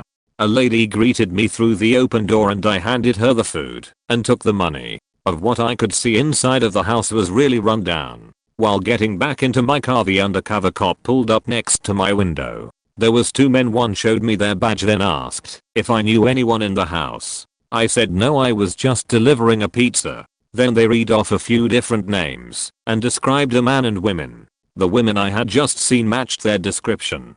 So I told them she was in there and I had just handed her the pizza. One of the men got on the radio and mumbled into it. I assumed he was calling for backup. He then told me thank you and that I could leave. So I got in my car and drove off. I never figured out what happened after I left. As a side note, things like my co-worker getting trapped in the freezer and my manger selling expired food happened all the time there. And don't get me started with the grease on the walls. Lucky I quit the job about a year ago. I did a delivery job for a couple months during my college time. I live in a very small town, but the tips were normally pretty good due to the older and richer people that pretty much own the town. It was near the end of my shift, about 11 PM. I got a delivery, so I headed out, and when I got there the house was completely run down. No lights on in the house, windows smashed and kid toys all over the ground. All my mental alarms were going off, but I had a knife on me, so I wasn't too worried. I get out of the car and start knocking on the door, but no one comes. I go to the front door and I start to hear extremely faint screaming. I thought I might have just been hearing something, but I stayed for about a minute and listened and I kept hearing it. I said fuck it, got in my car and called my manager. I'd tried calling the number they gave us a couple times, but got no answer. She said she would call them and see what's going on. About 2 minutes later a woman comes to the back door and opens it. She has her daughter with her. As far as I could tell, her daughter had autism. I've worked with a lot of autistic kids because my dad is the director of a non-profit designed to help kids with autism in Asia, and I would help him occasionally. I could tell that she was the one screaming earlier. I sold them the pizza, returned once more about a week later. I used to deliver regularly, at least 4 times a week, if not daily, to this giant house in a secluded but really nice neighborhood. There were always at least 5, usually more late teenage, 17 to 20, boys in this house, and I nor any of my fellow drivers ever saw any adults in the building. The kids had a rickety white van they used to get around, and the only time I ever saw an adult with any of them was when some old dude was driving the van. As if that wasn't weird enough, none of these guys were ever fully clothed. I think I saw maybe one dude answer the door wearing more than boxer/shorts in my 1.5 years of delivering there. Every once in a while there'd be a girl there who I think might have been someone's girlfriend. She was always in her bra and panties as well. The house was utterly filthy and devoid of any furniture I could see. Sometimes they'd leave the door open, and I could see into the bedrooms, which just had mattresses piled up on the floor. No beds, no chairs, not even a lamp. I could see directly into the kitchen from the front door, and you could see roaches crawling all over the floor and up the walls. And I mean huge ones, the big flying fakers that get 2 to 3 inches long. My coworkers and I all had different theories on what was going on over there. One thought it was a pray the getaway camp, another thought it was a group home. I figured maybe it was a church program for troubled teens. We were all wrong. It turns out it was one of the area's most prestigious basketball academies. They quit ordering suddenly, and a few days later there was a big story on the news about how horrible the living conditions were there. The filth and damage to the property was pretty much blamed entirely on the students. But who the fuck puts a group of teenagers in their own house unsupervised? I created a Reddit account to respond to this question. I delivered pizza/food for years in multiple towns/cities as an undergraduate. I worked overnight 30 to 50 hours per week plus went to school full time. I studied full-time, worked full-time, and partied full-time. One of the other respondents, Taco Bell Quiceritus, said delivering should be a rite of passage. I agree. Over beers I could talk about my delivery experiences for hours, but, ugly and debauchery. I've witnessed and/or participated in nudity, drugs, violence, 5-foot bongs, stick-ups, igloos, indoor sledding and keg stands. But one afternoon I started my shift going to a quaint house in an average neighborhood that turned out to be the most faked up place I've delivered to. I just didn't realize it at the time. This was years ago, so I don't recall every detail. But I feel like the order was average, like a pizza and breadsticks or something. The house was only a short distance away. I arrived in only 5 minutes or so. I was the top driver in the store, easily pulling 35 to 55 runs per night. I remember the customer, a chubby guy approximately 40 years old with a scruffy bearded. I'm an outgoing guy. My boss texted me years later saying college students still requested me to personally deliver their food. Maybe had something to do with the keg stands and such. Anyway, I remember this guy clearly did not want to exchange pleasantries, just gruffly signing the credit card slip and taking the food. This is not strange. Some customers are rude, socially awkward or just bizarre. Nothing new. Weeks later, our smallish town was abuzz with the news of a gruesome murder. A man murdered his mother and later dumped her body in a wooded lot owned by their family. We get crime in our town, even drug killings. But matricide was especially gruesome. Before my shift, I saw a newspaper. The front page was an article about the murder, emblazoned with a photo of the house I delivered to. I told my boss and he informed me all of our deliveries are recorded in the computer system. We stood aghast as the computer confirmed what I already knew. I delivered to that address.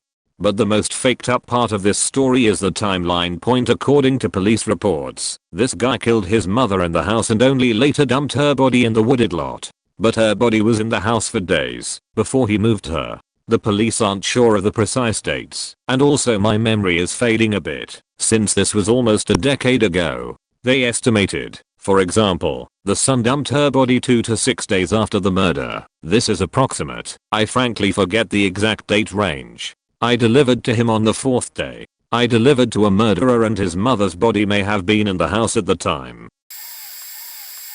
I'm not the driver, but I think I terrified one. While I was in college, me and my boyfriend ordered subs on a Saturday night. It was the busiest night of the week obviously, and they delivered until 4 AM. Last call was at 3 AM for the subs. Well, we were tripping on acid. Hard. We ordered during the come up and it hit us faster than we expected, and they arrived later than usual.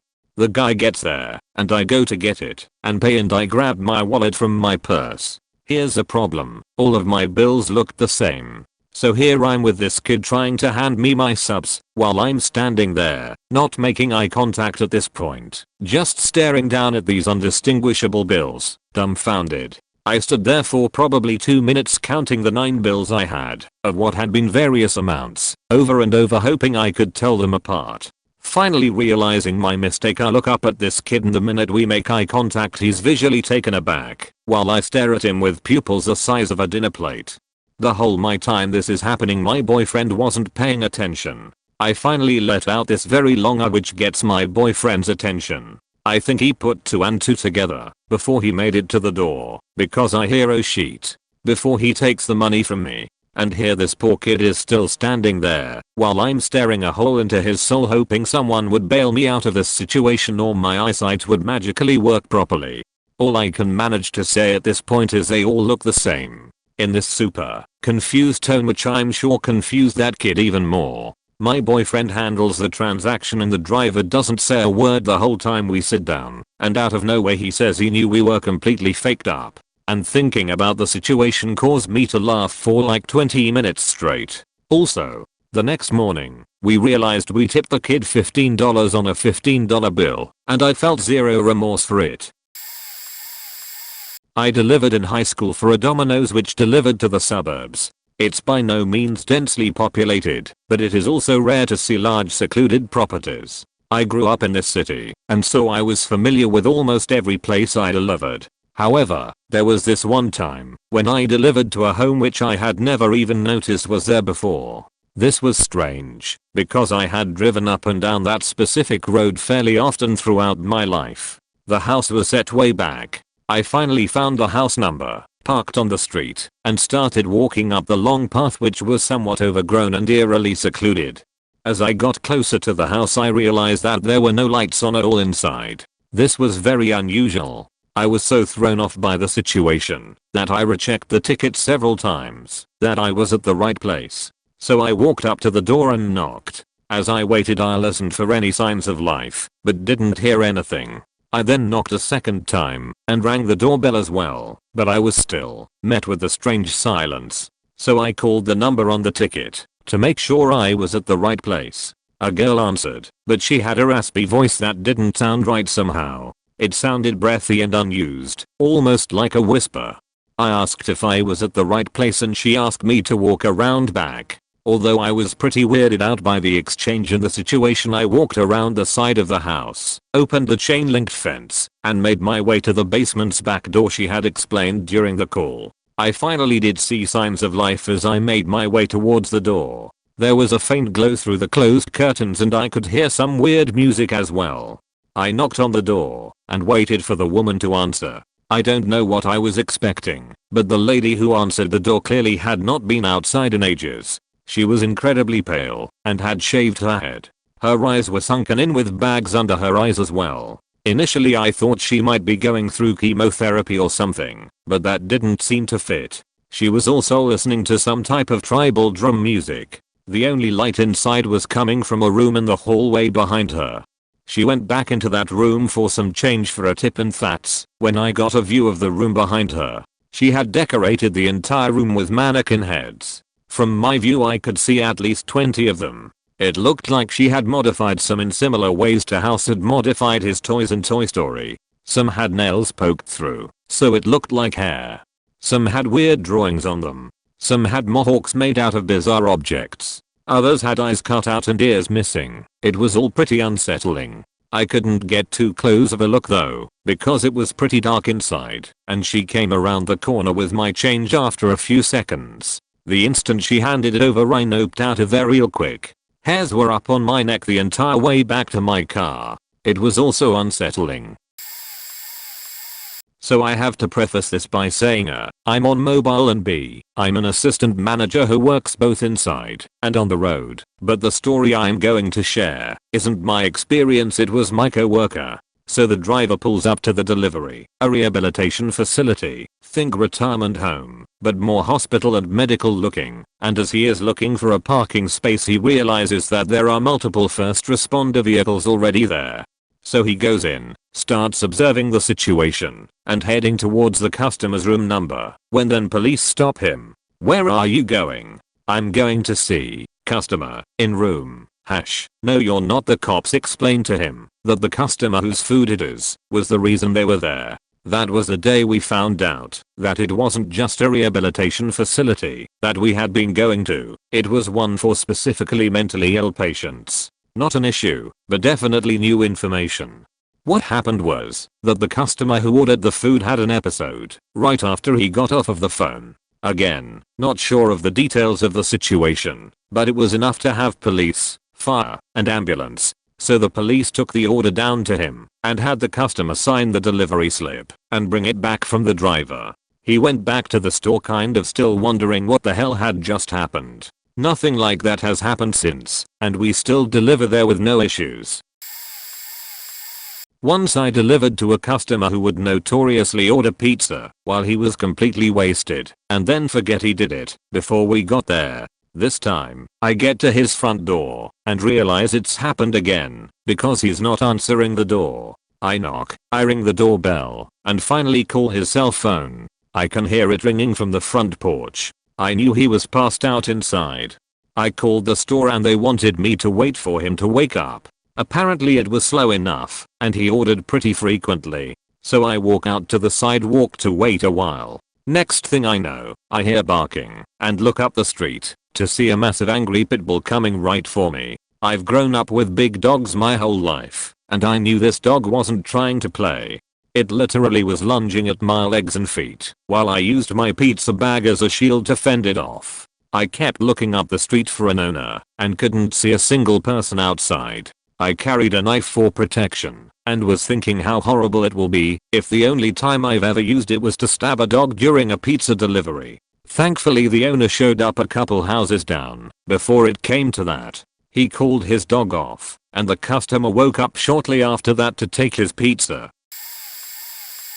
I have had to deliver to one of the sketchiest apartment buildings in town.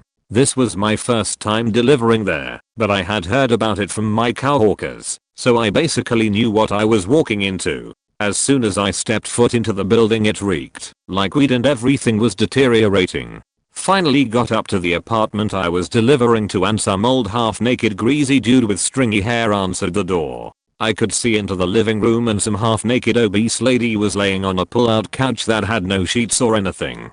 They both kept giving me creepy looks. The dude was rushing me a lot even though he couldn't remember the total and had to scramble for cash. The order was like $50 worth of food. Ended up with a 10-cent tip and basically ran out of the building cause it gave me the creeps. Delivered to a different sketchy apartment complex. This one was smaller, I think it only had about 6 apartments. The door knob to get in was broken and falling off. Walked into the overwhelming smell of cat piss and mold. The floor was all faked up and stained, as well as the walls. I knocked on the door and this crackhead lady answered in her bra and some shorts. She kept asking me to repeat the total and was going back and forth in her apartment to find change. Looked like a hoarder situation too, and the cat piss smell was way stronger at her door, although I saw no cats. She finally found enough change to pay for her food, and I got to leave. Luckily I never had to deliver to that complex again. Was late at night too, so I was pretty sketched out. The back parking lot wasn't well lit, and it was on one of the worst roads in my town. Also didn't get a tip. AWW man, I finally have a story, but I'm so late. Okay, so I was driving pizzas around my hometown for about a month, and I knew the area so well I didn't need a GPS. I loved the job. Tips were nice, and it was real easy going. Well, one night I had a delivery just outside my town in the middle of nowhere. I turned on my GPS because I didn't know the area well enough, and I went on my way. It was about 11 o'clock at night, and it was my last delivery. In half a mile, the destination is on your right. Okay, in half a mile make a U-turn. Wait, what? I drove around this place like 5 times. I figured might as well walk to the dot on the map. It's not that far. I park on the side of the ride and start walking through this forest area. It's dark as fuck, and I'm starting to freak out. That's when I heard someone walking behind me. I quickly turned around and pointed my phone flashlight on where I heard the noise. There in front of me was a massive 4-legged beast. I could see its eyes because of the flash in my phone, but it was like anything I've ever seen. I froze in place, shivering with fear. In one swift movement I threw the pizza like a frisbee to the side, and this biggest motherfucker jumped at it. I never hauled as harder in my life. At the time I was pretty overweight, but I was flying. Adrenaline is a hell of a drug. I still have no clue what that animal was. The man never got his pizza and never called to ask where it was. I never told anyone because I still don't even know if it actually happened. I was not on any drugs or substances at all, but I swear I've never seen anything like that thing in my life. TLDR, I threw a pizza to distract the beast from hell so I could get away safely. Oh boy, my terrible days as a Pizza Hut driver finally come to use. There are a ton of stories, but probably the worst is Miss Davis. I'll never forget the first time I delivered to her. Looking back, I should have known something was suspect when my manager had the biggest shit-eating grin when she saw the address pop up. I didn't know about it because I had only been there for 2 or 3 months at that point. The address itself was already bad news because it was an apartment complex literally on the line of where we stopped delivering. This place was a death knell for drivers because it was 20 minutes one way if I decided to speed. For those that don't know, Pizza Hut for the longest time paid 1/2 the minimum wage for owed time. The idea is similar to that of serving. Between driving and interaction with the customer it was a 45+ minute trip, so tips were extremely important to actually make some money. Naturally, this apartment complex, and I do mean literally every single delivery there, never tipped. I get there in a bad mood, since this is a huge waste of time for me, but I always try to be nice. Part because that's my personality, part not wanting a complaint, and part holding out hope for a tip, even though I know it's going to get destroyed by the black void of death, that is customer service. I walk up to the door, like usual, and knock. Little did I know, nothing else was ordinary after that point. There was the immediate response of, "Who is it?" "It's your driver from Pizza Hut, ma'am." "What? I'm the Pizza Hut driver." "What? Oh my god.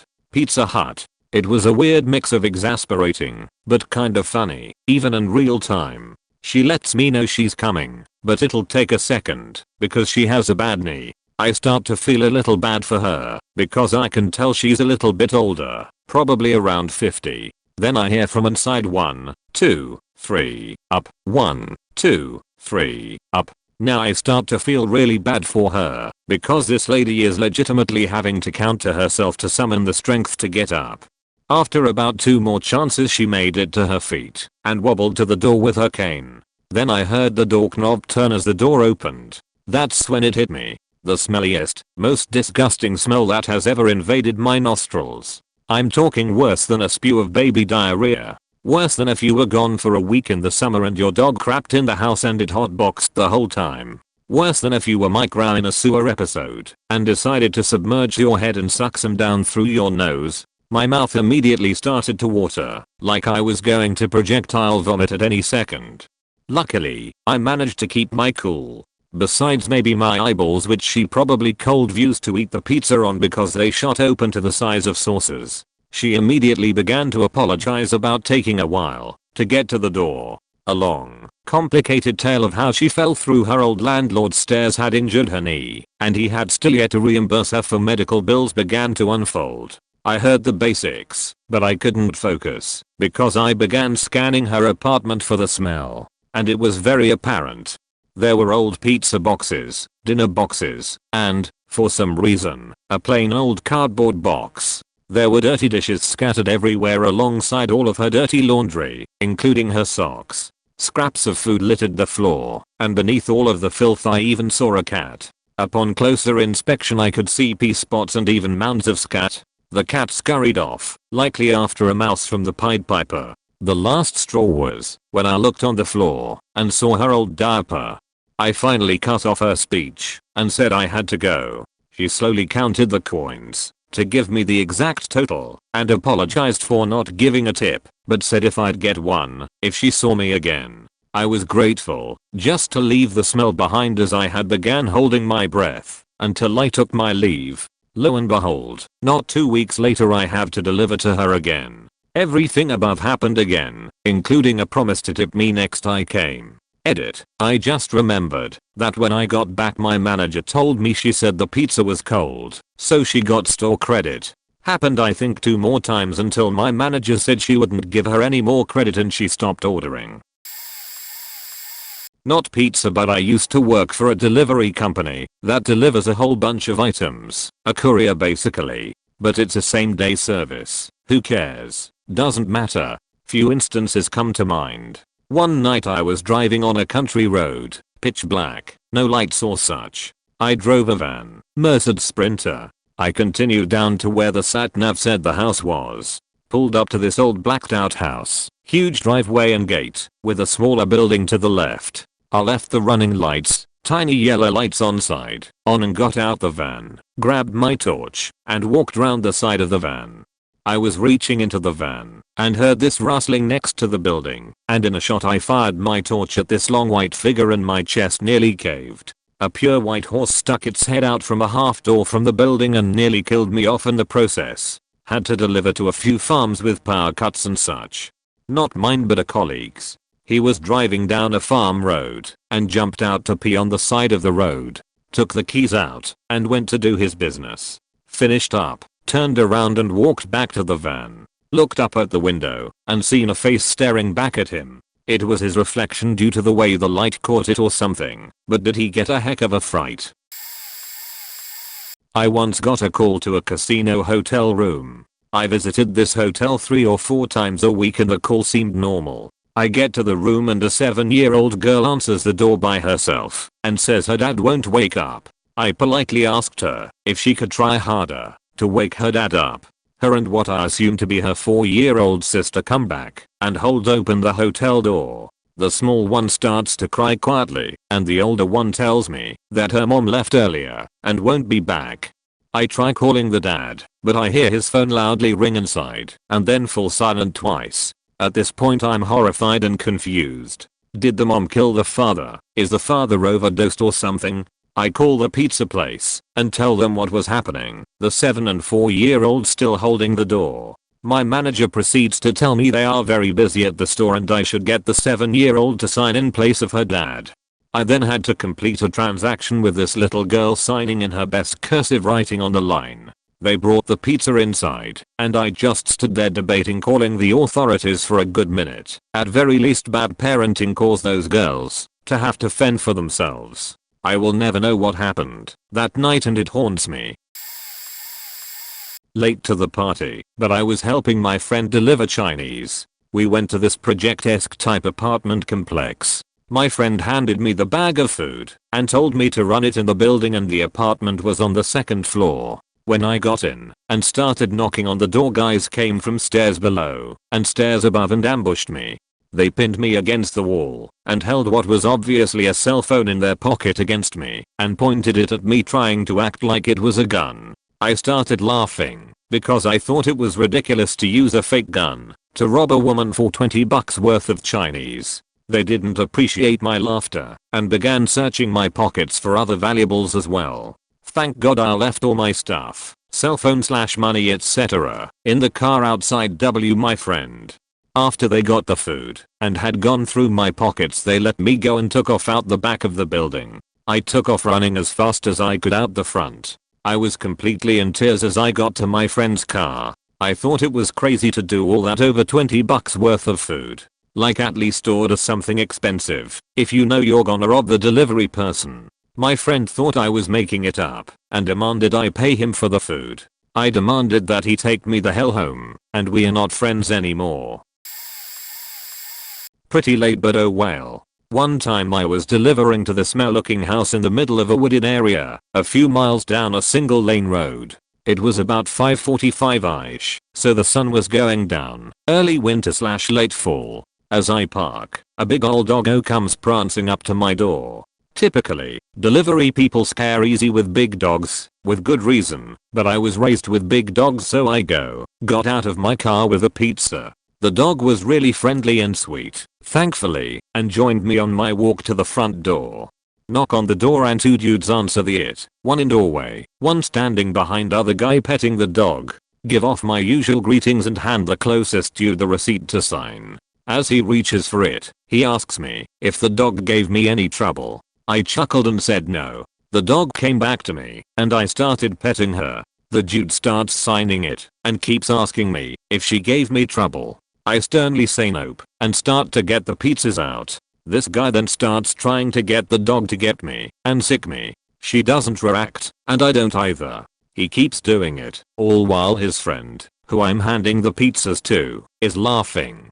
I get the receipt back and notice the guy's face as he hands it back to me is a lot less fun and more serious. I pet the dog one last time, tell the pair to have a good evening and walk away. As they're closing the door, I can hear them both scolding the dog for not attacking me, calling her a bad dog. Haven't heard of any dog attacks on any other cowhawkers, so I guess it was just all a joke that went on like an SNL skit. Too long.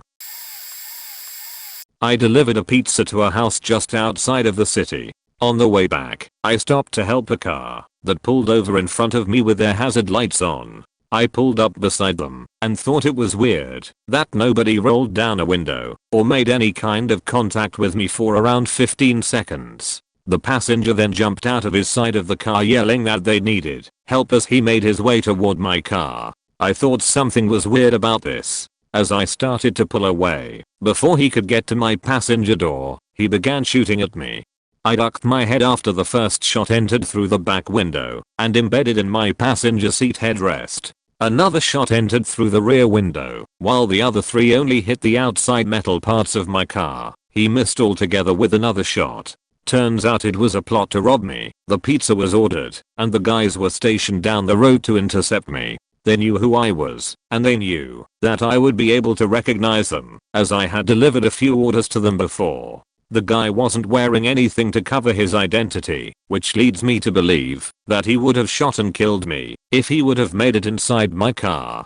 By the next morning, they had arrested all of them. The shooter was found guilty of attempted murder and sentenced to 40 years in prison. He later appealed that sentencing because there was a word wrong in the jury instructions. He won the appeal and ended up being sentenced to 10 years and was released November of 2010 after 5 years. The remaining 5 years were to be served as parole/probation. He was arrested twice for parole/probation violation when he was only a couple months away from total freedom. I laughed. TLDR, some people tried to murder me for pizza money. They shot. They missed. They got caught. They did time, but not enough, then did more. Germany, around 11 PM and I delivered a pizza to the hospital. They told us to go to station 11. I went up to the station, through some heavy doors and there were no flips for the light. It was pitch dark point at the end of the corridor. I saw a room with light, so I went straight to it. On the way I passed many rooms with open doors. Left and right I heard machines pumping and people moaning or some horror breathing. I walked fast. Really fast. After watching some horror/zombie movies in hospitals, many scenarios were going through my head. Eventually I made it to the safe room and nobody was there, except some heart rate monitors. It was the kitchen for the staff. After a few minutes finally someone came. He apologized that I have to wait and told me he was smoking outside. While we were going through the procedure with "Here is your pizza, give me my money" with a tip, suddenly a heart rate monitor was going on off. A straight noise, and when you watched Scrubs or something like that, you know someone's heart stopped to beat. He was ignoring the noise and still counted the money. I asked him if someone died and what he was going to do. He laughed it off and told me, "Yeah mate, just someone lost her electrode or he really died." He turned off the noise and told me he would look after he ate the pizza. I was, "Yeah cool, alright, time to go." I grabbed the money and went straight to the car. Back at the pizza delivery, a coworker told me station 11 is a death station. People there were nearly dead and the machines are helping them to breath. Many of them are old people, so there are some deaths here and there. For me it was a really scary first experience. I worked for some months in the pizza delivery, and it was my first time delivery to the hospital. Sorry for my English, not my native language. This will be so far down the list of comments I doubt anyone will read it, but here goes. I've been a delivery driver for 5 years now in 3 different cities in the Seattle metro area. I've seen and experienced a few things. It was a beautiful sunny day, and I head into this gated, well-manicured 50+ subdivision. Pull up into the driveway and ding the bell. Older gentleman answers the door. The first thing I notice is multiple piles of puke in various places on the floor. Looked like dog puke. The guy stumbles unsteadily towards me to take the pizza. I try to hand it to him, but he sort of freezes up and just starts falling over in slow motion. I thought, oh shit, the dude's having a stroke. I go against all my pizza driver training and step in the house a bit to help him to not hurt himself. He seems upset with himself, says "God damn it" and declines all my offers for help. Honestly didn't know what was happening or what to do. That's when I notice the mountain of empty black box wine boxes in the middle of the guy's living room. At least 150 of them, if not more. I notice more puke. Little piles of throw up all throughout his house. Dude is laying on the floor, mumbling something to the terms of "This always happens, just give me a minute." I ask the guy if he needs me to call 911, and he brushes me off like it's nothing and starts to get up slowly. He seems embarrassed. He hands me the money, takes the pizza, and closes the door. Delivered to a storefront shop middle of the day, but it appeared to be closed. I knocked on the door, and a guy answered, immediately invited me in, and headed behind the counter. I figured it was fine, since it was a store. He was an employee there. The lights were dim, so it wasn't very bright. The guy had a disfigured face, one eye was bulging out. Weird, but I don't judge. Anyway, the guy started making extremely sexual comments about my ass and body. FYI, I ain't nothing special to look at, it made me incredibly uncomfortable. He was taking forever to count the cash he owed. Continuing with the comments. When he finally finished, I snatched the money and left the pizza and ran out while he was calling behind me that he wanted a picture of my ass to post on his Facebook. Scared the ever living shit out of me. Another time a 50+ guy answered the door in nothing but his saggy not so tighty witties. I'm female, but I think any gender would be disturbed by that. On a separate occasion I tripped off a customer's front porch and very badly twisted my ankle. The customer shut the door and pretended not to notice. Took a phone call for a delivery from an odd person. Pepperoni pizza. New customer. To pay cash. I get to the address provided and it's some ramshackle of a house. Garbage all over. Boarded up windows. Junk cars in the yard. I knock on the door and a very disheveled man answers looking at me like I'm nuts. I ask if he ordered pizza, and before he can reply I hear his, I wanna say, woman scream from the depths of their cave, we ain't ordered no pizza. Get out ta here. Obviously I'm confused. So I call the number the customer gave when they placed the order. Guy answers, not the dude from the house, tells me to give my phone to the guy at the house. House guy is protesting loudly he doesn't know the person I'm on the phone with. The guy I'm on the phone with is insisting he does. Woman is screaming in the background. This chaos goes on for 10 minutes before I give up and hang up and just leave. Next phone bill I receive, I have $90 long distance charge for making a phone call to some country in South America. I have more, but I'm tired and don't think this will really be seen by many, so I'll leave ya with just those. I'd just finished high school, and out of a combination of boredom, not wanting to spend a lot of time at home, and wanting money, I spent the summer break between finishing high school and starting uni delivering pizzas. Something I should point out is that it was a high density area of Brisbane, Australia, and we were the third busiest store in the city, so I was delivering on an e-bike, which presents security challenges of its own. You can't actually lock the bike. So you need to take all your change, valuables and keys with you to the delivery door or risk it being taken and deducted out of your pay. Often I was doing double deliveries, frowned upon but often necessary because of how slammed our under-resourced store was, and I did actually have a druggie try to take a pizza out of my bike as I was delivering at the door. Pretty lucky it only happened one tbh, but onto the stories I often had to deliver to pretty much the worst building in inner city Brisbane. On a bike. Sometimes at 1 AM on a 28°C night in summer. This building was more or less halfway between public housing and straight up a rehab kinda place for those with drug problems. It had such a bad rep I was instructed to never go into the building. Even with 3 security guards standing in the foyer one night I parked my bike near there, and pretty much there were 3 police cars right there on top of the usual security presence. Turns out some troubled teens were being separated from their troubled family right there and then. Then the guy I'm delivering to stumbles out of this laneway and I think he was speaking English, but it was very close to impossible to tell, surely on LSD in combination with other stuff.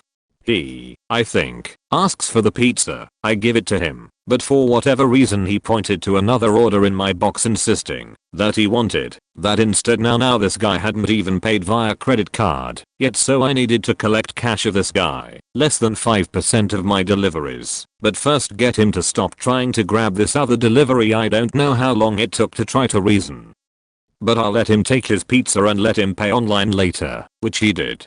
Still had the manager on my back complaining about how long that delivery took, but the fact I got out of there in one piece was enough for me there. And then I have other stories, but I'm not trying to set a word count record for a Reddit comment, so keeping it to one here. One thing I will say about that weird summer was as tiring as cycling 40 kilometers a night in the heat was. It is a rite of passage for any teen desperate for cash. And it gave me something to strive towards in an otherwise pretty barren summer in my family life and otherwise. Not specifically a pizza delivery story, but it was a faked up delivery regardless. I worked at a supermarket and the guys who collected the trolleys were also the people who did the home deliveries. This particular night the trolley guys had knocked off, and some genius agreed to deliver to customer orders after the cut-off time. So the manager at the time asks me if I can make these 2 deliveries. I was about 18 and only 6 months new and eager to please, so I loaded up and headed off. First place was an old bloke who was just quiet and weird, like he thought I was gonna hit on him or something. Just weird. Second house, yeah. I immediately recognized the street name, because it's a well-known shithole and a subject of many jokes. Anyway, I'm driving along slowly trying to see the numbers, and as I get closer, the street lights are out, the lawns are waist high and the shells of cars litter the yards. Fuck me. I find the house, and it looks like something out of Fallout. I knock on the door and it swings open, a small child with a shaved head staring at me. I ask if they were expecting a delivery from the supermarket and the kid just shouts food. Like something out of Brotherhood. 2 or 3 more kids with shaved heads come sprinting out like mutants in the game Rage and one starts telling me a story about his head. See this scar here? That's where the neighbor hit me in the head with a brick. That's great, kid. They were lovely kids though, and eager to help, and when I told them the last bag contained a big Danish and a big box of chocolates as a gift for it being late, the kids again let out a Brotherhood scream of chocolate, and disappeared into the house where more shouting could be heard. The parents never showed themselves. I could just see a blinking light coming from what I assumed was the lounge TV. I carried in a couple bags and the door I entered stepped directly into the kitchen. The roof was caked in old food. The big bins you normally leave outside were in the kitchen. It was an eye-opening experience, and though it made for a great story, it makes me sad now that I've got my own kid. I'm a stay-at-home dad now, but I work a paper delivery job from 4:30 AM to 7 AM. Some of this shit I've seen and experienced on this job is insane, but there's too much to write here now.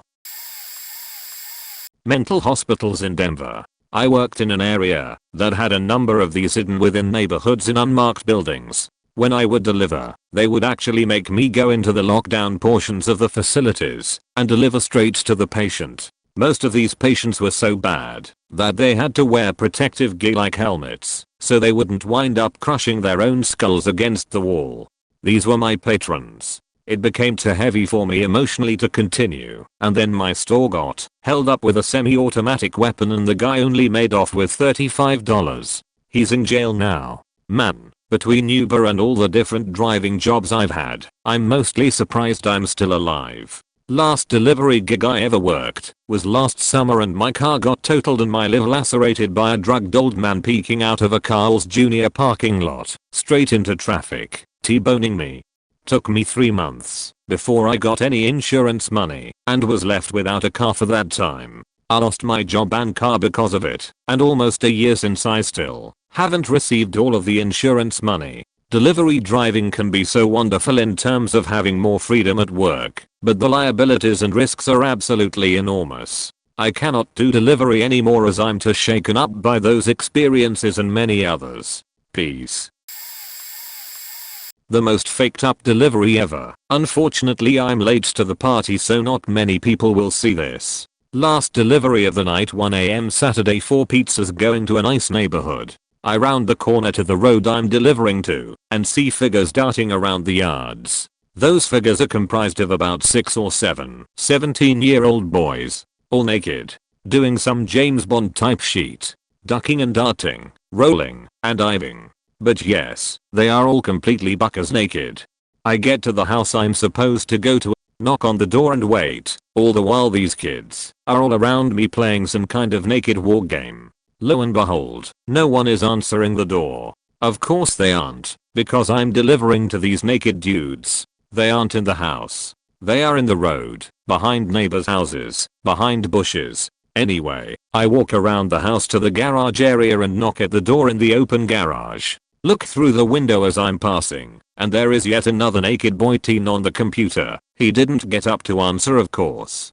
So I'm about to just give up and head back to the store when one of these naked boys appears in front of a truck that I'm standing next to. He hands me the naked teen money and I give him the pizza. The transaction was weird to say the least. Like nothing was wrong with him being naked, except that he wouldn't come out from in front of the truck. I get back to my car and head out, but have to wait for the naked boy in the middle of the road to get out of the way. He had that deer in headlights kind of look.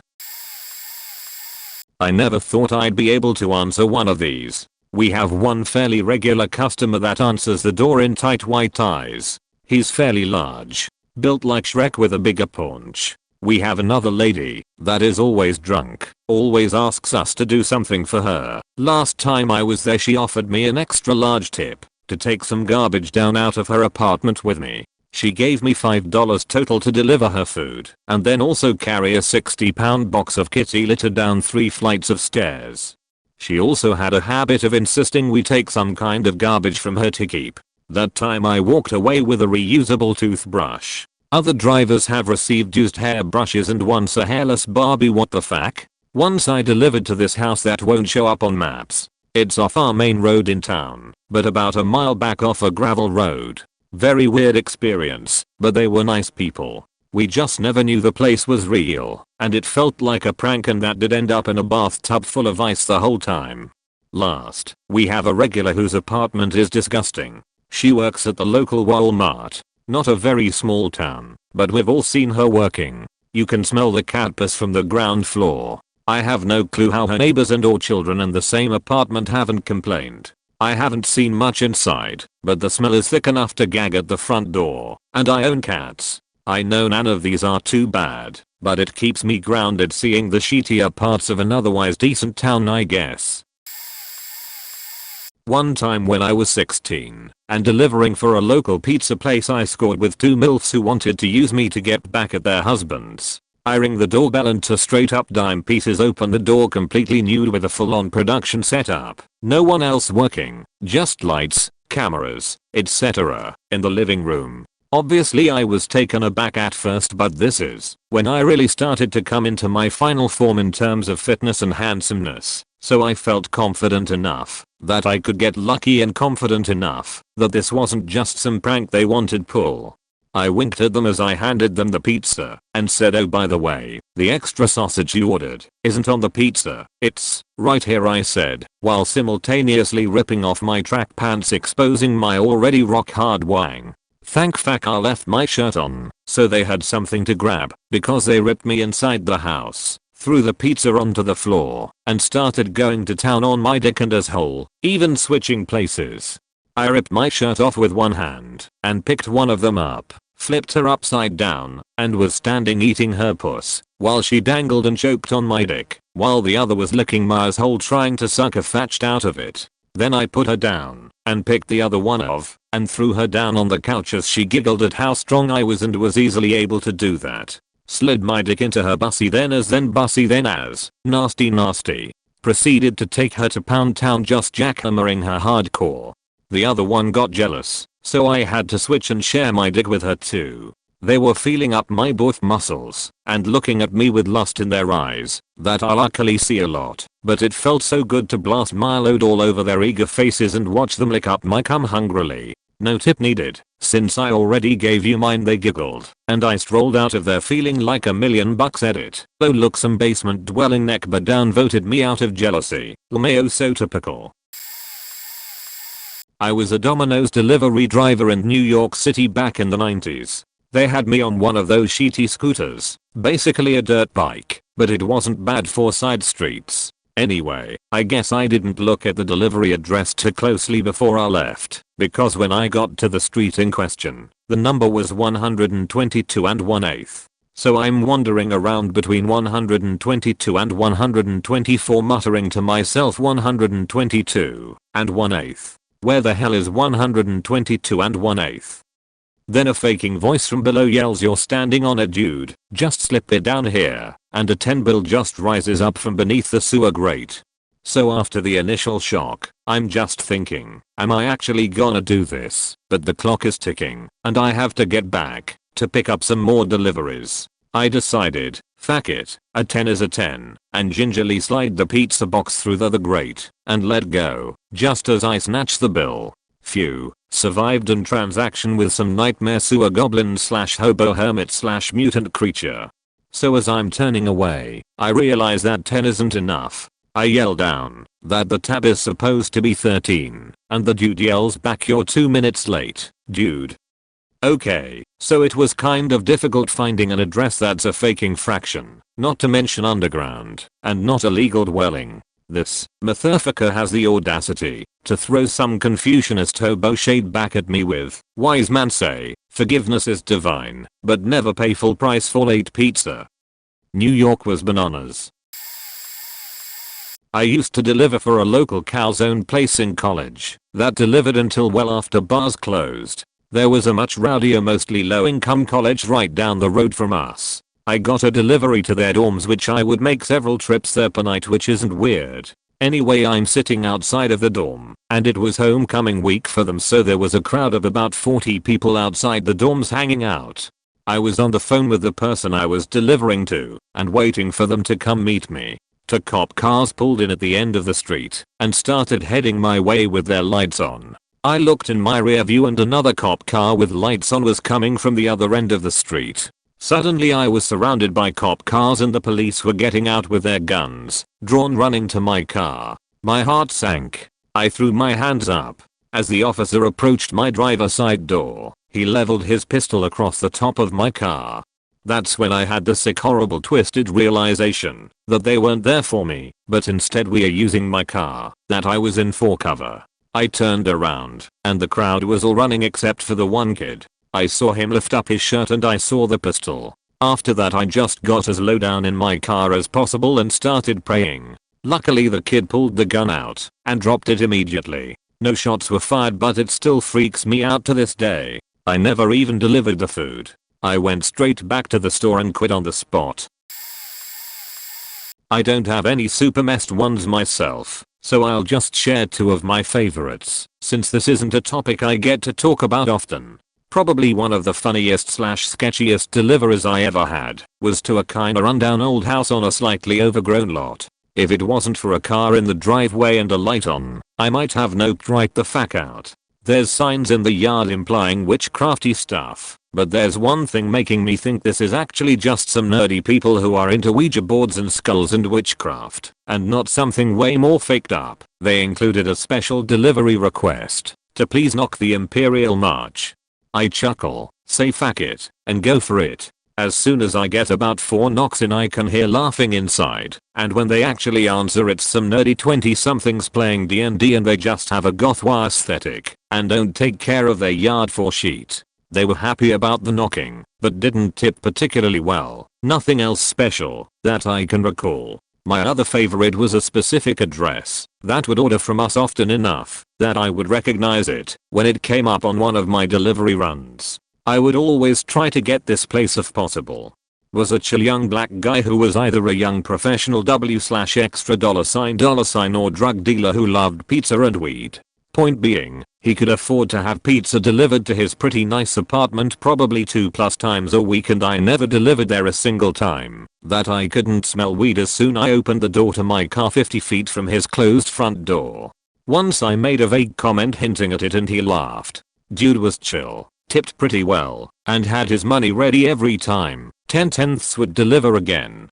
To all y'all out delivering, stay safe and know that any place would rather have you not deliver a meal than have a work-related injury from a robbery.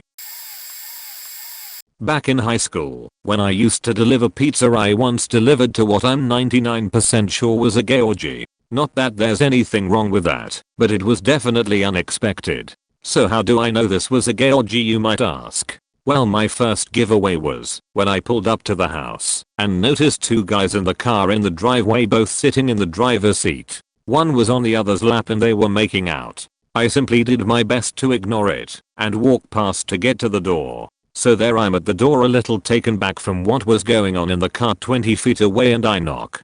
When the door opens, this guy comes, and he's wearing booty shorts and a shirt with the bottom tucked through the neck. Not sure what you call that. I hand him his 2 extra large pizzas, and he said he'd be back to get the money. That's when I can see what's going on inside. Inside there's about 8 other dudes, give or take. Some were making out, others were just walking around and talking. About half were dressed similar to the guy who answered the door, and the other were just in what I assume they'd normally wear.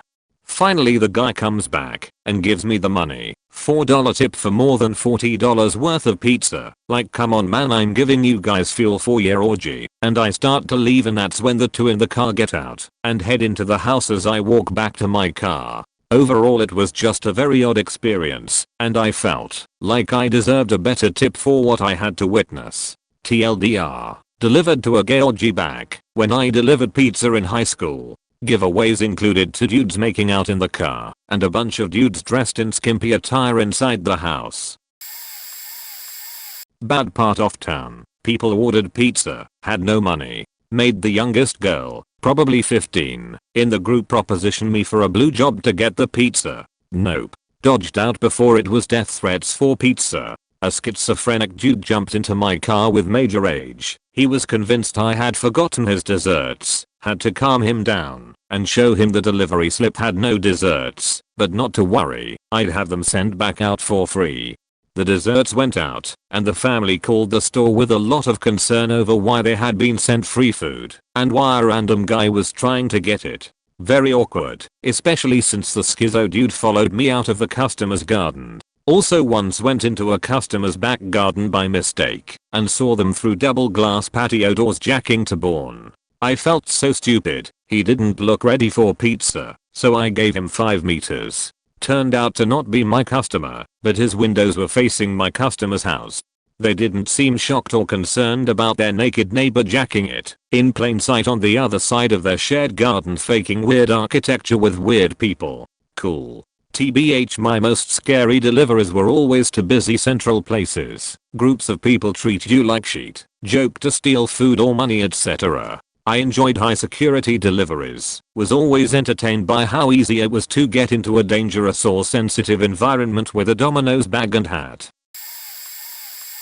I'm a pizza delivery driver in a suburban community. This one day I took an order, just after we opened around 11:15 am. I pull up to the house, which is very rundown. I knock on the front door for several minutes. After no one answered, I called the customer, who told me to go around back and just walk in the back door.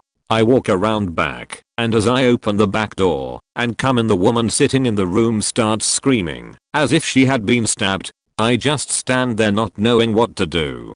After what seemed like a lifetime, she stopped screaming and says, "Oh, I thought you were an intruder." Inside there's alcohol bottles and cans everywhere, and she is completely gone. Can barely stand, can barely talk. She starts to make her way over to me and just falls on her face, like as if her legs just stopped working. I go and help her up. At this point I'm just trying to get the money and get out of there.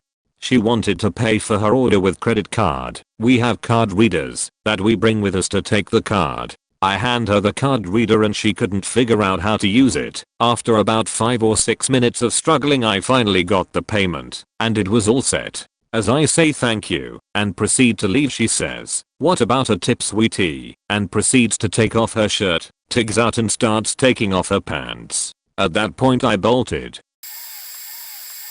Not my story, but one that happened a few years ago to a friend of mine that delivered pizza. At the time a sizable chunk of homes were without power because of a major hurricane that had powered through the area. Many of them relied on power for their food, so delivery places were making bank. The downside was that the roads were incredibly dark, since there were no street lamps or outdoor lighting to help determine if someone was at home or not. Up to this point my friend had predominantly delivered to places where she could call the people and they would come out to get the pizza, or they'd see her coming and make sure that they met her, as the yards and houses were so dark. Then there was the last place she delivered, a dark cul-de-sac at the end of an equally dark road in an area she wasn't really familiar with. All of the houses were powerless, but what was even creepier was that there was a distinct lack of a presence of anyone actually living in the homes. By this I don't mean that there wasn't a candle in the window, but just a sense that no one is currently residing in the homes, whether it's because they left for a hotel, or because the houses weren't actually lived in. Not wanting to actually get out of the car, my friend drove slowly through the cul-de-sac and called the person's phone, at which point some guys jumped out from behind some bushes, can't remember what she said they were hiding behind, and robbed her at gunpoint. She managed to convince them to leave her with her driver's license, and I believe an old phone she carried around with her. She had two, one that was nicer, but had no service, and an old clunky phone she actually used for calls. And yes, they took the pizza. They didn't take her GPS, which she'd knocked down on the floor of the car, so they wouldn't see it. So she was able to get out of the area relatively quickly and back to the store, where she reported everything to her manager and said that she wasn't going to go on any more deliveries. It really shook her, as prior to this the stuff she'd see were things she could more or less handle. She'd get the pervy stares, the come-ons, and the creepers, but these were things she was used to receiving and as such, knew how to shut them down and assert herself. This scared her. She didn't stay at the pizza place for much longer after that. I drove pizza delivery in the late 90s, in a small rural university town in Georgia. I was delivering a sandwich and a salad to an apartment in a complex that was traditionally kids. No big deal. I parked and got out with the order and heard her, over here. In front of his front door was a disabled, or so I thought, man in his motorized wheelchair. "Come on in, you can set the food down in the kitchen." I went into the apartment, not knowing what I was about to walk into. The first thing I experienced was the smell. Urine, old beer, tobacco smoke, sweat, and possibly sheet and/or dirt hit me like a wave. You know how there is a bad smell in a room and you have to imagine where it is coming from? I did not have to use my imagination at all, as stacked by the door was a 4-foot high pile of colostomy bags filled with piss. They were all bound by their cath tubes to a hat stand. That was the first thing I saw, but I looked to my right and see the discarded trash of 100 delivered meals from other restaurants piled on the couch, coffee table, and floor. The reek of dead and rotting food cut through the urine and sheet and I gagged a little bit. Ashtrays are everywhere, each overflowing with rank heaps of ash and butts. Don't worry, the kitchen doesn't smell quite as bad. Come on back, that's where I'll be eating. With eyes wide, I moved towards the back of the apartment, a little fascinated, a little scared, and mostly just recording everything I see, so I can tell my friends back at the restaurant. I set the food down. "That will be $8.92, please. Here's a 10, you can keep it." "Actually." He withholds the 10. "Actually, if you help me out with something I can give you another $1 for your tip."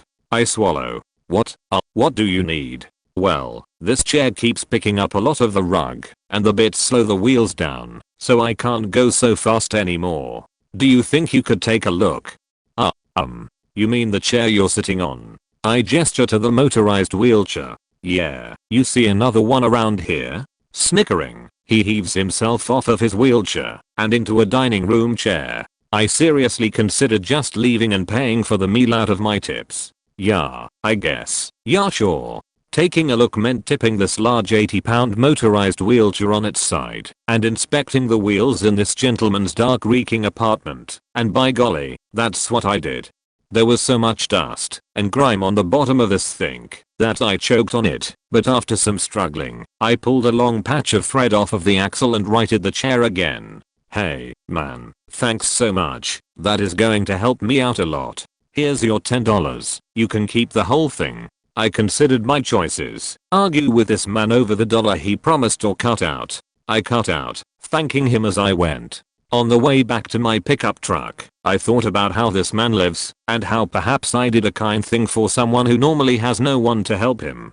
Maybe the universe will reward me in some small way for the gesture. I arrived back at my truck to find an officer with his ticket pad open, scribbling a fresh ticket. "I'm citing you for a noise violation. You can't play your stereo like that in a residential area." My truck was indeed blasting System of a Down with the windows rolled down. It was the 90s. Come on, that first record is superlative. Okay officer. Sorry about that. I take the ticket, glad that this minor infraction was all that was happening. As a pizza delivery driver in my early 20s, I was, of course, very high and had my 4 o'clock J in the truck's ashtray. In high school I had 3 friends that delivered pizza for 2 local places in a little tiny town. Every once in a while they would get a call to deliver pizza to an old cemetery on an old country road out of town. The cemetery had not had someone buried there since the early 1900s and was an eerie looking place just from the entrance. Anyway, both pizza places had refused delivery for several months, but the person kept trying. Finally, later one night one of my friends took the call. That night he was either feeling brave or was stoned enough not to care and decided to make the delivery. I was hanging out at the pizza place and decided to go with him. We get to the entrance, which has a gate, no cell service, so he couldn't call the person who ordered. Friend got out and opened the gate and we proceeded up the driveway. Driveway was at least a mile long, uphill and gravel with absolutely no lights. It was a foggy night which made things more interesting as the headlights weren't much help. Expecting the worst, we kept going. Finally we reached a caretaker's house that had a single light on. My friend grabbed the 2 pizzas and ran up to the door. He knocked and it took a while for the man to answer. An older gentleman finally answered the door and thanked my friend for delivering the pizza, saying nobody else has ever been willing to come up here. He paid my friend the money for 2 pizzas and also gave him a $100 tip for making the delivery. We left without incident and my friend continued delivering pizzas up there until he left for college. Even got to know the caretaker fairly well. The man would always give big tips that exceeded the cost of the pizzas too. My friend and I never told anyone how well the guy tipped, and other people were still frightened of going up there. This will get buried and doesn't involve pizza, but I don't care. I used to deliver sandwiches for a company which will remain nameless, but let's suffice it to say it is a combination of 2 common first names. There was this one dude who would call in every week and order the same thing. Our largest sandwich, the gargantuan, which comes with salami, ham, capicola, turkey, roast beef and provolone. The regular sandwich normally has about 2200 calories and over 120% the recommended daily allowance of sodium. That apparently wasn't enough salt for this student. He would always order it with triple meat, 3x all the meat servings are listed above, and extra sloppy, accent on the sloppy, by which he meant he wanted it absolutely drenched in mayo, oil, and vinegar. Making this behemoth usually took 2 people to avoid destroying the bread and maybe 3 sandwich wraps to keep it intact. Then he would order a sandwich for his roommate, a bunch of cookies and chips and 2 large cherry cokes. The whole order would total over $50. He lived in a really sketchy apartment complex on the very edge of our delivery area, where none of the drivers wanted to go, because we knew we weren't getting tipped, despite the longer drive, and there was maybe a 50% chance we would get mugged. Anyways, him and his roommate lived in an absolute shithole apartment with roaches all over the place. It took no less than unlatch 8 locks to get the door open. Dude was super weird looking and wore baggy Looney Tunes clothing on the reg. Think Riblet from SNL. Usually had a pair of white Oakleys on backwards for good measure. His breath smelled like straight up grain alcohol. His weird friend would be in the background, sitting on the couch watching cartoons while babbling to himself. Extra sloppy guy would ask how much and then pull out a gigantic wad of $100 bills, prob worth about 10-20k. I found out later the dudes were pretty big drug dealers. Dude was the best tipper I ever had. I wonder whatever happened to that guy. Okay, so I delivered pizza for about 10 years in Ann Arbor, Michigan, and with a bunch of wealthy liberal townies and college students heavy on money and booze and drugs, but short on common sense, you tend to accumulate a lot of weird experiences. And you never know when shit will go down. Could be the delivery to the drug house went fine, hefty tip included, and involved nothing worth reporting, while the following run to the wealthy suburbs yields Donna, the host of the swingers party you can view from the doorway, inviting you in. Leaving to get money, while her husband Don, fully nude, explains why the pizza was really ordered, and Donna's desired fantasy regarding my tip. Or perhaps the last order of the night is to Bridget, who orders once every month or 2, often enough for us to know 1, the driver has to settle up and clock out before taking the run, as he will not be coming back, because 2, Bridget is looking for more than pizza. Maybe your last run is more unfortunate, however, and when the gentleman opens the motel room door you are presented with a video and lighting setup and 2 women, 1 blonde, 1 brunette, laying in the bed, presumably naked. You are informed that they are shooting a porno and need a male lead for the evening. When it is explained that said proposed male lead has a job to get back to, he is told to quit his job and offered $200 for his time for the remainder of the evening. Free samples included as well. It appeared you can pick. Go ahead, try one of them out. I know most of you are tempted to call bullshit, but I assure you, I have no reason or desire to lie. Think of it this way, 4 or 5 nights a week for 10 years is a long time. While the average night was usually just that, average, every 1 in 500 or 1 in 1000 deliveries were eventful, I guess you could say. Weird stuff. but by far the most faked up place I had to go was just a few blocks down Hill Street from where I worked. Geppetto's Pizza, real name, long defunct best pizza ever. It was a run to a house like many in Ann Arbor, carved up into apartments. In this case, between the first and second floor. My delivery was to the first floor apartment. I knocked, was instructed to come in, and as soon as I passed the threshold I noticed 3 things immediately. First, there were 10 to 12 guys gathered around the TV, sitting in kinda of a semicircle on couches, recliners, and whatnot, in a somewhat small living room. Second, although the volume had been turned down somewhat, I assume, Bourne was playing on the TV, which is a far from ordinary programming choice for when the pizza guy arrives. Third, and this hit you hard, as soon as you crossed into the room, the place reeked of such masturbation, specifically. Oh my god, a circle jerk. I thought these were myth, as I just could not understand the motivation.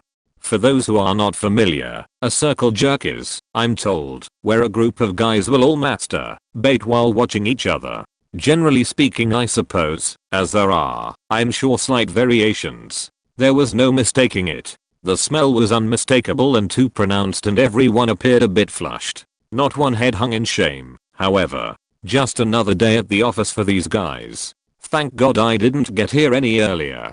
So as I stood there uncomfortably, everyone reached in their pockets to secure their $2 to $3 donation for the pie and someone collected and handed it to me. EWW, gross, and, transaction complete. I politely but expeditiously vacated the house. When I got to the car and counted the payment, I found out that they didn't even tip. Damn, after dragging me in there to bear witness to that crazy sheet, they didn't even have the decency to give me a reach around. I was delivering 4 Domino's in a college town. This particular college town is known for its trailer parks. Most of them were just students and didn't have the kind of reputation that most other trailer parks would have. They weren't super creepy. I was a closing driver, had been working there 3 or 4 months already. I was used to driving places in the dark and slightly creepy dark roads and staying awake until 4 AM. Nothing, however, could have possibly prepared me for this completely random creepy sheet that happened one night. It was around midnight and I'd been assigned a delivery to a trailer park I'd never been to, which was odd because the bulk of deliveries were to trailer parks. I didn't think anything of it, though. It's dark and I don't know this trailer park at all, so I drive a little bit past the trailer, but it wasn't far enough to turn around. So I backed up about one trailer. I was driving a push-to-start car at the time, so when I got out, I took the key fob with me and locked the doors with the car still running. I take this college-aged guy his pizza and walk all the way back to my car, unlock the doors, sit down, buckle my seatbelt, and then look up. OSHT came out of my mouth. There was an old wrinkly white man with grey hair standing 5 feet from my car, not moving, staring, angrily. I thought I did seem kinda sketchy, backing up and stuff, but I'm wearing a uniform and have a car topper. This guy has to know I'm not trying to rob him.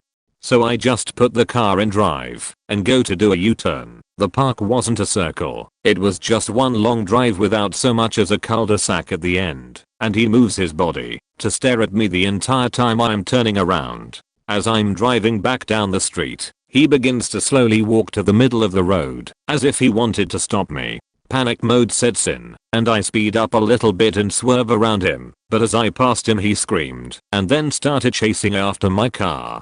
I'm so lucky that there was no one on the road a little after midnight, because I didn't even look. I just tore out of there. I'll never forget exactly how that guy looked. It was a death stare. The guy looked like a zombie wanting to eat me, and I don't know how I didn't even notice him at all as I was getting in my car. I was on edge the rest of the night. A little backstory. When I started training with my trainer back in high school, he once asked me what I did for a living. I had just got a job as a delivery driver and was making good money, so told him I worked at a pizza place. The rest of the conversation went like this. Trainer, do older women still order everything pizzas with extra anchovies on the side? Me, yeah, it's pretty common actually. People always want anchovies on the side for some reason. Trainer, no. Extra anchovies. Me, what do you mean? I just said they do. Trainer, no, you said anchovies on the side. I said extra anchovies on the side. Me, looks super confused. Trainer, oh, see, you don't know? Back in the day there was a movie that was about a delivery boy that would deliver pizzas. If a woman ordered that exact pizza, it meant that they wanted the driver to come and have sex with her. Me, staring in disbelief. Trainer, on my deliveries I used to fuck cougars almost every single time they ordered. Get ready, I just assumed he was lying. The story sounded a little fabricated, so I didn't believe him. Back to the original story. Every week this group of 3 old ladies would order pizza for their book club. A large everything with garlic crust. When I delivered they always invited me in. Always offered me a drink of alcohol. I was 17 at this point and I refused to drink and drive, but I always declined. On top of that, they always made sure to flirt with me, all 3 ladies.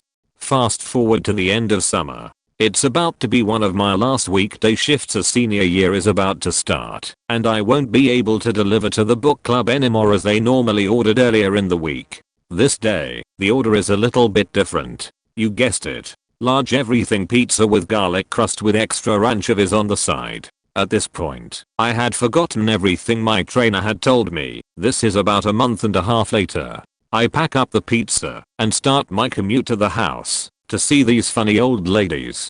As I'm approaching the house, I pull out the bill to make sure I didn't forget anything. I analyze their order a little bit more and come to the realization they just ordered the exact pizza my trainer talked about. In my head, I'm thinking it's just way too good to be true. They must have someone new at the club that wanted anchovies. I laugh it off and pull into their driveway. I get out of my car and notice something odd. Every light in the house is off. As I approach I hear giggling, so I know the same ladies are there. I knock on the door and bam. 3 naked old ladies, 2 of which are not standing. I'll leave the rest for your imagination. Note, the women knew it was me delivering the pizza, because not only was I the only delivery driver on that day, but they normally ordered at the start of my shift, so I was the one that normally picked up their order call. So, not faked up to me, but a normal delivery driver sure. A little forward, this is on Camp Pendleton, California. I'm a former Marine and was on my way out, so I decided to moonlight for extra cash at the pizza place on my end of the base. Marines faking love pizza, go figure. No big deal, lots of guys do it. We get the order, and in the special instructions section is not a weird request, but a bunch of numbers. I realize quickly that it's an MGRS, military grid reference system, grid, a 10-digit one meaning it's accurate to 1 meter, or approximate 3 feet. Now, it wasn't uncommon for dudes in the field to drop a grid and run out to a road to secretly snag some pie, and they usually tip great. But this was a precision grid, so these dudes were either just really good at nav, or had some high-speed gear. I was interested. So I thought, oh tight. Easy tip, but upon realizing this grid is a rather absurd distance away from the nearest road, I said fuck it due to it being my last delivery, and went for it. I parked my truck on the side of the road, pulled on my boots, and hoofed it about 4 kilometers up a series of fire breaks. My wrist Garmin told me I had arrived at the grid, and I looked around. Nothing. I pulled out my phone and tried to call, but no signal. So I called out, hello. I got a pizza here as loud as I could. About 2 feet to my left in some sizable vegetation, a Marine crawls out wearing a VIP hood, think top half of a ghillie suit, and a painted up face. He says dude you came. What a G. And is followed by several more who crawl out, quietly rejoicing. They take their pie and slide me a bunch of crumpled up bills. They'd obviously all chipped in for it. After some good laughs they figured I was a moonlighter and kept thanking me as they'd been on the op for a while and just wanted real food. The dude admitted he had simply stepped out of the hide and got a quick grid to put on the order, not expecting it to ever come. Still have no idea how they placed it though. Even staff section gets lazy, I guess. But they tipped like $40 something bucks, so cool. It was a really cold winter night, and at around 11:30 PM my boss calls me over to stop doing the dishes and take this delivery to the weird side of this suburb. This place has a reputation for having really strange residents around my city, and nearly every time someone in my store delivered to there they claimed that they met some quirky customers, to say the least. So I arrive at this guy's place and the front yard is like a garbage dump with random junk adorned everywhere. At his door he has the warning "No cunts here" or something poorly spray painted on the door, which struck me as rather odd, even for Australia. I was knocking on his door and trying to call him for about 5 minutes to no response, until some guy across the yard starts yelling at me telling me he wasn't at the door. This guy looked scruffy with an enraged look in his eye, and he begins rambling on about how he doesn't have money, but he can give me an iPhone 6. I explained to him I need money, not an iPhone. He wasn't gonna take no for an answer, so he begins showing me just a bunch of various ID cards and how he just lost his license for drink driving, so he can't come into the store. I was getting a bit fed up, so I told him I'd take the pizza back, and if he can pay next time he can have it delivered to him. I returned to the store, clock off about 20 minutes later, leaving only one other delivery driver in the store, who informed me that the same guy called shortly after I left, pulled the same sheet, while trash talking me about benign stuff that never occurred. That was an interesting exchange. There is also one other guy who lives in the same suburb who dresses like the bananas in pajamas and always orders water, garlic bread and 2 pizzas. Allegedly someone forgot his water once, and he broke down explaining that it was very important they broke the water, and it was all he asked for. Drunk friend of the boss ordered pizza, said he would pick it up in the cab on his way home. Calls 20 minutes later and says to just deliver it because he was already headed home. His delivery address is 10 minutes out of our limit, but he says we have to deliver it or he will tell our boss, so we do. It is currently 12 AM and we close at 1 AM. So off I go to this guy's house. It was winter when this story takes place. So I get to his house, and he has a fairly steep, but not long driveway. So I decided to go down. Little did I know it was pavement, and pavement and ice do not go well together. So I get down, and I see the cab also in front of his house, and I think, oh, he must have just gotten home. I'm knocking on the door and he's not answering. Keep knocking and I hear a loud "come in." So I do. I walk in, and I don't see him anywheres. I wait for a moment, and in he strolls. In only his underwear, 50-year-old fat dude. So he tells me to throw the pizza on the table and pays me.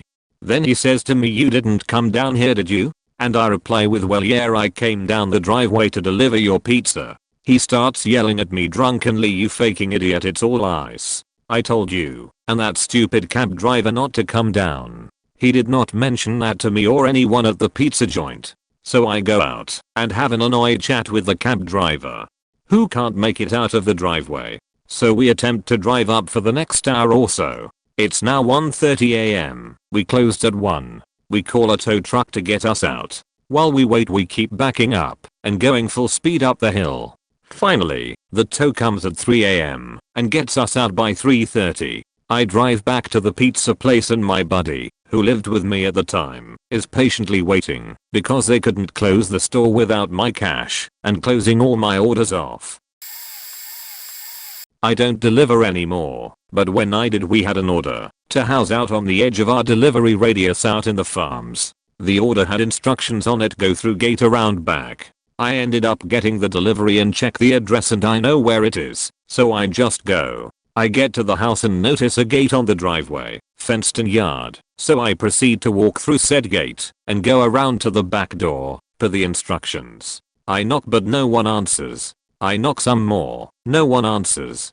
I don't see anyone through the door's windows, so I head back to my car. I call the number on the delivery slip. I hear it ringing in the house, but no one answers. Frustrated I call my manager and tells me to come back to the store. So I get in my car and head back. I'm not 2 miles down the road and my manager calls me to go back because they are there, so I turn back around. I repeat the above process. No one answers. I knock and knock and knock. No answer. So I just stand there quietly for a minute, and this is when I notice a really distant sound. So I start looking around, and I barely noticed something on the horizon, but it looks to be people about 2,000 plus feet out near this barn jumping up and down in my direction screaming. This is when I realize they must have a huge property and there must be another gate. So I get in my car and head down the road in that general direction, and then I see another gate with a long as dirt road. So I go through it, and sure enough it leads me to said screaming people. The lady comes running up all pissed off screaming at me, "You faking dumbass, how goddamn dumb can you be? Can you faking follow directions? All the directions say is go through gate around back, and there was a gate at their house. How the fuck am I supposed to know they had a giantess property and they were at their barn?" I was pissed off. I didn't say anything. I just told her the total, and as I was handing her the pizza I dropped it, on purpose, face down in the dirt. I said, "Sheet, sorry, my dumber self just dropped your faking pizza. Do you want another one? I can return with it shortly." She got pissed off screaming some more, said no, and that she was calling Papa John's. I said, "Good, those guys are dicks, you'll get along." They called my manager and told them what I did, and my manager was livid until I told her everything. She voided the order and blacklisted the address. It wasn't worth our time anyways. It's so far out it takes 25 minutes just to get there. I can't stand people like that. I'm sure she gave the person on the phone better directions and that's why she thinks I was a dumbass.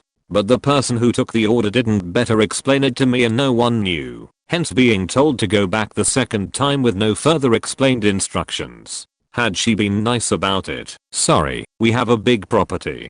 Maybe I wasn't clear enough on the instructions. I would have been all nice and said maybe the order taker didn't write it down well. "Look what it says." Yeah, I can see why that would be confusing. Then I would have apologized and offer her my secret stash of extra sauces or some coupons. But no, she had to come at me with full on beach mode activated, so fuck her.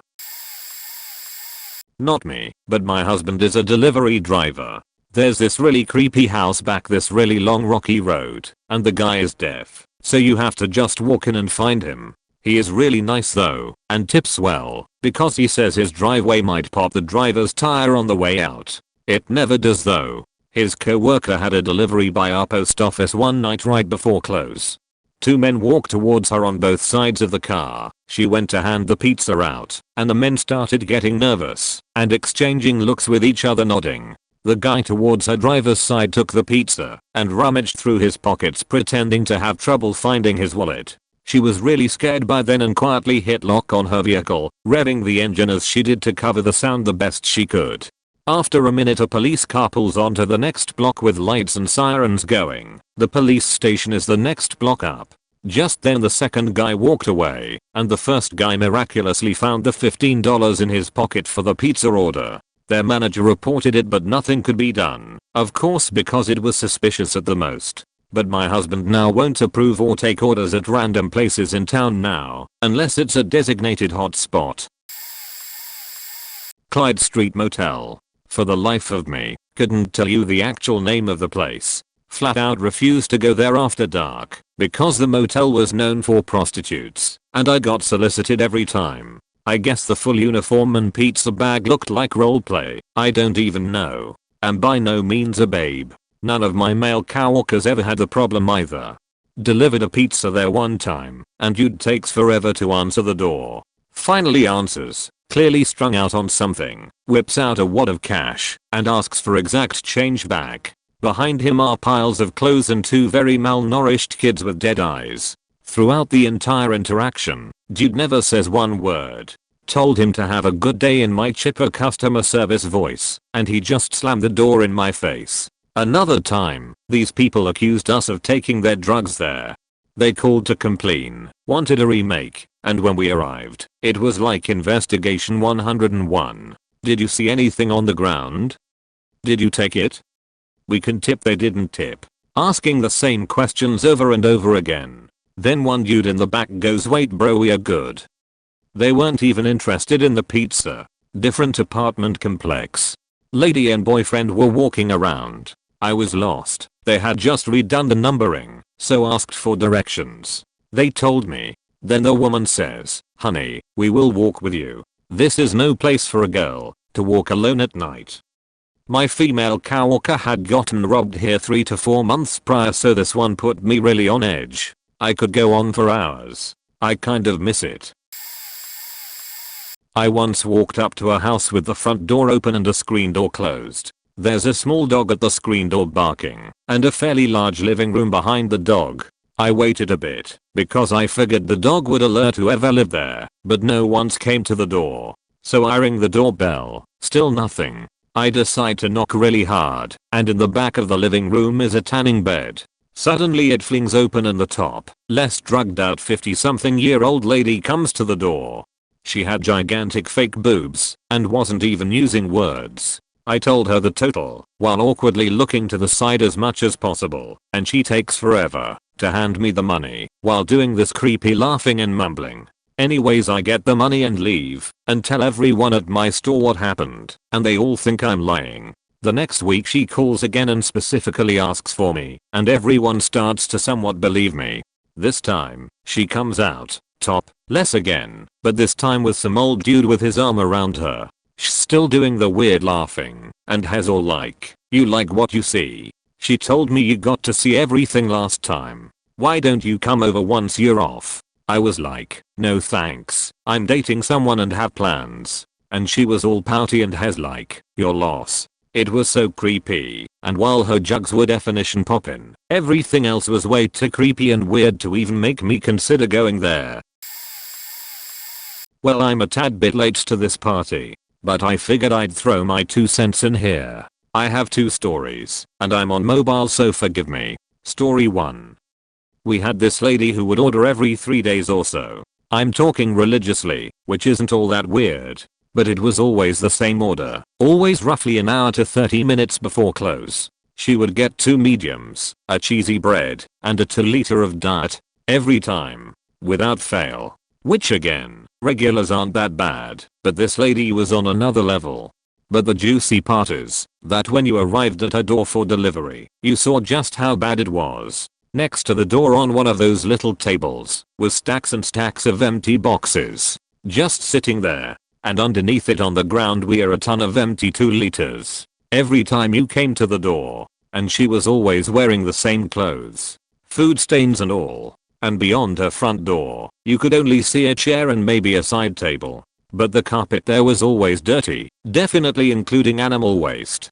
And a smell would permeate from the house. We eventually became accustomed to her order, and would do the delivery as quickly as possible. But a twist at the end came after we hadn't heard from her for a while. Apparently her husband was a traveling businessman who literally never came home, and her still came into the store asking about this lady.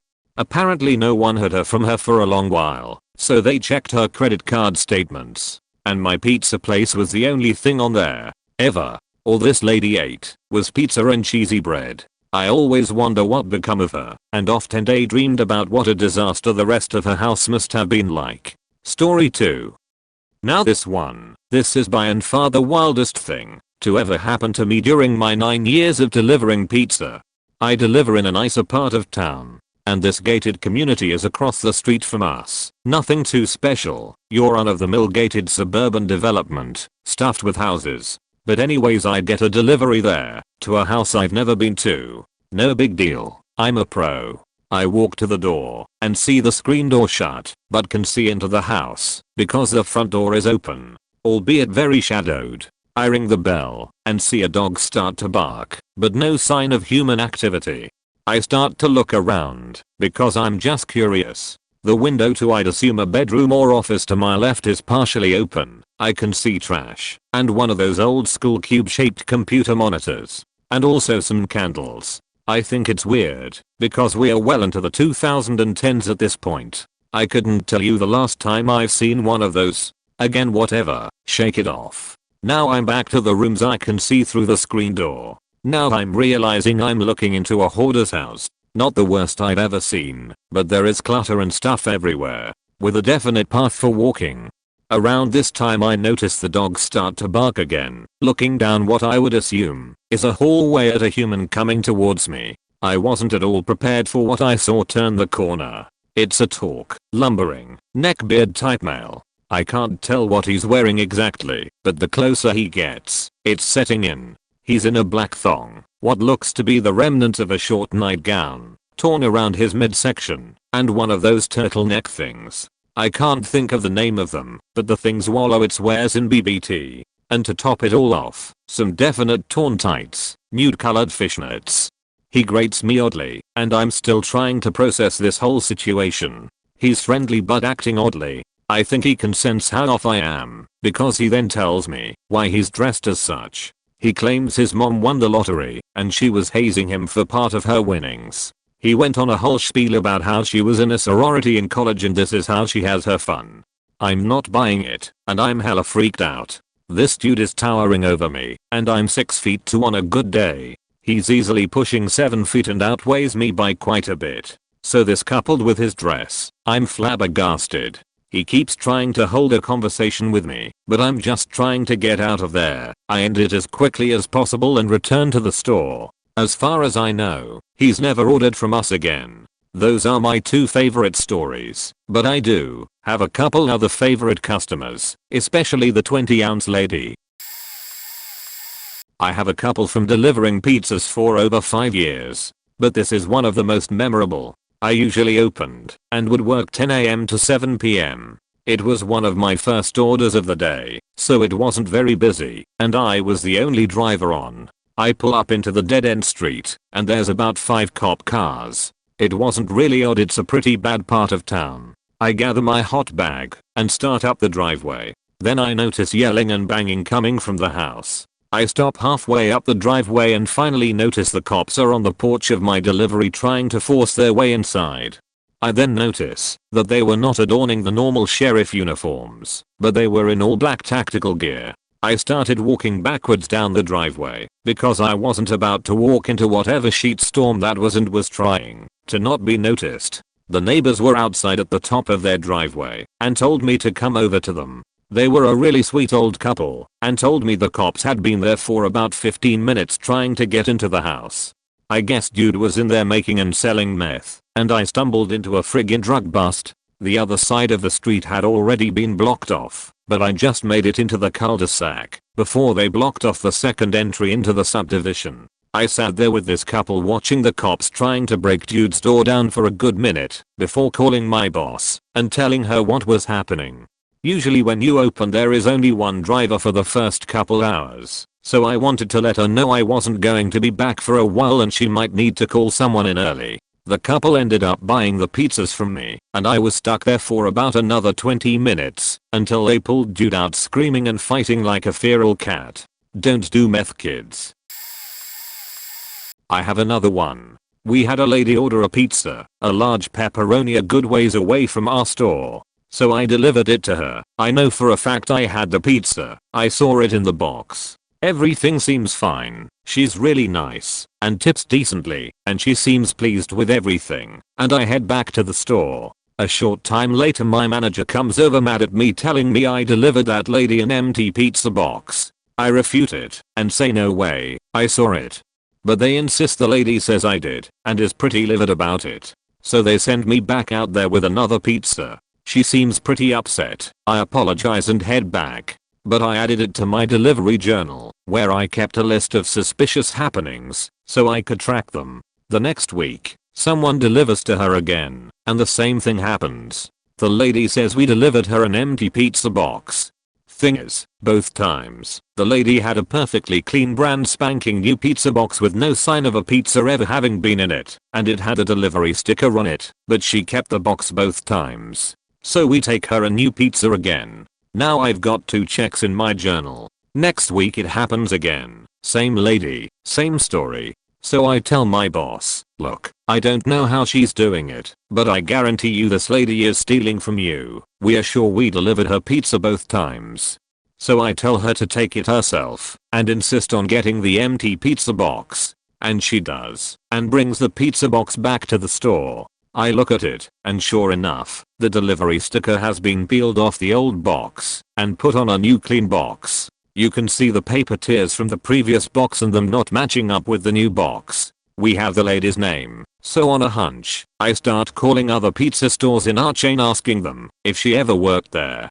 Sure enough, she used to work at the next store closest to us, and so we inquired why she left. She was fired for stealing stock/inventory. So this lady stole a big as pile of empty pizza boxes so she could run this con repeatedly.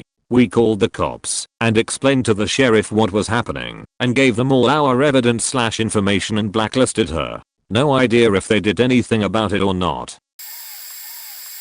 I have another one. We had a lady order a pizza, a large pepperoni, a good ways away from our store. So I delivered it to her. I know for a fact I had the pizza. I saw it in the box. Everything seems fine. She's really nice and tips decently, and she seems pleased with everything. And I head back to the store. A short time later my manager comes over mad at me, telling me I delivered that lady an empty pizza box. I refute it and say no way, I saw it. But they insist the lady says I did and is pretty livid about it. So they send me back out there with another pizza. She seems pretty upset. I apologize and head back. But I added it to my delivery journal, where I kept a list of suspicious happenings, so I could track them. The next week, someone delivers to her again, and the same thing happens. The lady says we delivered her an empty pizza box.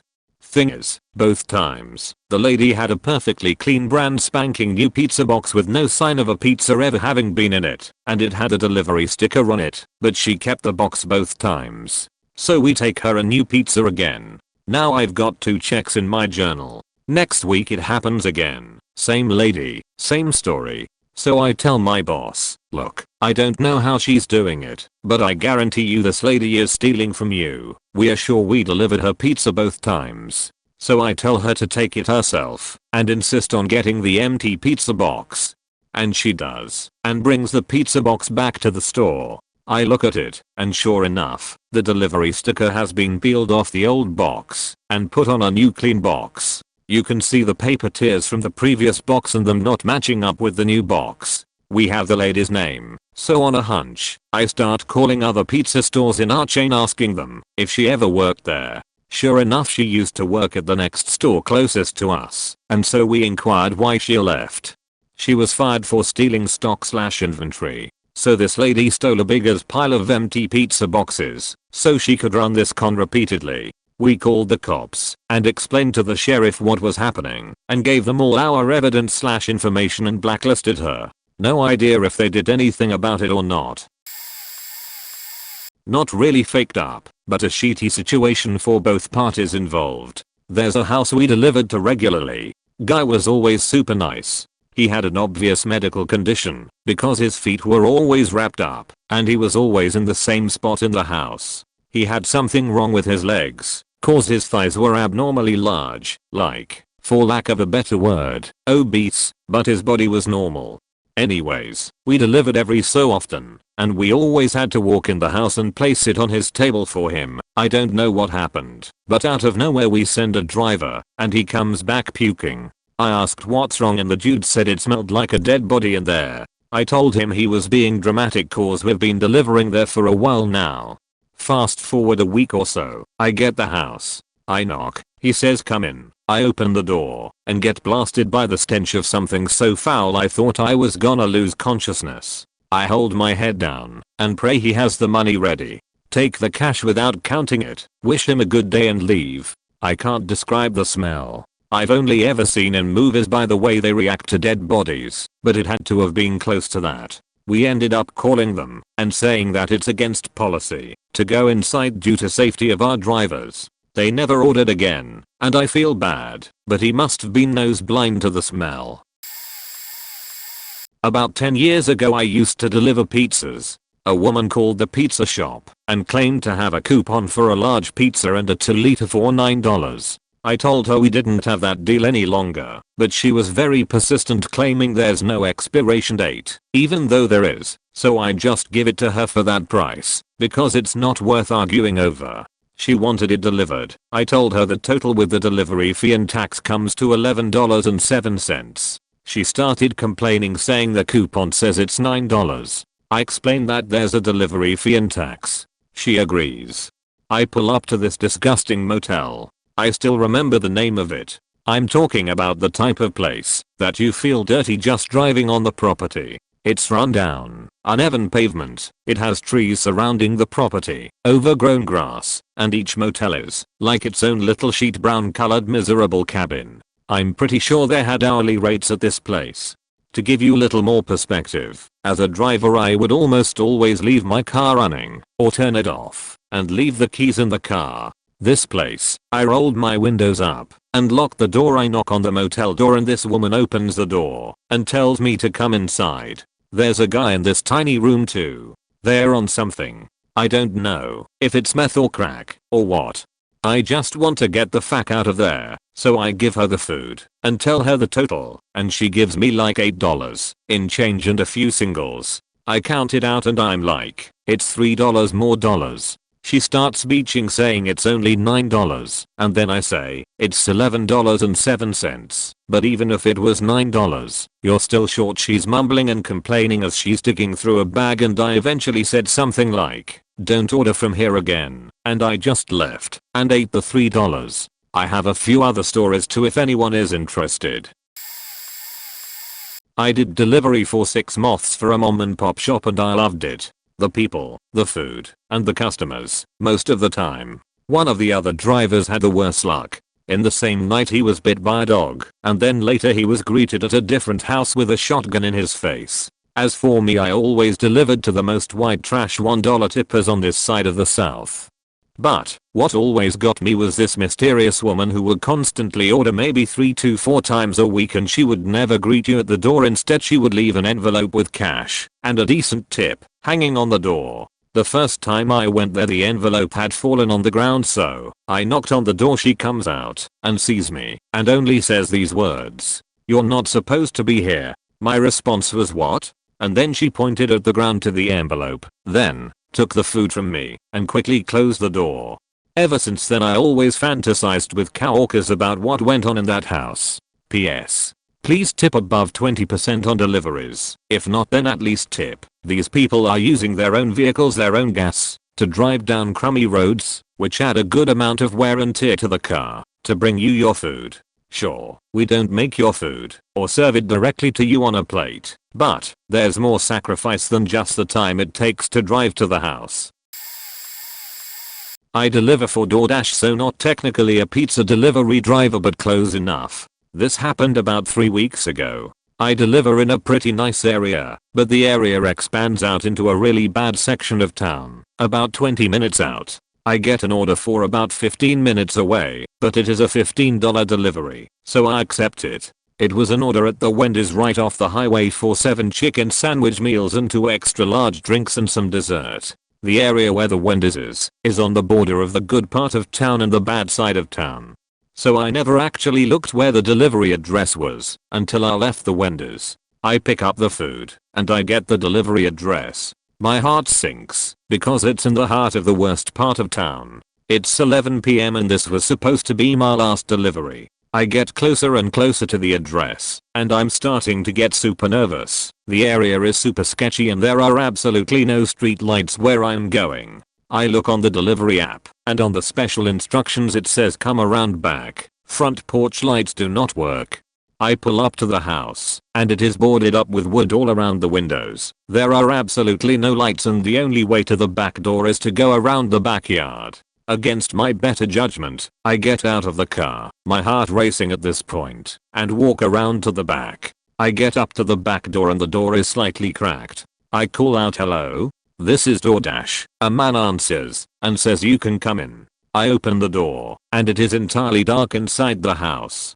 There is a faint light illuminated by maybe a phone, but that's literally it. I walk in and the smell hits me immediately. I'm walking on God knows what. The house was filled with dirty plates, clothes. I couldn't even see what I was walking on. I approach a man who looks to be bedridden as he is approximately 600 to 700 pounds. He tells me to come over and bring him the food. I hand him the food and he thanks me and tells me that I'm the only person that has ever accepted his delivery. I felt really bad for him because he wasn't a mean person or anything, but he had to realize the position he put me in and others, I'm sure. He told me if he could pick me as his driver he would every time. I said goodbye and ran out of the house. I legitimately have never ran so fast in my entire life. I was so disappointed in myself for just not cancelling the delivery and just trusting my instincts. I haven't done the service since because of how scared it made me. Delivered to a dementia ward. at 0300. If you're like me and have worked in a place like that, or you just don't understand, after visiting hours the doors are alarmed and set to call the police in case somebody wanders off. I didn't know what it was and walked my happy ass straight in. 2 nurses, 12 angry CNAs, and a ward of screaming dementia patients later, you could say I was a little alarmed. Delivered to a born shoot once. They invited me in for a barn rippin' to watch. Delivered to a guy with an entire mobile home inside a semi-trailer on a cemetery. He wasn't supposed to be there, needless to say. He told me to never tell anyone I found him there, or he'd kick my head in. For context, he used an address, just not the address for that property. Not faked up Paresi, but I delivered to a mobile home at 0300. Again, it was guy and a girl, and the instruction were really weird. It said not to show any light on the house, call them when I was there, avoid the front door, sneak around the back, etc. Guy looked like Snoop Dogg, and smelled like him too. Girl was whatever, but I did see her. They were obviously together. Delivered to that same house a couple weeks later. However, they really had no issues or weird instructions about the delivery. They answer the door, lights on and the like, for it being late at night again, and the girl is there. However, an entirely different dude answered the door.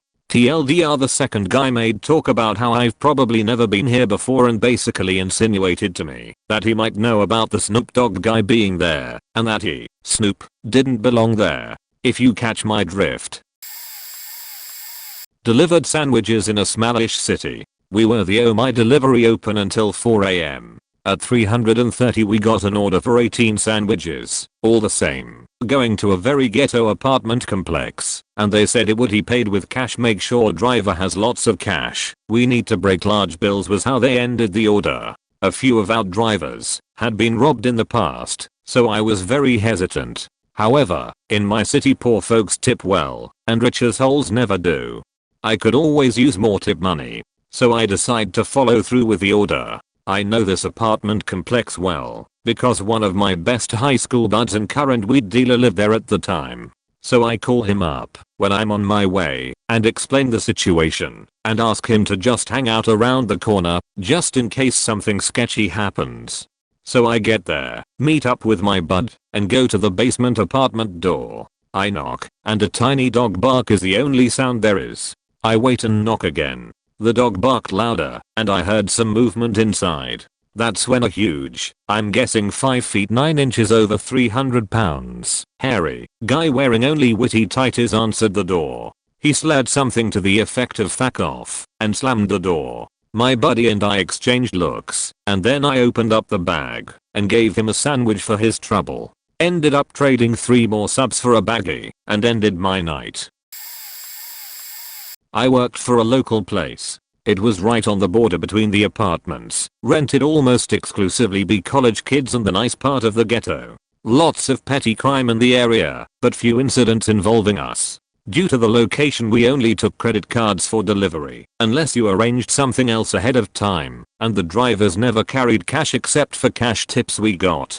It was a Friday or Saturday, and we were running late hours for the weekend. It's about 1:30 AM, right at the end of the time we take delivery orders, and we get an order to the worst part of town. It's an apartment building that is surrounded by high power spotlights and security fences. I've seen juvie centers with less security. I'm not allowed in, so I have to call the customer and wait for him. I'm about 100 yards from my car, which is parked on the street, right at the edge of the spotlight's range. As I'm waiting, I see a car slowly creeping through an empty parking lot, no lights on at all, windows tinted darker than the night. It creeps out of the parking lot, onto the road, and stops right behind my car. I get the pizza delivered, but I'm freaking out about this car, so I call the store. The bars had let out at this point, and the rush was in full swing, so I know it's busy and all hands on deck. My coworker answers, and I quickly tell him my situation, and ask that he just stays by the phone, until I let him know I'm good. So I head for my car, giving him a play-by-play of what I'm doing, and just keeping talking, until I get in my car, get it started, and gun it out of there. I'll let him know I was good and hightailed it back. Other highlights include the building so notorious my manager was seriously considering giving me his gun, or the time the cops came in with rifles because 2 people had been murdered 3 buildings down, and witnesses said the suspects went our way. When I was young, I delivered pizza for a popular pizza place here in town. I used to do all the afternoon runs for people's lunches. We often got calls for deliveries for a lot of the local businesses. One call, I was asked to deliver a pizza to the local prison. Met by guards who escorted me in. That was kinda weird.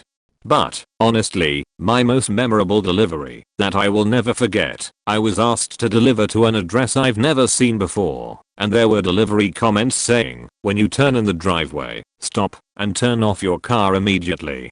I knew it was a business address, but it was weird to get instructions like this. Boss said it was legit, so I made the delivery. So, I'm traveling down the road, cross the tracks, and start going up the hill. Along the hillside is this 10 feet tall fence with barbed wire and lined concrete barricades. I turn into the driveway and stop, then turn off my car. I wait a moment, since I can't go any further because of a guard building and a complex maze of concrete barricades. Since no one was around, I got really confused. Suddenly, about 7 guys dressed in army fatigues come walking across the lot with their rifles, aimed right at my car. I roll down my window and raise my hands. 3 guys walk up to my car with 2 aiming their rifles at me. All I say is, pizza? The 3 guys laugh and lower their guns and then tell me that they'll take the pizza from there and then pay me. I back out of the driveway and head back to the store. Told my boss what happened, and he didn't believe me. I quit about a week later. I used to deliver for one of the giants of pizza in my hometown, which was relatively well off from a money point of view. One night I get a delivery at an address with a lot of notes attached such as this is a new build, not on the maps yet. Go to the water tower under, postcode, then keep going until you reach a big gate. I got to the gate, rolled down the window of my Civic, and pressed the intercom button. Approach, a posh voice said. The gate slowly opened. On the inside I saw a few buildings, all attached with glass and X-type structures. Very fancy. I left my car, and was met with a teenage kid who came to collect the pizza. I handed the boxes over, and he went to hand me a £50 tip. Before pulling it back, and saying no, I do not believe you're worth this today. Shame. Whatever, I only did this job as additional income, I didn't need the tips. So I get back in my car, head for the gates, which were now closing. Good. I park by the gate and inspect the control panel, pressing buttons that look like they'd open the gate. Nope. Hey, could you please open the gate? I asked over the intercom at the gate. Oh yes, of course. The gates didn't open still. Suddenly there's barking, more than 1 or 2 dogs. It sounded like a small pack. They were getting closer. I hopped back in my Civic, dogs coming closer by the second. I call the phone number on my delivery ticket. Hello, it's me, the pizza guy. Could you please open the gate so I can leave? I'm stumbling my words, desperate to get out. Panicking. Nothing felt good about this. Oh, you meant the front gate. You really should have specified. Please don't let the dogs out when you leave. The gates, finally opened, allowed me to kick my car into first gear and accelerate as fast as possible, back to public roads. No injuries but a close call.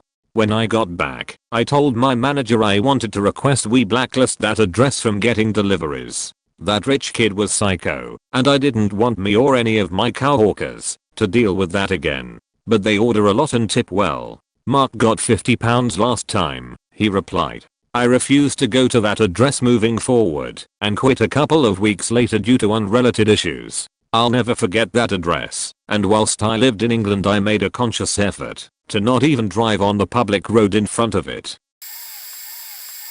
I once rolled up to a house where a guy lived with his kids. Everything seemed normal until after I pulled up and rang the bell. At that point the guy opened the door and everything was fine. Gave him his food and he gave me some cash and a generous tip. I make small talk with the guy for a moment and his kids asked about my car. I'd imported it from Japan. Was a Subaru Legacy B4 twin turbo. I got a lot of questions about it. At that point a busted up old minivan rolled up and blocked my car in.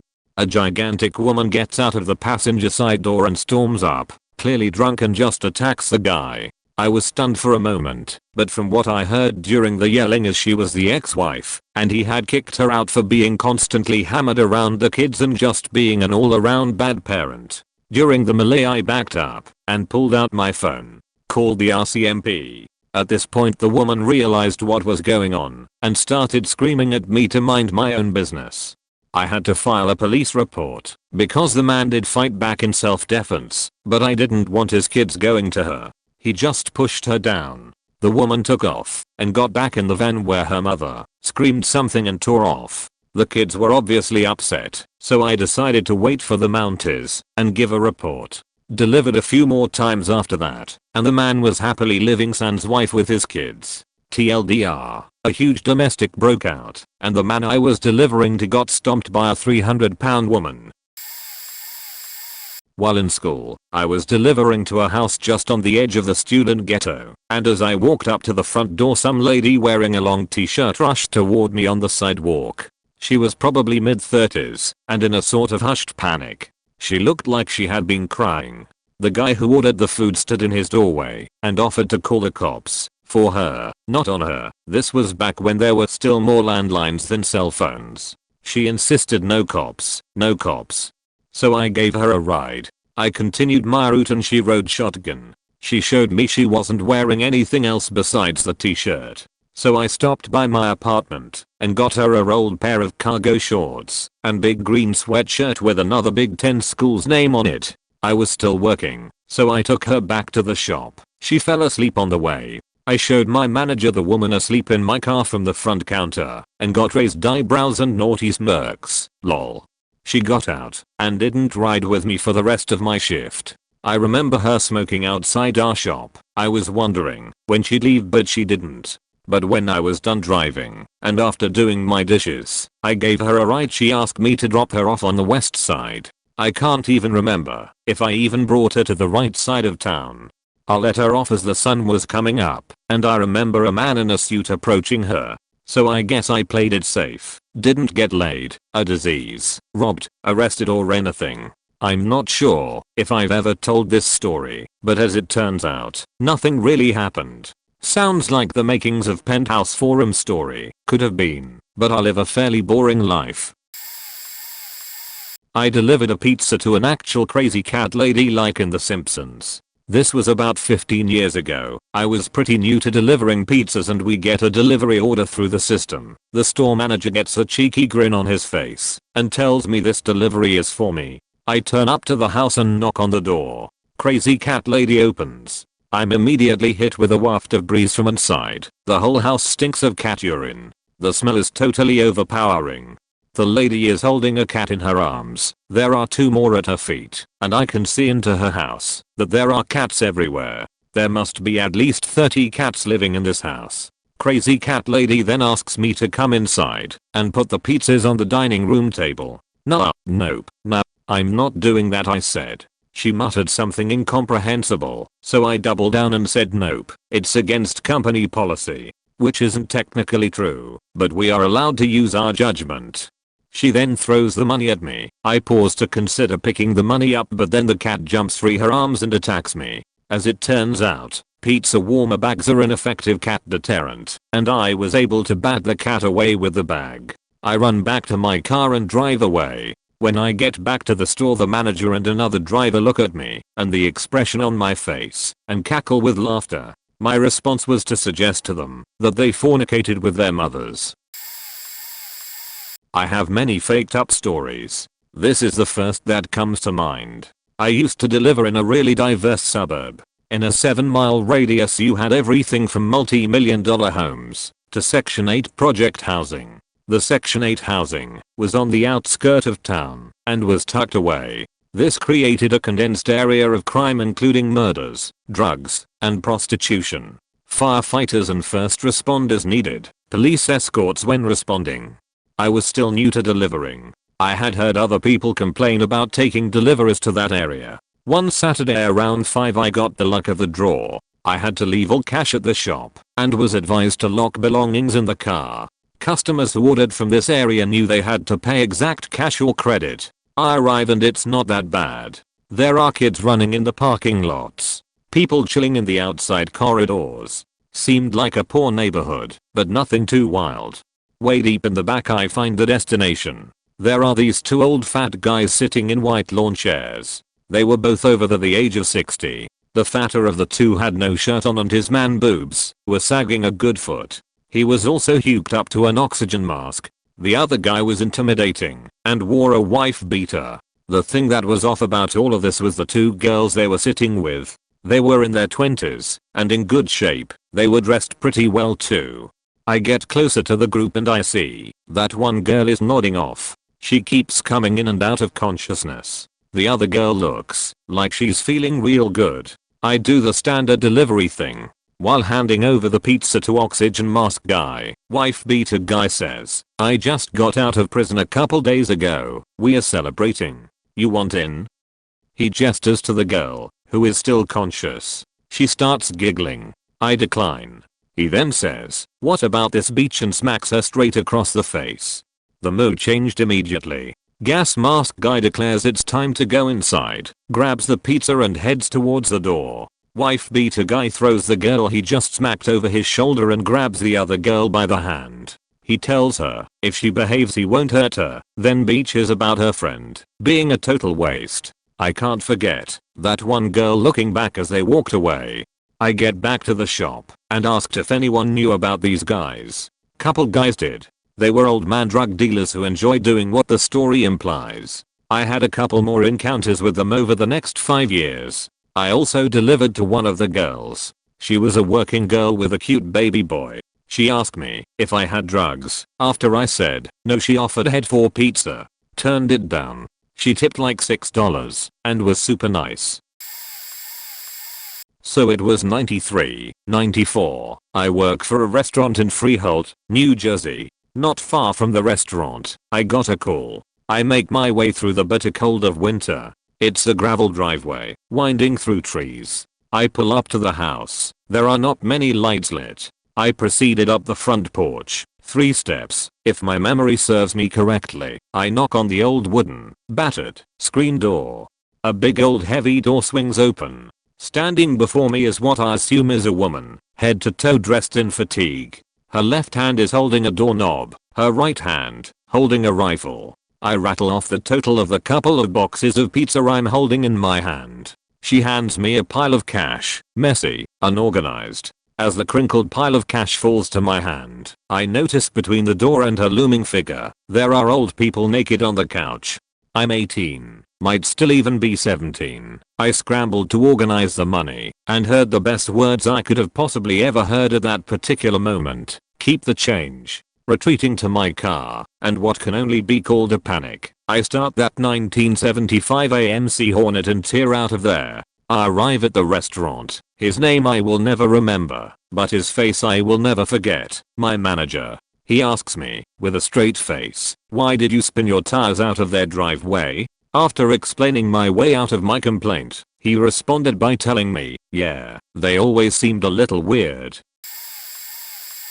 Didn't have a lot of faked up deliveries, but some interesting ones. Once I took an order for the strip club right near my house, just so I could stop at home. It wasn't a real strip club, because it was near a residential neighborhood. I had a regular customer who was an attractive woman who always answered in her nightie and tipped $10. I memorized her address and grabbed those orders whenever I could. Honestly, one of the most faked up thing that happened was probably at the shop. I was between orders, probably washing dishes or whatever, and the manager came by and told me I should go check out my car. Earlier in the evening, one of our off-shift drivers showed up, drunk. He was the older guy of the shop who had been a driver for a decade. Apparently after stumbling out of the shop, he wanted to get into his car and got in mine instead. He had a 96 black Ford Escort. I had a 96 black Ford Taurus. From the front they looked almost the same. So he had sat his ass down in my car and was trying to start it. Surprise, his key was similar enough that it turned to accessory, but wouldn't start the engine. So I'm out there, he's in my car, drunk, turning the key back and forth trying to figure out why his car won't start. Eventually we convince him it's my car. He gets out, gets into his car and passes out in the driver's seat, legs hanging out. We end up closing the shop and leaving him like that. Hours later, he was apparently gone before the owner showed up in the morning, and nobody ever spoke of it again. Delivered to what I'm pretty sure was the local chapter of the Aryan Brotherhood. It's about 11:30 on a Friday night. We get an order in, and I don't recognize the address or road. Go look it up on the map and find that it's in an area of town that I didn't even realize had a road through it. Thought it was all just woods there. Anyway, get out to the place and it's an old rundown trailer with the telltale signs of white trash living there. Junked up yard, few different vehicles missing various parts, sketchy looking front porch I'm not sure will support my weight. Nothing unusual really. So I get out and go knock on the door. Guy that answers is shirtless and his chest and back are covered in Nordic tattoos. He tries to make a little conversation with me while he counts out crumpled up dollar bills and change. Apparently he had just gotten out of the hospital. Didn't say why he was in there, but he looked like someone had beat the absolute fuck out of him. There's posters all over the wall opposite the door of what appear to be skinhead bands, and in the center a nice, prominent, black and white SS sign. The Nazi kind. I didn't take time to look around much more than that. I got back to the store and tell my manager about it and tell her that while I was okay, probably not a good idea to deliver out there anymore in case one of the black drivers get the order. Pretty sure she ignored me but whatevs. I was working at a family-owned pizza place. It was the last delivery of the night, a little after 9:30 p.m., and I was the closing driver. The person who got the pizza paid with a card, so all I needed was their signature. I drove out to the place. It was close to where I lived and right around the corner from an elementary school. When I drove up, I think it might have been one of those duplexes. Either way, it was pretty dark out. The house was dark on the inside, but I could see some light through the blinds. Almost like the person inside had all the lights turned off and was watching TV. I walked up the door and knocked on the screen door. No answer. I don't remember if I tried ringing the doorbell or maybe I was trying to find one, but either way, all of a sudden I started hearing like grunting. Then like a sort of screaming grunt. Now, I'm a small Asian girl, 5 feet 4 inches 130 pounds wet. So I immediately ran back to my car and locked the doors. I called my manager cause I was freaking out. And I'm like, bro, what the actual fuck? I think he might have told me to stay in the car while he calls them. So I do, while staying on the line, and nothing happens in that time. He comes back and he tells me no one answered and to just knock on the door again, and if he doesn't answer just leave the pizza there since he already paid for it. I'm like, alright, sounds good. I'ma stay on the line though. I walk back up to the door, phone against my ear, large pepperoni pizza in my hand. I go back up and knock again / ring the bell, whatever. Nothing happened. I didn't hear anybody, no light changed in the window, nothing. So I left the pizza at the door and literally ran back to my car.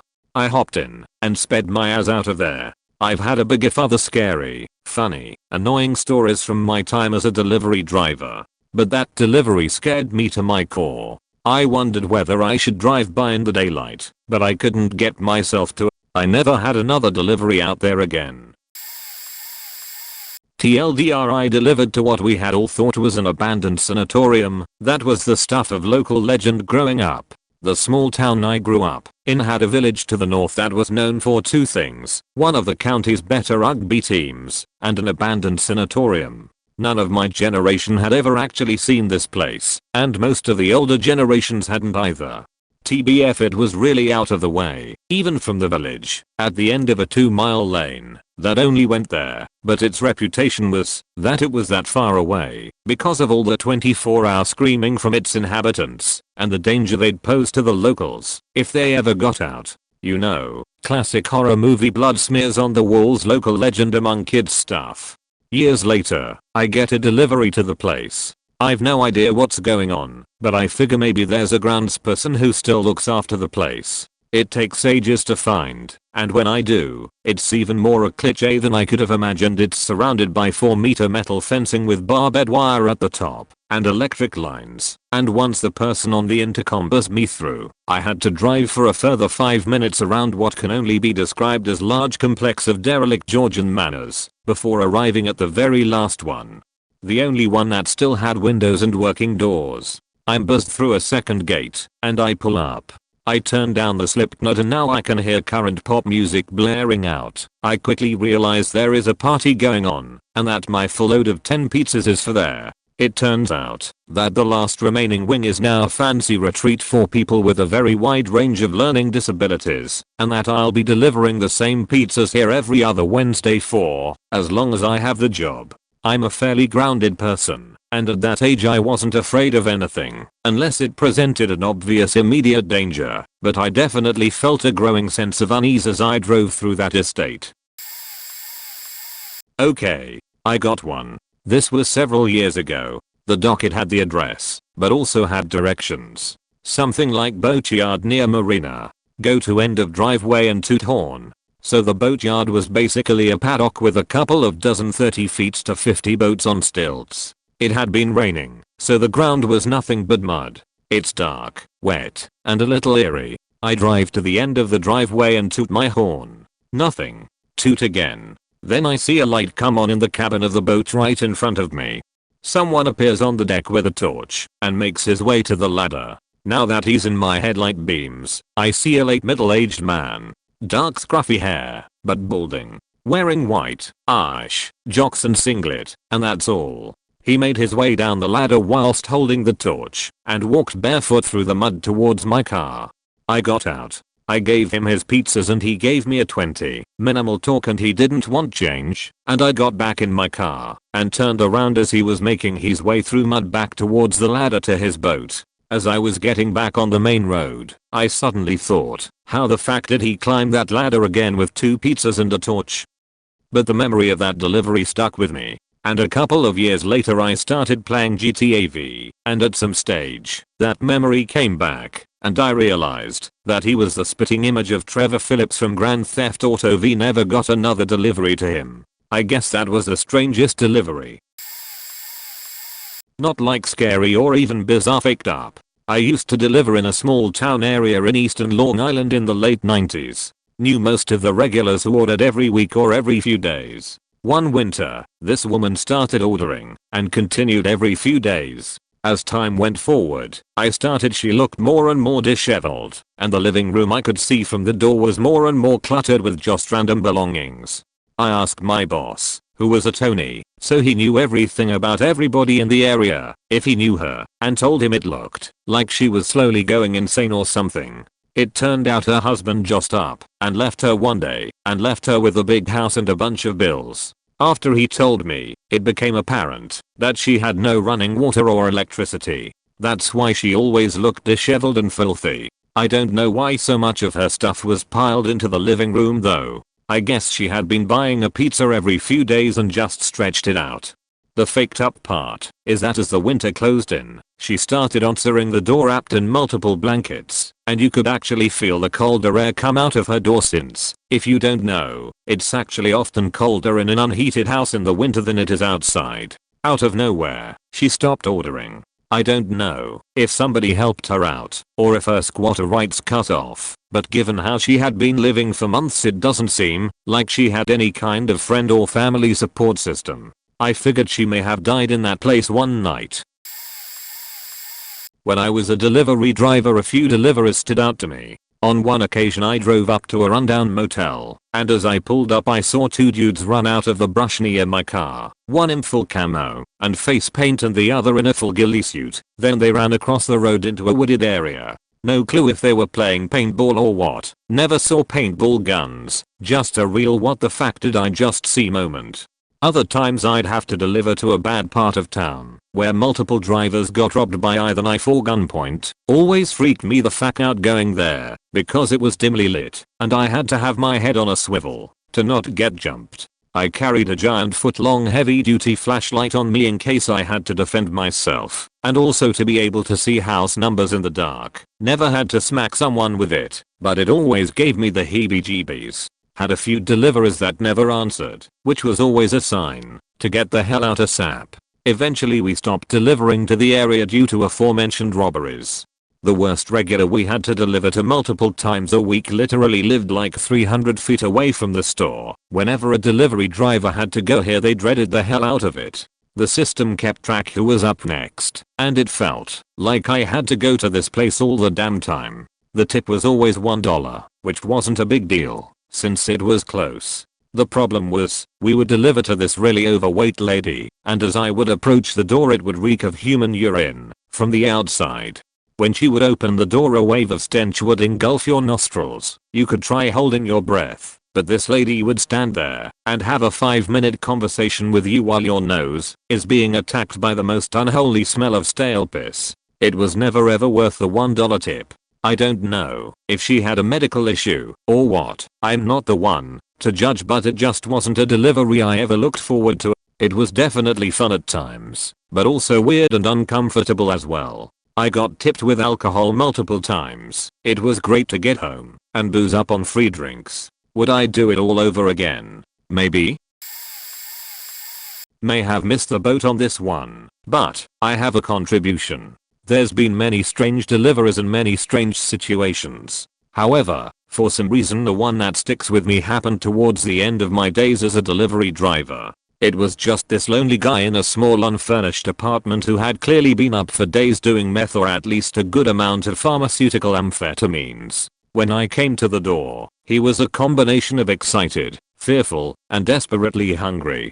The smell hit me as soon as he opened the door. It smelled like mold, musk, and inside out as whole. His voice was shaky as he greeted me, and it seemed obvious that he hadn't talked to anyone for a hot second. He said he was glad to see me, and that he hadn't eaten for 5 days. He was twitchy and his eyes were bugging. Inside the apartment, there was nothing but a dirty mattress with a poor excuse for a sheet, a television propped up on a milk crate, and an box. The rest of the room had some trash and empty soda bottles.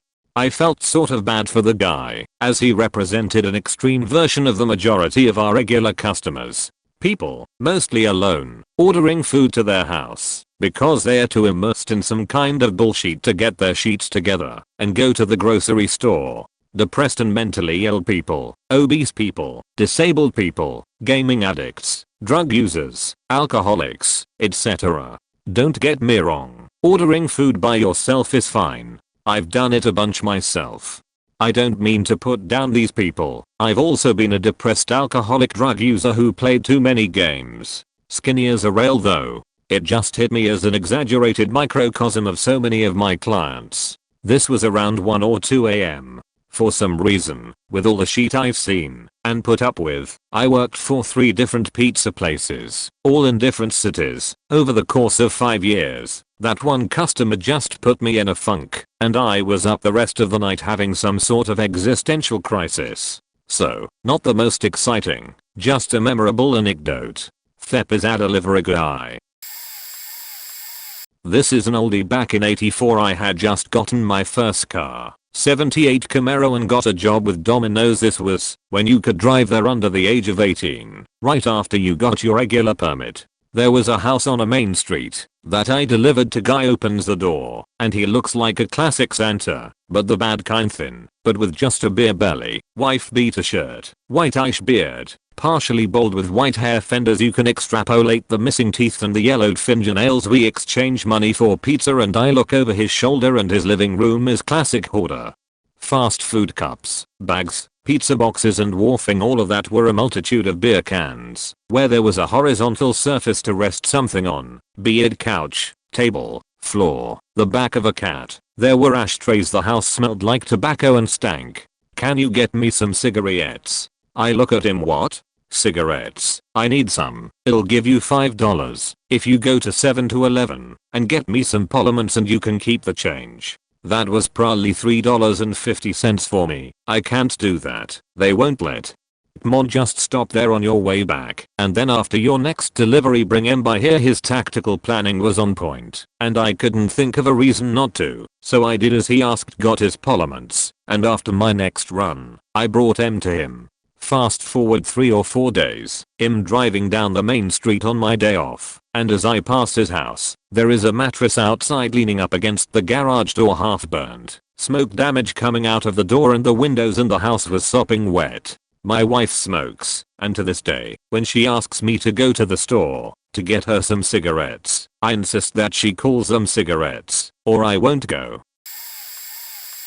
Just hopped off the road after delivering for 6 years and starting management now, but I always love telling this one. New folks like to ask drivers this question to get to know them and such. Anyway, this was about 2 years ago, and I was delivering to this grungy little trailer park about 10 minutes away from the store. Most of the trailers look like they could be blown over by a strong gust, but despite the conditions residents would still tip, so at least their hearts were in the right spot. Maybe except one.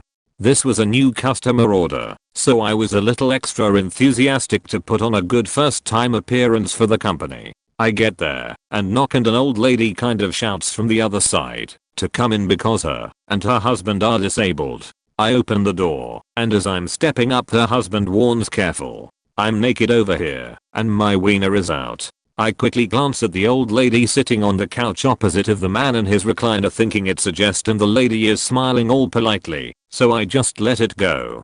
As we're exchanging the money for the pie, the man warns again, make sure you don't look over here, I'm naked. And I kind of think he's serious this time, but while overthinking I start to turn around to the door and I accidentally turn left, so I'd have to face the man in the turn, instead of right, face the wall then the door in the turn, and I just saw it. Yep. He was naked. Shriveled old man Wang, just hanging out without a care in the world. I nerve-wracking forced myself to hustle out the door and immediately called my GM to explain the situation, in which he responded with a resounding roll of laughter. It took me a few hours to get over it, and it eventually became the fun icebreaker for new employees I use to this day.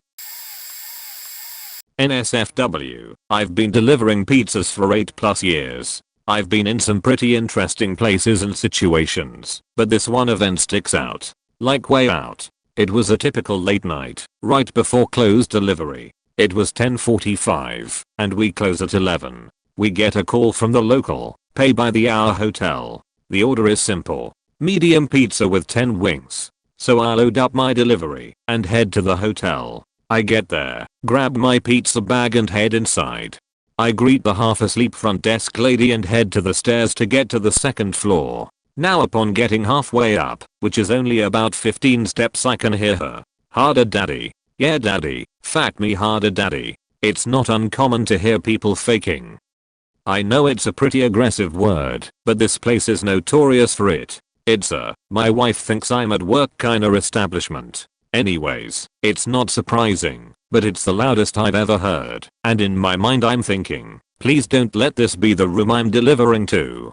I get to the top and start walking down the hallway. I'm looking at the room numbers as I'm walking. I'm counting down as I walk. Room #201, 202, 203, 204. The lady is getting louder and louder. OHH yeah, smack my ass. 205, 206, 207. Oh baby your cork is so big.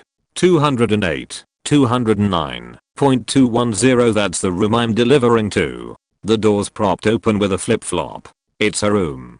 She's being taken to Pleasure Town right in front of me. I'm disgusted. I was in shock. I wanted to look away but couldn't. It was like watching 2 sacks of potatoes tied together by a thick string fall of the truck onto the highway. All I could do was knock on the door. The women squeaked with giggles. The man, visibly exhausted, says Ashit. I watch him as he races to the corner of the room to put on his underwear. He comes to the door, his underwear hiding nothing. I stare at his manhood, then into his eye. I say 24.73. He hands me 30. I look back at him and stare at him for a solid 15 seconds, then walk away. Before I can even get to the stairs I can hear her again. I was shook to the core. I couldn't believe what just happened to me. I was angry. I was confused. It was an event I would never forget. Bit late to the party, so this will probably get buried, but here goes anyway. I was a pizza delivery driver for about 4 years, so I've got a few, which are mostly more funny than faked up. Last delivery of the day was a guy that called us at 21:50 for the biggest pizza we had. We were a bit pissed, because making and delivering this pizza meant overtime for us both. I arrived at the dude's house and rang the doorbell. When he answered the door, I kid you not, a whole cloud of weed came out of the door with him. This guy was so baked he didn't even remember ordering a pizza, but he was more than happy to pay for it. He even offered to do so in weed. Had to make a delivery for a woman in her 40s somewhere, and she answered the door in nothing but a bathrobe. When she saw me, she wanted to pay me, but couldn't find her wallet, so she invited me in. This is where my 16-year-old mind hoped to get paid in different ways.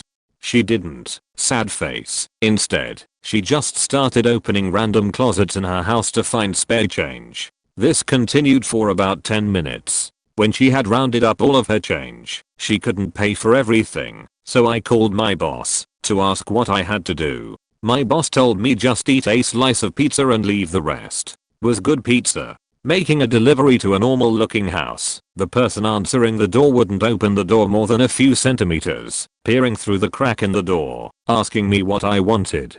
I told him I was just delivering his pizza. He slammed the door in my face. I was walking back to my moped when the door opened again, just a crack again, and he told me to put the pizza in between the crack in the door. I told him that this would fuck up the entire pizza, but he wouldn't open the door more than he had, so I said fuck it, and just slid the pizza in there. He paid me with a €50 bill, and slammed the door in my face again. The pizza was about €15, so that's the story how I got my biggest tip ever. Manager of a Pizza Hut. Had a driver of mine deliver to a hotel room. They were shooting a porn there. Had a customer ask for a female delivery driver, and told them that's not how things work. Special instructions on one was to an alleyway. Sent 2 drivers, the second one I knew had a permit to carry. Played it off as a new hire doing a ride along. Turns out it was just a homeless guy, and we sent him another free. Had a customer scream at a driver of mine and call the cops for stealing her money. Her money was on the table next to her, and she claimed the driver must have put it there without her seeing it. Had a guy come into the store one night, was normal calm guy. Got his total, and because it was after hours of a special we ran, started screaming and throwing a hissy fit. Cops called, escorted him out, never saw again. Multiple times drivers would be tipped with weed. One of those people was a high school teacher. Became regular, so the drivers would just share with those that partook in smoking. Funniest one was a driver got a call about forgetting a drink. They never ordered a drink, but you complained, and the company takes it in the ass, so we have to now waste time on a driver to go back out and give you free drinks and a free food coupon. Driver comes back, and the people call back saying they wanted MTNU, not Pepsi. Fed up, I called them out on it. My GM hears all this, answers the phone, and says he will personally bring a drink out to them. Brought them an open can of MTNU he had in his car.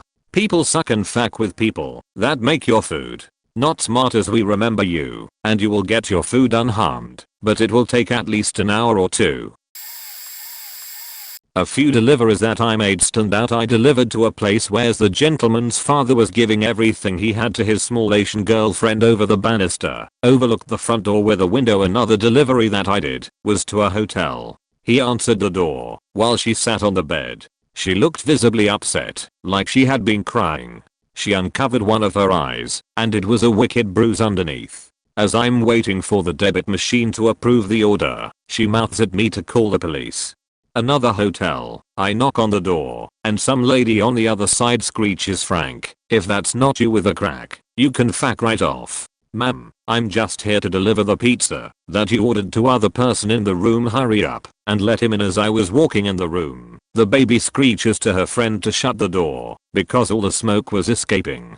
I couldn't see 2 feet in front of my face. They were hotboxing the room. I can feel myself starting to get high. The lady paid, tipped me $5, he tipped me 20, and joint and a beer for after work for.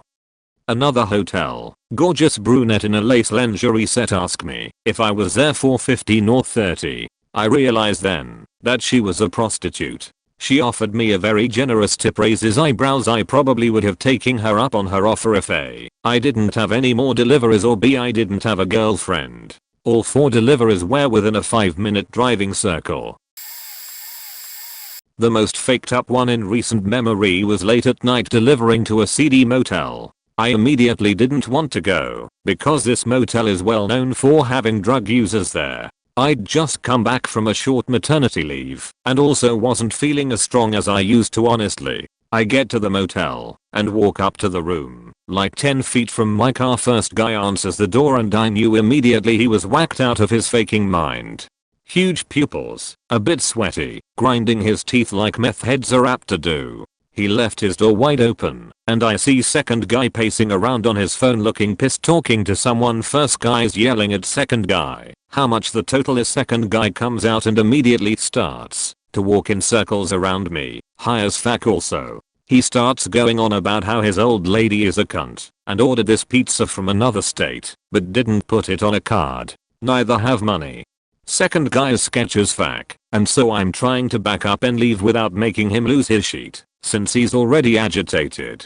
But he follows, circling me still. I'm like, listen man, I can't go back without money for this, so how about I just give you the dessert and soda and tell my boss I lost it? Yeah, we're buddies, I'll help you out man. The boss won't care as long as he sees the pizza or money come back. Meanwhile I'm praying I'm not about to get stabbed or robbed in this parking lot over goddamn pizza. That seemed to placate second guy, so I handed the stuff on to him and got the fuck out of there. Told my boss I wouldn't deliver there ever again. This is kinda long, so I put a TLDR at the bottom. I've been a delivery driver at Mountain Mike's, and I have plenty of different stories, but this is the most faked up one I have ever had, and probably will ever have. This took place sometime in October. It was about 3 and an online order comes in for just one large pizza. We make the pizza, and I head out to deliver this thing. I figured it would be a pretty easy delivery, not too far, so I'd go out, come back, and be heading home in no time.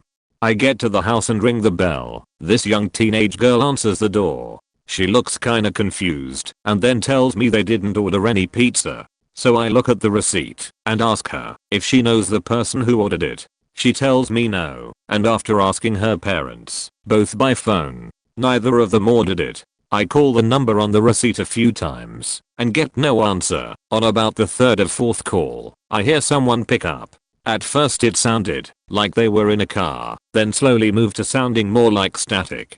This went on for maybe a minute, and then out of nowhere I hear the blood-curdling scream of a woman. I start freaking out on the inside. The teenage girl was still with me, and she can tell I'm kinda shaken. She asked what happened, and honestly I shouldn't have, but I turned on speakerphone. The screaming comes and goes. The woman ever screams for help sometimes. I hear something that sound like banging, like someone hitting a wall with their fist. After a while the screaming stops. At this point, I'm wondering if I should call the cops, but at the same time I didn't wanna hang up.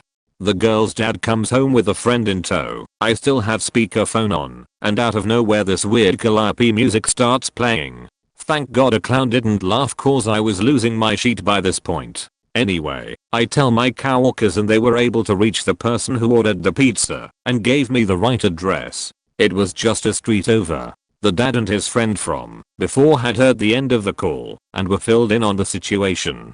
As I'm getting in the car, they offer to escort me to the house. I'm a girl, and after all I just heard, I kinda wanted them to come with me. But I told them I'd be fine, and I have a pocket knife in my car. I leave and make it to the house. Now remember this is in the middle of October. This house was done up for Halloween. It had caution tape and a bunch of realistic looking statues / mannequins covering the lawn. I walked up the driveway, and it only got creepier as I got closer to the front door. I couldn't see the door before then, because there is a wall in front of the door that has an extension of the roof. There are more realistic decorations, most notably, a bunch of dangling severed heads leading to the door. I get to the door and ring the bell, and about 3 dogs run up and start barking at the window by the door. It scared me a bit at first, but then I looked through the window and noticed what I thought was a candle. I thought it was lit, but now I'm not sure. There was also a large white truck in the driveway, so I assumed someone was home. I waited for a bit but no one came. Then the dad and his friend from the other house came up the driveway and checked around the house for me and confirmed no one was home. So I called my co-workers again and they told me to just give up and come back. I go back to work and tell them everything and I don't think they believed me cause most of them laughed it off. But I was genuinely shaken up by all of this. It was all running through my head over and over. The screaming of that woman. Had I just heard a murder? I never found out what the hell that was all about. Edit. TLDR went on a delivery. Possibly heard a woman being murdered. The house was covered in creepy morbid decorations. Once delivered to a guy who requested I pick up cigarettes for him on the way. I didn't oblige. I was in a hurry as usual and just took the food straight to him sans cigs. I arrived at the door to greet a very agitated looking man. Almost seemed like he was tweaking tbh. Once I tell him I didn't get his precious, he got very red and upset and told me he hadn't had a cig in days and didn't even want the food, just the cigarettes. I head back to my car and I look back to see the 2 liter of Sprite flying through the air toward my car in the street. I drove away ASAP. Another time delivered to a house way out in the countryside at about midnight. The place was more or less a log cabin. The porch was only lit by a dim red light and inhabited by 2 grotesque straw scarecrows. I was sure someone was going to jump out to spook me as it was around Halloween, but instead I just had a laugh with the customer about his spooky porch setup. Another time I attempted to get a customer's order to him late at night, but 3 separate times he gave me the wrong address. Finally I make it to the correct address and the customer is standing motionless smack in the center of the cul-de-sac. Although I was thoroughly creeped out and a little irritated, I greeted this long-haired spaced-out teenager in the cul-de-sac. He tried sheepishly to take the warming bag, but I reminded him that he doesn't get to keep that lol. Later learned that he was a high school classmate who was known to have taken too much acid at once and was indeed perma-tripping, which definitely explains his behavior.